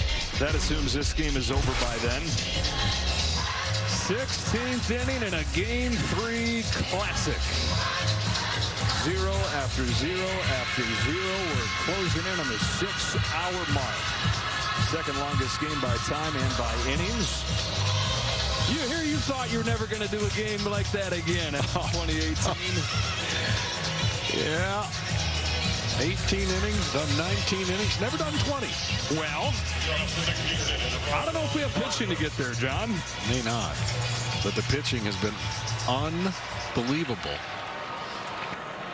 There's so many out-of-nowhere heroes coming out of the bullpen. Dalton Varsho fouls off the first pitch from Will Klein, who's one of those guys. And okay, we were talking about it. The normal procedure here is that the next day's starting pitcher would be the guy to come in. And Shane Bieber has gone down there if this game does extend. And he's still got Little. Right.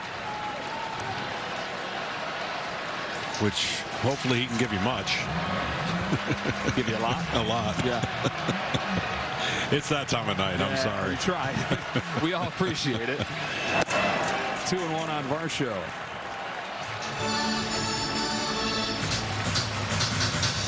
Lauer's thrown 57 pitches. Converted starter. That's getting up there. The guy who has not started in a while. Varsho smacks it sharply. Hot hands Miguel Rojas. One away in the 16th. Well, the Dodgers have had threats. The Blue Jays really have not. They have not had a guy in scoring position since the 12th. And only one hit over the last 4 innings. One away, Tyler Heineman.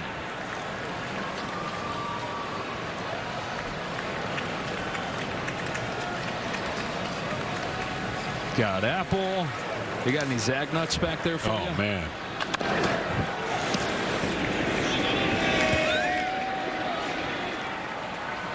And Tyler Heineman, we mentioned, from Southern California. He's from the Palisades, which was one of the neighborhoods, one of the small towns that was most affected by the wildfires this winter. And Tyler and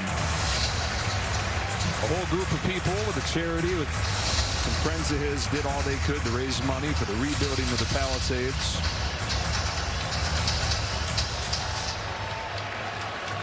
He is the first native of the Palisades to play in the World Series. On an 0-2 from Klein. Klein's not messing around. I mean, he is going after every hitter. Getting it done.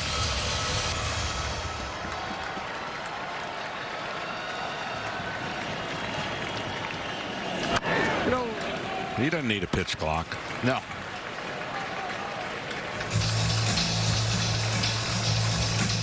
Running on adrenaline. Will Klein was clean shaven when Game 3 began. Tyler Heineman making him work here, fouling off a few pitches. Another 0-2. Another foul ball.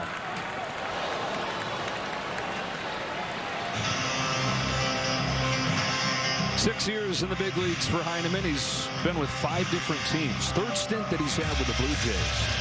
Sometimes you see a guy bounce around from team to team and it's like, oh, they must not like him there. But when you see that he goes back to one team 3 times, you know that it's much the opposite. This is a guy they'd love.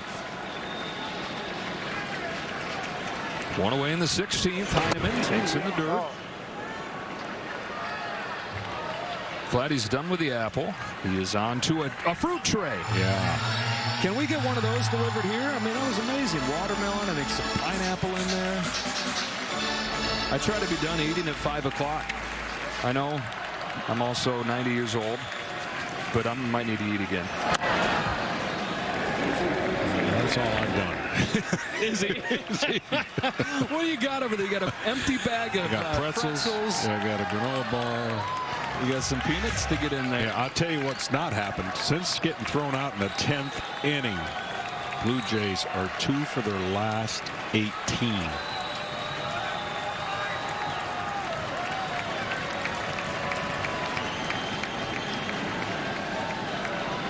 Klein will try it again to Heineman.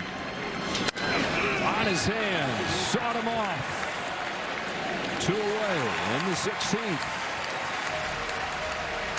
Freddie wasn't going near that. No, not after that pop-up the other day in Toronto. Look at it, glistening. I mean, I'm like, I love pineapple. It's a great, great fruit. Watermelon, if it's good, it's good. Yeah. If it's not, it's not. That doesn't look like the finest watermelon, although it very well could have been at the start. Miles Straw. 2 up and 2 down for Klein in this 16th inning. And as has been the case twice in extra innings, Will Smith is going to lead off the bottom of the 16th.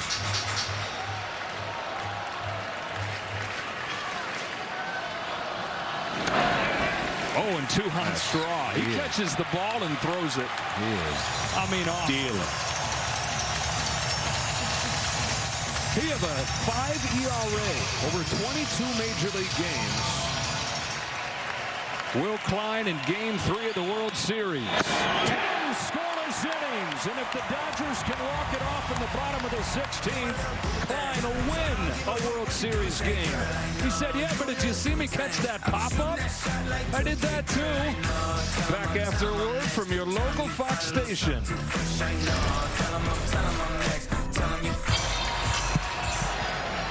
Bottom 16, 5-5, Game 3 of the World Series. October 27, 2025 is about to become the 28th here in L.A. Will Smith leads off, takes a curve that doesn't get the call from Eric Lauer, who has thrown 58 pitches.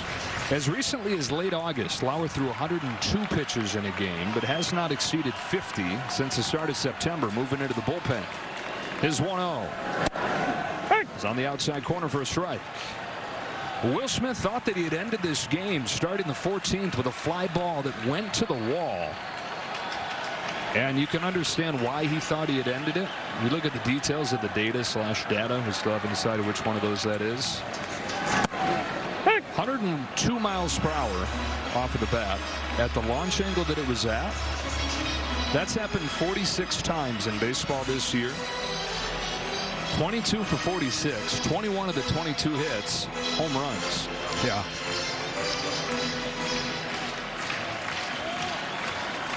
Five walk-off home runs in his career.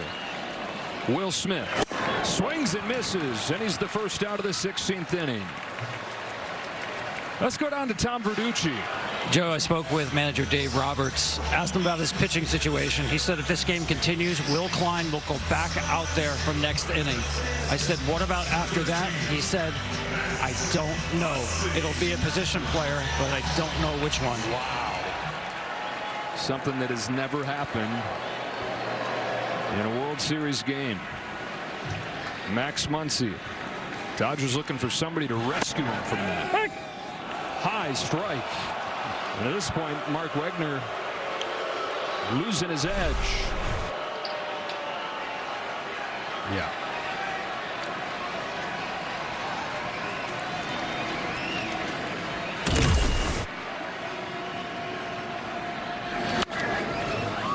No 1-2 on Muncy. Looking for his first hit. Brandon Little's ready to go.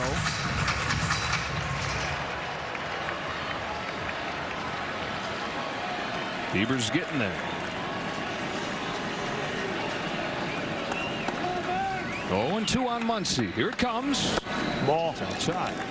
How far along does Bieber have to go in what he's doing right here where it affects tomorrow? Nothing until he gets on the mound. Okay. Yeah. He'd have to get really, really warmed up and hot. And so that makes that a really, really big decision for John Schneider just to pull the trigger on getting him warm. Yeah, that would have to be after a little pitch, I would think. Again, another situation where a borderline call and the pitcher hasn't gone back up there to threaten and chase the pitch above the zone. Kenny? Joe, the Blue Jays are in a better position with their pitching than the Dodgers. John Schneider said that they're going batter to batter with Eric Lauer. After that, it would be Brendan Little for probably a couple of innings. Shane Bieber is there if we go, I don't know, 19, 20, 21. Okay. Another 2-2 to Muncy. Got him swinging, 2 gone in the 16th, and as he goes batter to batter, Lauer has gone back-to-back K. Listen, there's going to be a ton of MVP-type candidates in this game with whatever team wins, but no bigger one for the Blue Jays than this young man and what he's done. I mean, it's incredible to be out there this long and pitch this many innings with what's at stake. Hernandez drives one in the air to center field. Varsho's going back, and again it dies on the track. It's another Dodger hitter who thought he had ended the game. Teoscar Hernandez held that bat up, ready to celebrate. Instead, to the 17th, just when you think you know, you don't know nothing.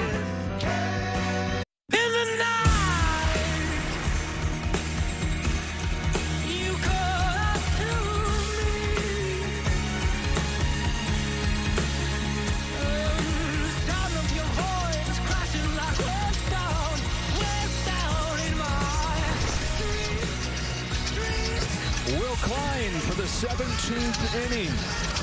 This is when you have all your friends who are in broadcasting that are wishing you for another 5 innings. And be careful what you wish for when you're calling your next game. The Will Klein has never gone more than 2 innings in his major league career.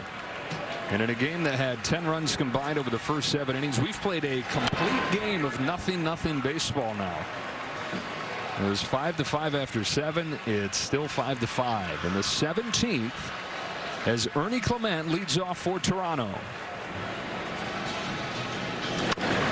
Lifts one to center field. Tommy Edman been pretty uneventful since going out there. And hey, so we saw another ball die on the warning track. To give you the context on that one, balls hit like that speed, that angle. 43 for 62 this year, 32 home runs. Dead air, dead bats. Pitcher's delight. Ball on Jimenez. You talk about Lauer being a hero for the Blue Jays. How about Edgardo Henriquez and Will Klein for the Dodgers? Guys that weren't even on the team coming into this World Series throughout the postseason. They've combined 4 1/3, no runs, only 1 hit.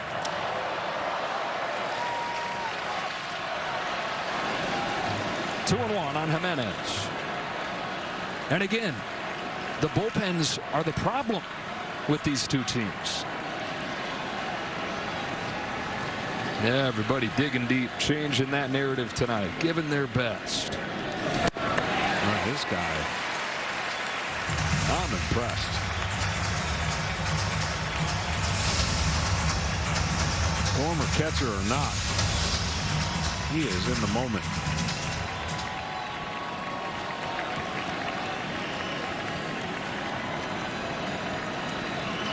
Here's his 2-2.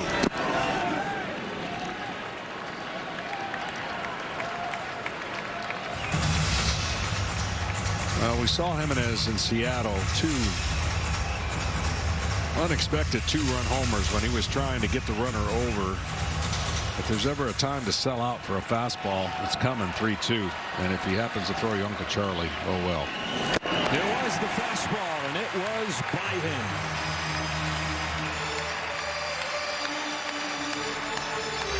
Fourth strikeout for Will Klein in 2 2/3 scoreless innings.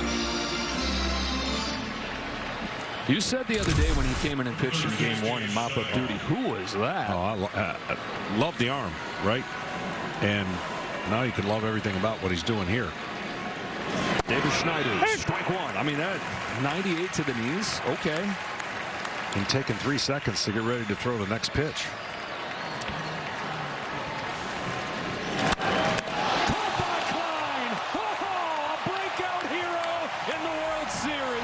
Should be smiling, Will. This is real. Is it real? It is real. To the bottom of the 17th. What a night.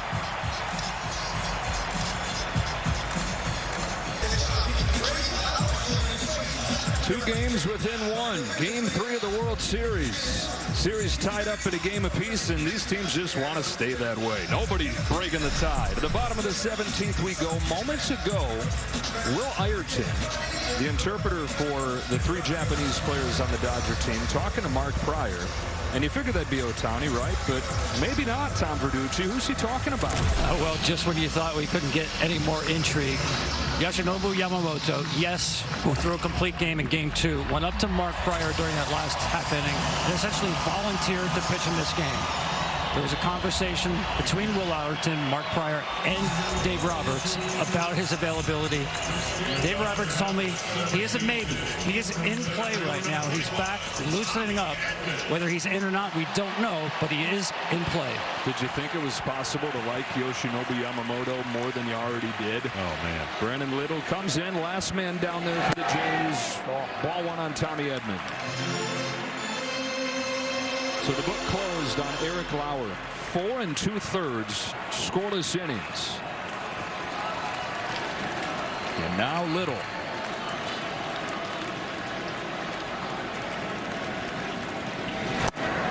Swing and a miss. Little's looking for a bounce back outing right here. Last time he pitched was in Seattle, and it did not go well. Melted down in Game 5. 9 base runners in 3 innings now in the postseason after his struggles there. Ahead of Tommy Edman, 1-2. Sometimes you learn from situations. You're either going to learn from it or hide from it. You learn from it when it goes too fast and your heart's racing and you get a little bit outside of yourself. You then figure out how and what you're going to do next time you're in that situation. Well, he's in that situation right now. 29-year-old left-hander with a 1-2 to Tommy Edman. Got him for the first out of the 17th. And those flyouts have become strikeouts. 3 of the last 4 hitters down on strikes. Nasty pitch right here.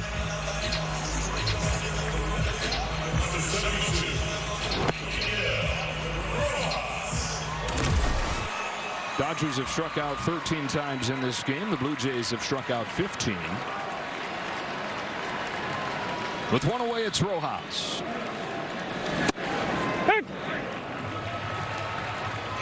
Sacrifice bunt and a ground out.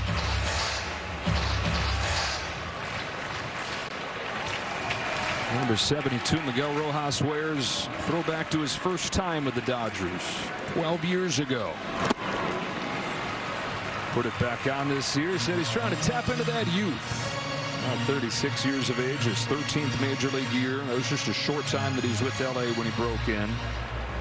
One of his first games in the majors preserved the no-hitter for Clayton Kershaw with a spectacular play at third base. Went to the Marlins, back to LA a few years ago. Ball. Little sticking with the breaking stuff.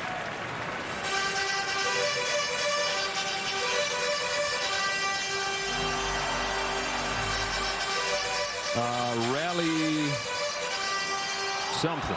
We're inventing rally items. Rally scarf, but used in a really interesting way. The 1-2 pitch. Ball. Away for ball 2. Call is on deck. He's the 9-hitter. Then it's Ohtani. Ohtani's got 4 hits. Teoscar Hernandez has 4 hits. The rest of the team 6 combined. On 2-2. Rojas. Strikes 1 on the ground to short. Jimenez. Round number 2. You know what I want to see? I want to see what John Snyder's going to do if this next hitter gets out on the leadoff batter. We haven't seen him lead off. Would he walk the leadoff hitter, being with nobody out? I'm going to say he would. You think so? Yeah. That's an interest. That would be. I mean, I could see walking him here if this hitter got on. No brainer, but. Tune in. Stick in there. Stick in there. It's almost morning time in Toronto. Alex Call, 2 away. Ball. 2:20 on the East Coast. A game that started at 5 o'clock here in Los Angeles. It's 11:21 Pacific. And Alex Call, who came into this game partway through for Andy Pages, looking for his first hit. He's got speed, thinking 2 out of the box. Throws on the brakes as Varsho guns it in. Under no circumstances could he ever go to second. Just in case. Just in case. With Shohei on deck. So now they got to pitch to him. Sort of. Right? Kinda, yeah.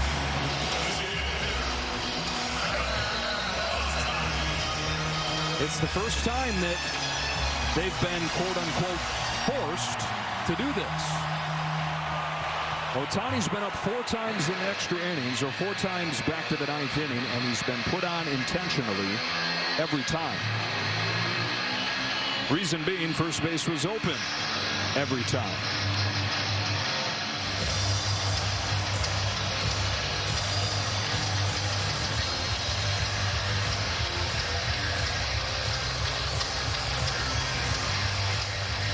Well, maybe you're thinking,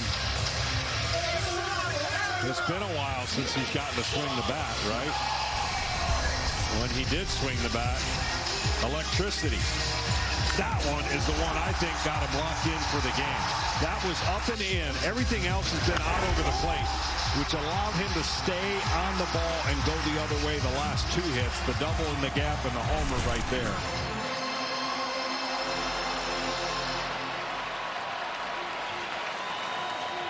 Ohtani going to get a chance in the 17th inning for the first time in extras. And you can tell that he's eager to make up for lost time, but he checks his swing and a ball in the dirt. He has reached base 8 times tonight. That's a good series for some guys.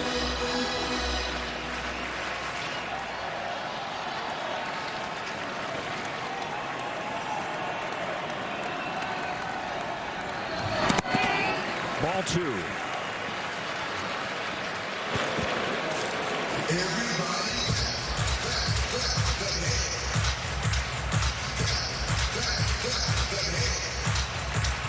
Man, these fans have been awesome too. They have. He's got one more pitch to make to him to either get back in the count, or then he won't throw another pitch and they'll walk him. Well, so now you're putting up 4 fingers. I would not dealing with it.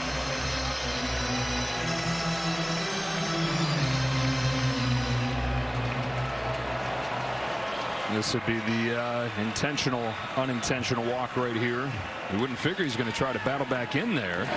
Well, and he doesn't. It's a 4-pitch walk to Ohtani, a 5th consecutive walk for him. The game keeps on funneling to Mookie Betts, who one more time has a chance to end it. How many 2-out, nobody on situations get this tense before somebody finally breaks through with that 2-out hit? Batting for the Dodgers, the shortstop. Been a lot of them. More for the Dodgers than for the Blue Jays in these last 5 innings.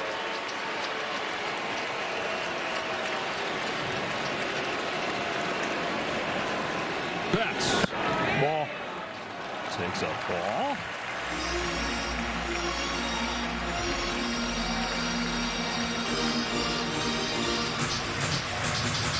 Identical lines with 5 runs, 15 hits, both sides. Identical in the win column in this World Series. A game apiece. On the 1-0 pitch, Betts jumps out of the way. Ball 2. The winner of Game 3 in a 1-1 series has gone on to win the World Series 70% of the time. It's more than just a fun, epic ball game that folks will talk about. The outcome of this game could send this in the direction of one of the winner. 2-0 pitch. Betts swings and misses. That's a rare one for Betts to go that far out of the zone. Little did not give in through the pitch that looked like might be a strike, but ended up nowhere near it.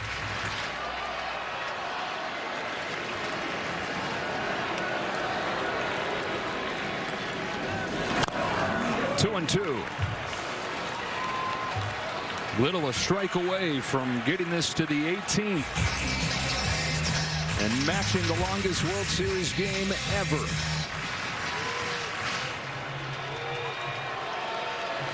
Alex Call, the winning run at second. The arms in the outfield are not great. Particularly in center. Varsho, coming off of that shoulder surgery, has had the weakest arm in the majors.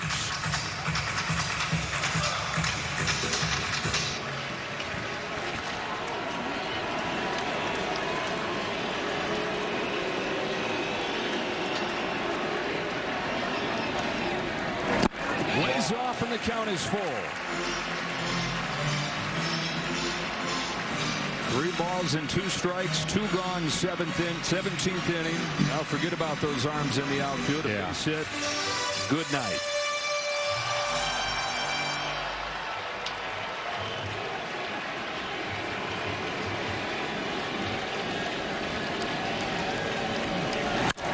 Down the line and foul. It's going to, I mean, you have to hit it over his head. He's standing on the line. Clement's not going to allow a ball down the line to get by him unless it's over his head.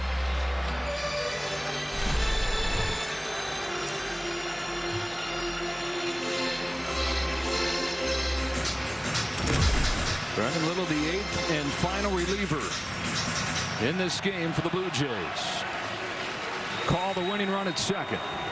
Another 3-2 to Mookie Betts. Fouls it off. We'll do it again.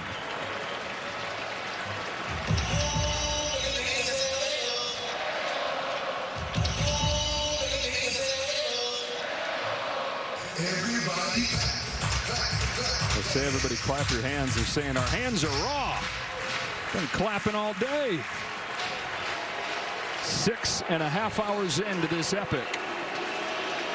11:28 in Los Angeles. Mookie Betts pops it up for Vlad Guerrero Jr. He's got it. And Game 3 in 2018 has company. Game 3 in 2025. 18 innings. There'll be sun.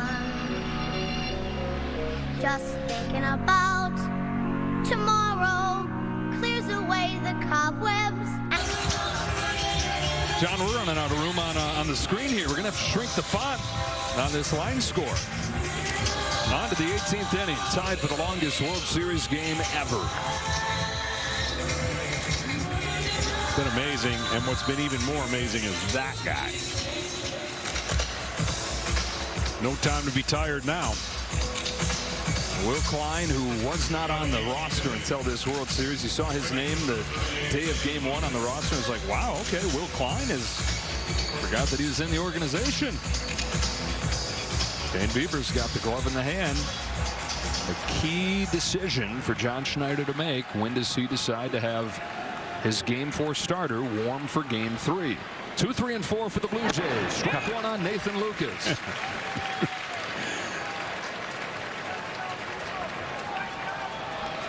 Lucas 1 for 7. I usually look down at my score sheet to tell you what a guy is. Now it's getting really hard to do, so I'm just reading the graphic.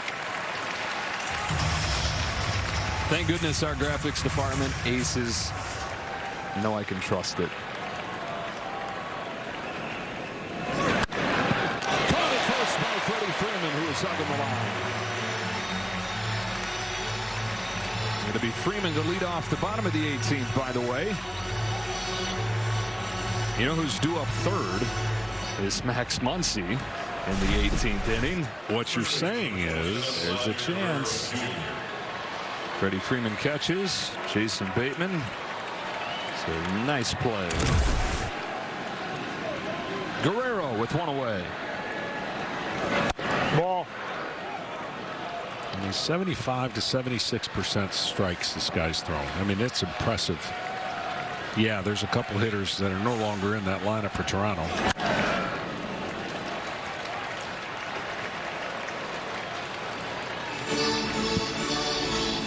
Hey, guess what?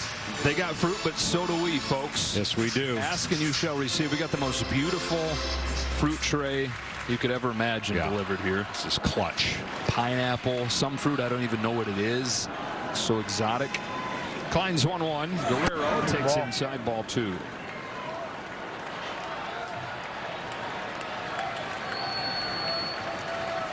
I just had a buddy text me, what is Fox's policy on in-booth whiskeys at this point? Ball. I think we draw the line at the fruit. Oh my goodness. I'll toast to that.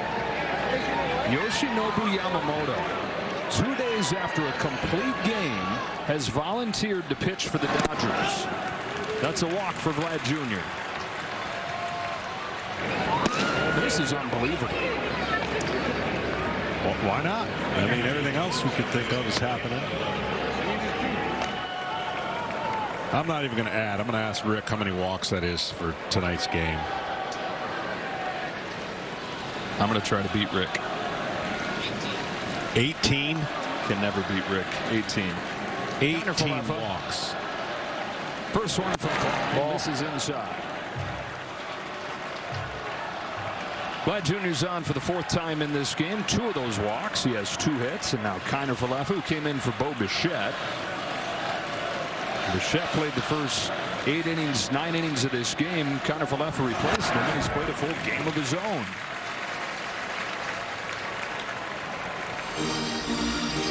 this is where that electric fastball still at 96, but has lost a little bit of its juice. Of course, beaten hitters for most of the game. Short could be 2. 6, 4, 3. No, it's late. Kiner-Falefa hustles to keep the inning going. Would have been the first double play.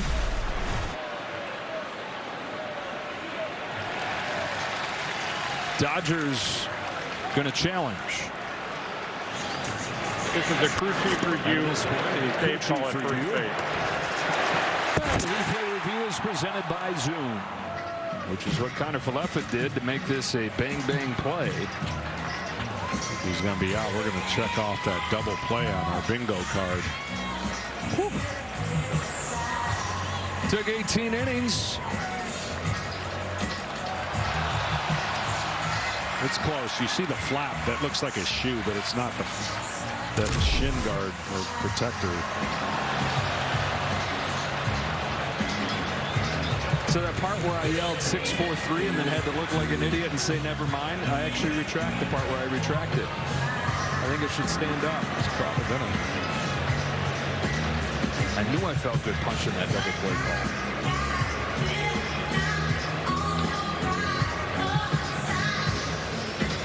Freddie Freeman standing over there waiting to lead things off in the 18th inning, and I have officially run out of room on this score sheet. So if it does go, I got room for this 18th. If it does go on beyond that, it goes to where we've never gone. Yeah.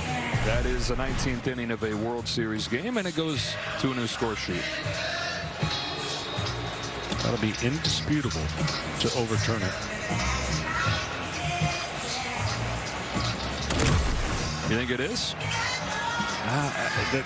The shin guard thing messes you up. After review, the call in the field stands. Wow. The runner is safe. Yeah. So, Kiner-Falefa keeps this inning going. And Can he steal second? Short of the boogie. What do you think? He can try. He just showed that he's got good speed.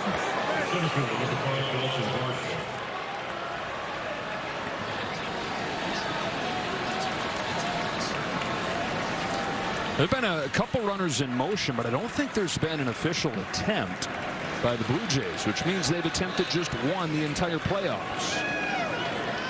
Varsho takes in the dirt. Smith keeps it close down to first. Well, the threat of it obviously will make the pitcher speed up to go to home to effectively change the trajectory of his pitch, right? That's what you're hoping for. You're hoping for a threat of it, and then the hitter gets to benefit from the pitcher rushing or trying to be quick to home plate.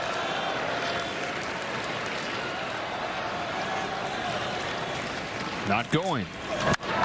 High pop up. Backing out of play. 1 ball, 1 strike on Varsho. Has enough power to hit it out of here, although the couple fly balls we've seen in this game, it's going to take extra strength, extra big man power to get it out. Down the line, maybe. Temperatures dip down to 63. The day that awaits has a high of 90. Day that's 22 minutes away. Ball just downstairs in ball 2. The most pitches that Will Klein threw this year was 36. This will be his 60th. Heroic Game 3 effort out of the pen for Klein. One guy after another fulfilling that role. Need a lot of capes for this Game 3.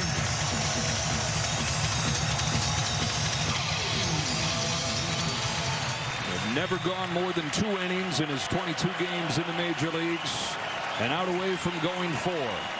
His 2-2 to Varsho.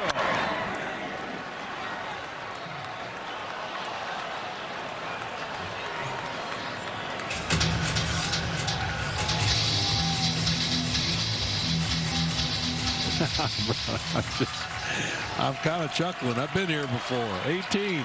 Does it feel like a weird dream for you? Yeah. Groundhog's Day. 2-2 again. And a jam shot foul. 2 games in World Series history. The century plus of World Series. over 700 games. Only 2 of them have gone to the 18th inning. They've both been game 3. They've both been right here. Dodger Stadium. Epic stuff. Another 2-2 from Will Klein. Ball. Good take from Varsho. Now the go-ahead run at first gets a head start.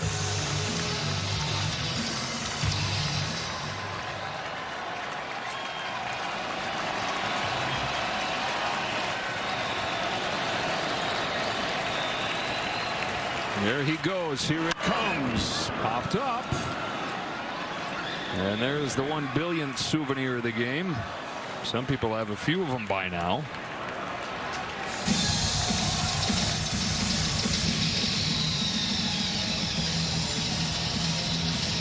The last drops in the tank. 9th pitch coming to Varsho as he tries to finish off a 4th inning of work. Oh, there'll be a 10th. Uh-oh.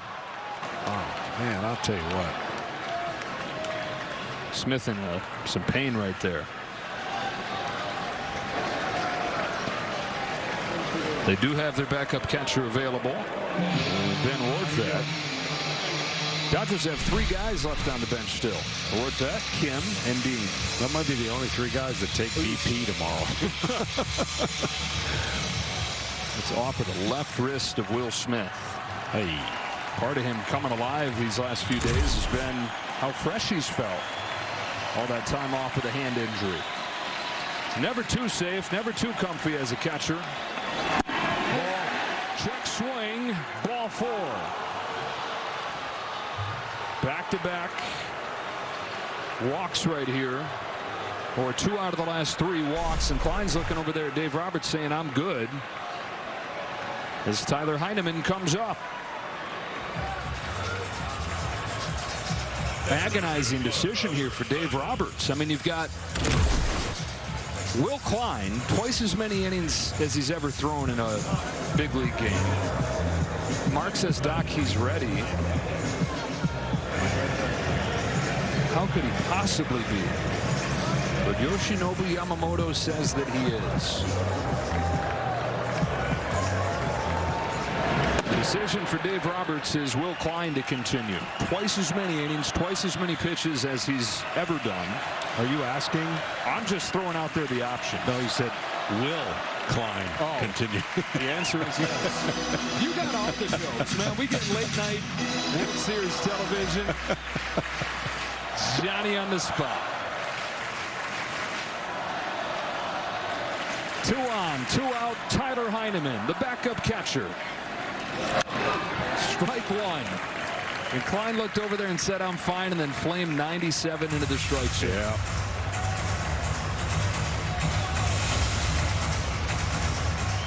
Games like this, a lot of times you find unlikely heroes. Dipping deep onto the list here with Heineman at the plate. Ball. Heineman came in to pinch run for Alejandro Kirk. That was in the 12th. First postseason appearance for Heineman. One of the dugouts is going to explode right here. It's either going to be the Dodgers and the heroic effort that you just mentioned, or it's going to be the Blue Jays with a hit. Klein's 1-1 in the dirt. Kicks away from Smith, and they're at second and third with 2 out. This is the first time the Blue Jays have had a runner in scoring position since the 12th inning. That's how good Will Klein has been. 4 innings from him.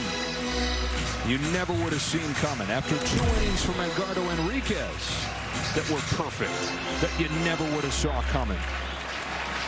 So many guys making names for themselves tonight.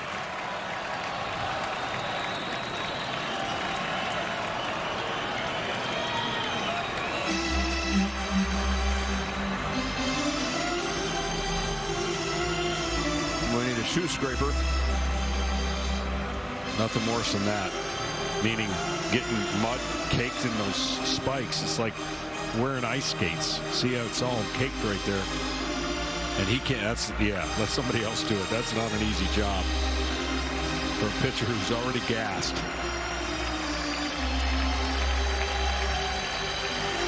Good job, Brandon. You got your own World Series moment.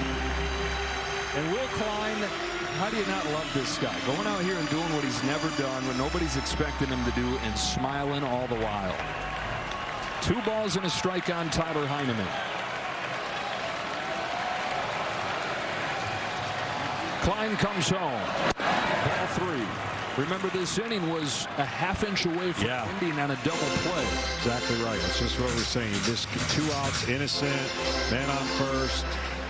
Could have been nobody on. Inning over. IKF now over there at third as the 3-1 comes home and catches the inside corner, strike 2.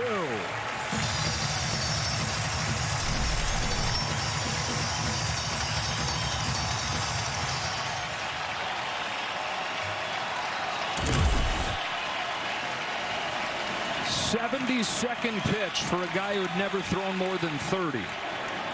Unbelievable stuff from Will Klein. They'll talk about his name forever. It doesn't matter what he does the rest of his life. The name Will Klein is going to live on. This game does. To the bottom of the 18th. Me about Will Klein, I'd sign him to a 4-year contract right now. just a year for every inning.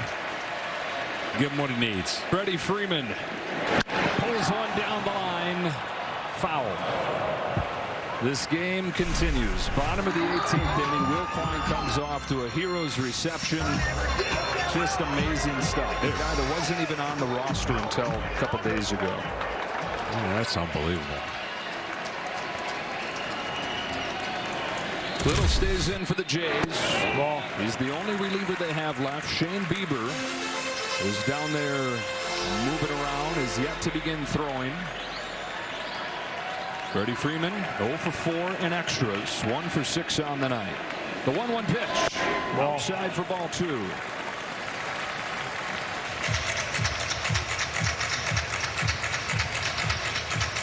If it goes to the 19th, it'll be Yamamoto. The 2-1.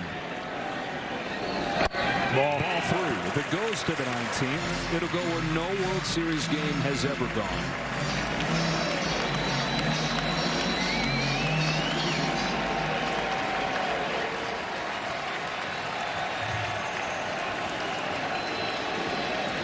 On a 3-1, Freeman takes strike 2.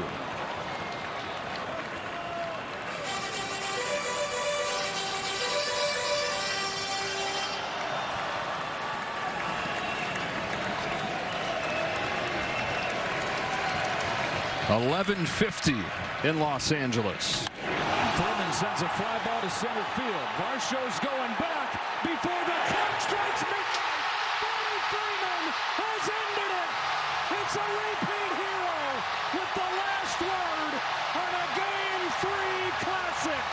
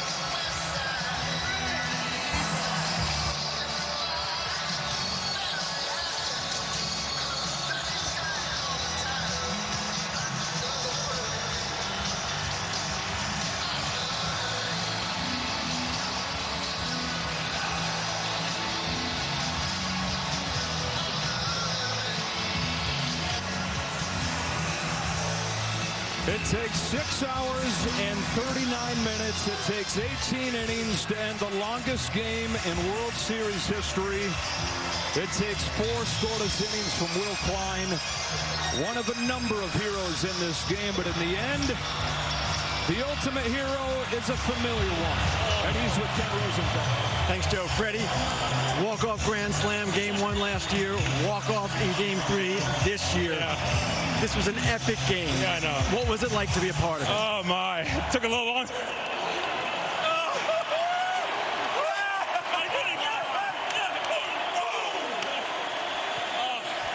This one took a little longer, but this game was incredible. Our bullpen was absolutely incredible, so thank you. Yeah, Will Klein, absolutely incredible. So many heroes in this game. For you, when Kershaw came out of the bullpen in the 12th, bases loaded, what was that like? That was awesome. His first pitch was 89, his slider. I was like, oh, baby, we got old vintage Clayton back. Coming to the biggest spot like that, no better person you want on the mound than Clayton Kershaw. You thought you had one hit out earlier in this game. Were you sure about the one you hit out here? I was not sure, just because of the other couple. My swings were getting better and better as the game was going on, so I'm just glad I was able to get the opportunity again. What were your emotions like circling the bases? Oh, my gosh. Just pure excitement. When you grind and fight, and our bullpen and our pitching staff did what they did, to have that go 6 hours and 40 minutes or so, that's as good as it gets. Freddie, thanks a lot. Now over to Tom Verducci. Well, thanks, Ken. Shohei Ohtani, you have given baseball over the years a galaxy of great moments and great games. But this one, the first player in 119 years with 4 extra base hits in the World Series, on base 9 times. Where does this one rank for you among the most meaningful games of your career?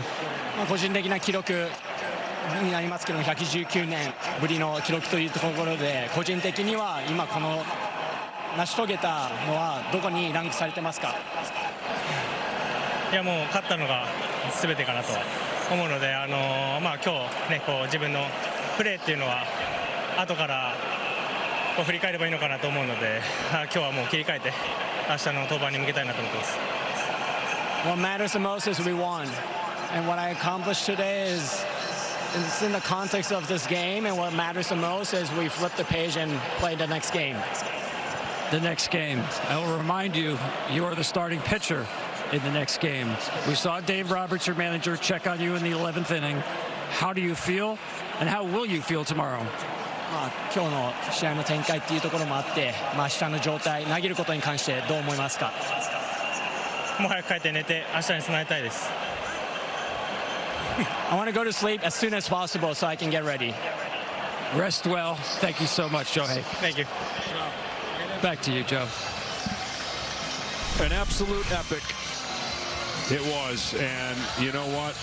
There were so many close moments for the Dodgers, a lot more than Toronto, and they finally got that ball to go over the wall that was so close a few times previous. Because tonight's game ended in a walk-off, Capital One will donate an additional $10 grand to the Jackie Robinson Foundation as part of the Capital One walk-off program. It's the second time Freddie Freeman has done that in the World Series. And today, Capital One has donated more than $1 million to support its programs and initiatives. Just before the clock strikes midnight, the Dodgers take a 2-1 series lead with an 18-inning win in Game 3. Unreal. That's as good of a ball game that you're ever going to watch. On the championship stage, no less. Clayton Kershaw had his part. The Hall of Famer came out of the bullpen and kept it going. In the end, it was the same guy. So many heroes in the game, but the one that stands up in bold once again, Freddie Freeman. Strauss Postgame Show, KB and the guys, is coming up after the break. Welcome to the MLB on Fox postgame show presented by Strauss Workwear. Wow, 18 innings, a game that took nearly 7 hours. Last year, Freddie Freeman at Dodger Stadium, Game 1 of the World Series, one of the most dramatic home runs ever, of course, with a walk-off grand slam against Nestor Cortez. And then what did he do tonight? Game 3, Freddie Freeman. He did that 7 years ago in Game 3 of the 2018 World Series, Max Muncy hit the walk-off in the 18th inning at Dodger Stadium, and tonight Freddie Freeman did it a year after he was the hero in Game 1. Now he is in Game 3, and the Dodgers claim a 2-1 World Series lead at a game that seemed like it might never end. But Freeman gives the Dodgers the edge. Holy cow, what a game. Welcome to the post-game show down the third base line is where we are. Good to see you. Derek Jeter, David Ortiz, Alex Rodriguez. I'm Kevin Burkhardt. What did we just watch for the last 7 hours? I have no idea. I mean, what an incredible game. Look, over 600 pitches. The four of us are here fatigued. Imagine how those guys feel. But look, the bullpen came in as the perceived weakness of this Dodger team. They were heroic. Obviously, Ohtani on base 9 times, and Freeman do what Freeman does. It was, look, we saw a little bit of everything. Some of it you forgot because it happened 6 hours ago. We saw good defense, bad defense. We saw Ohtani getting on base 9 times, like you said. We saw missed opportunities. We saw great pitching. Everything you'd want to see in a baseball game, we saw it tonight. We saw 2 games in 1, guys. We did.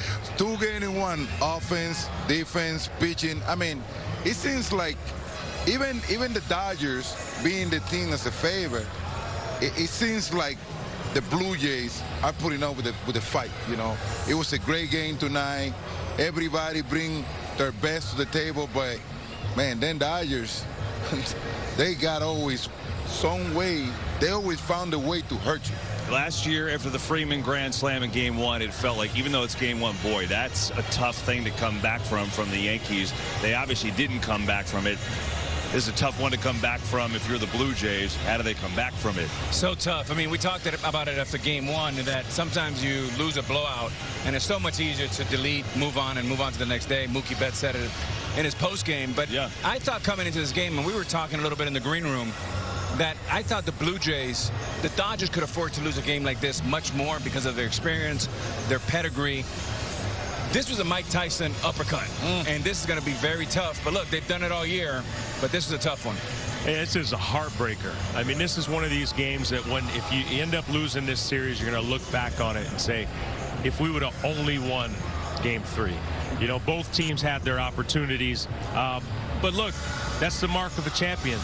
They figure out a way to get it done. Even though, like we said, they left a lot of runners on base, they got it done, and that's what they do.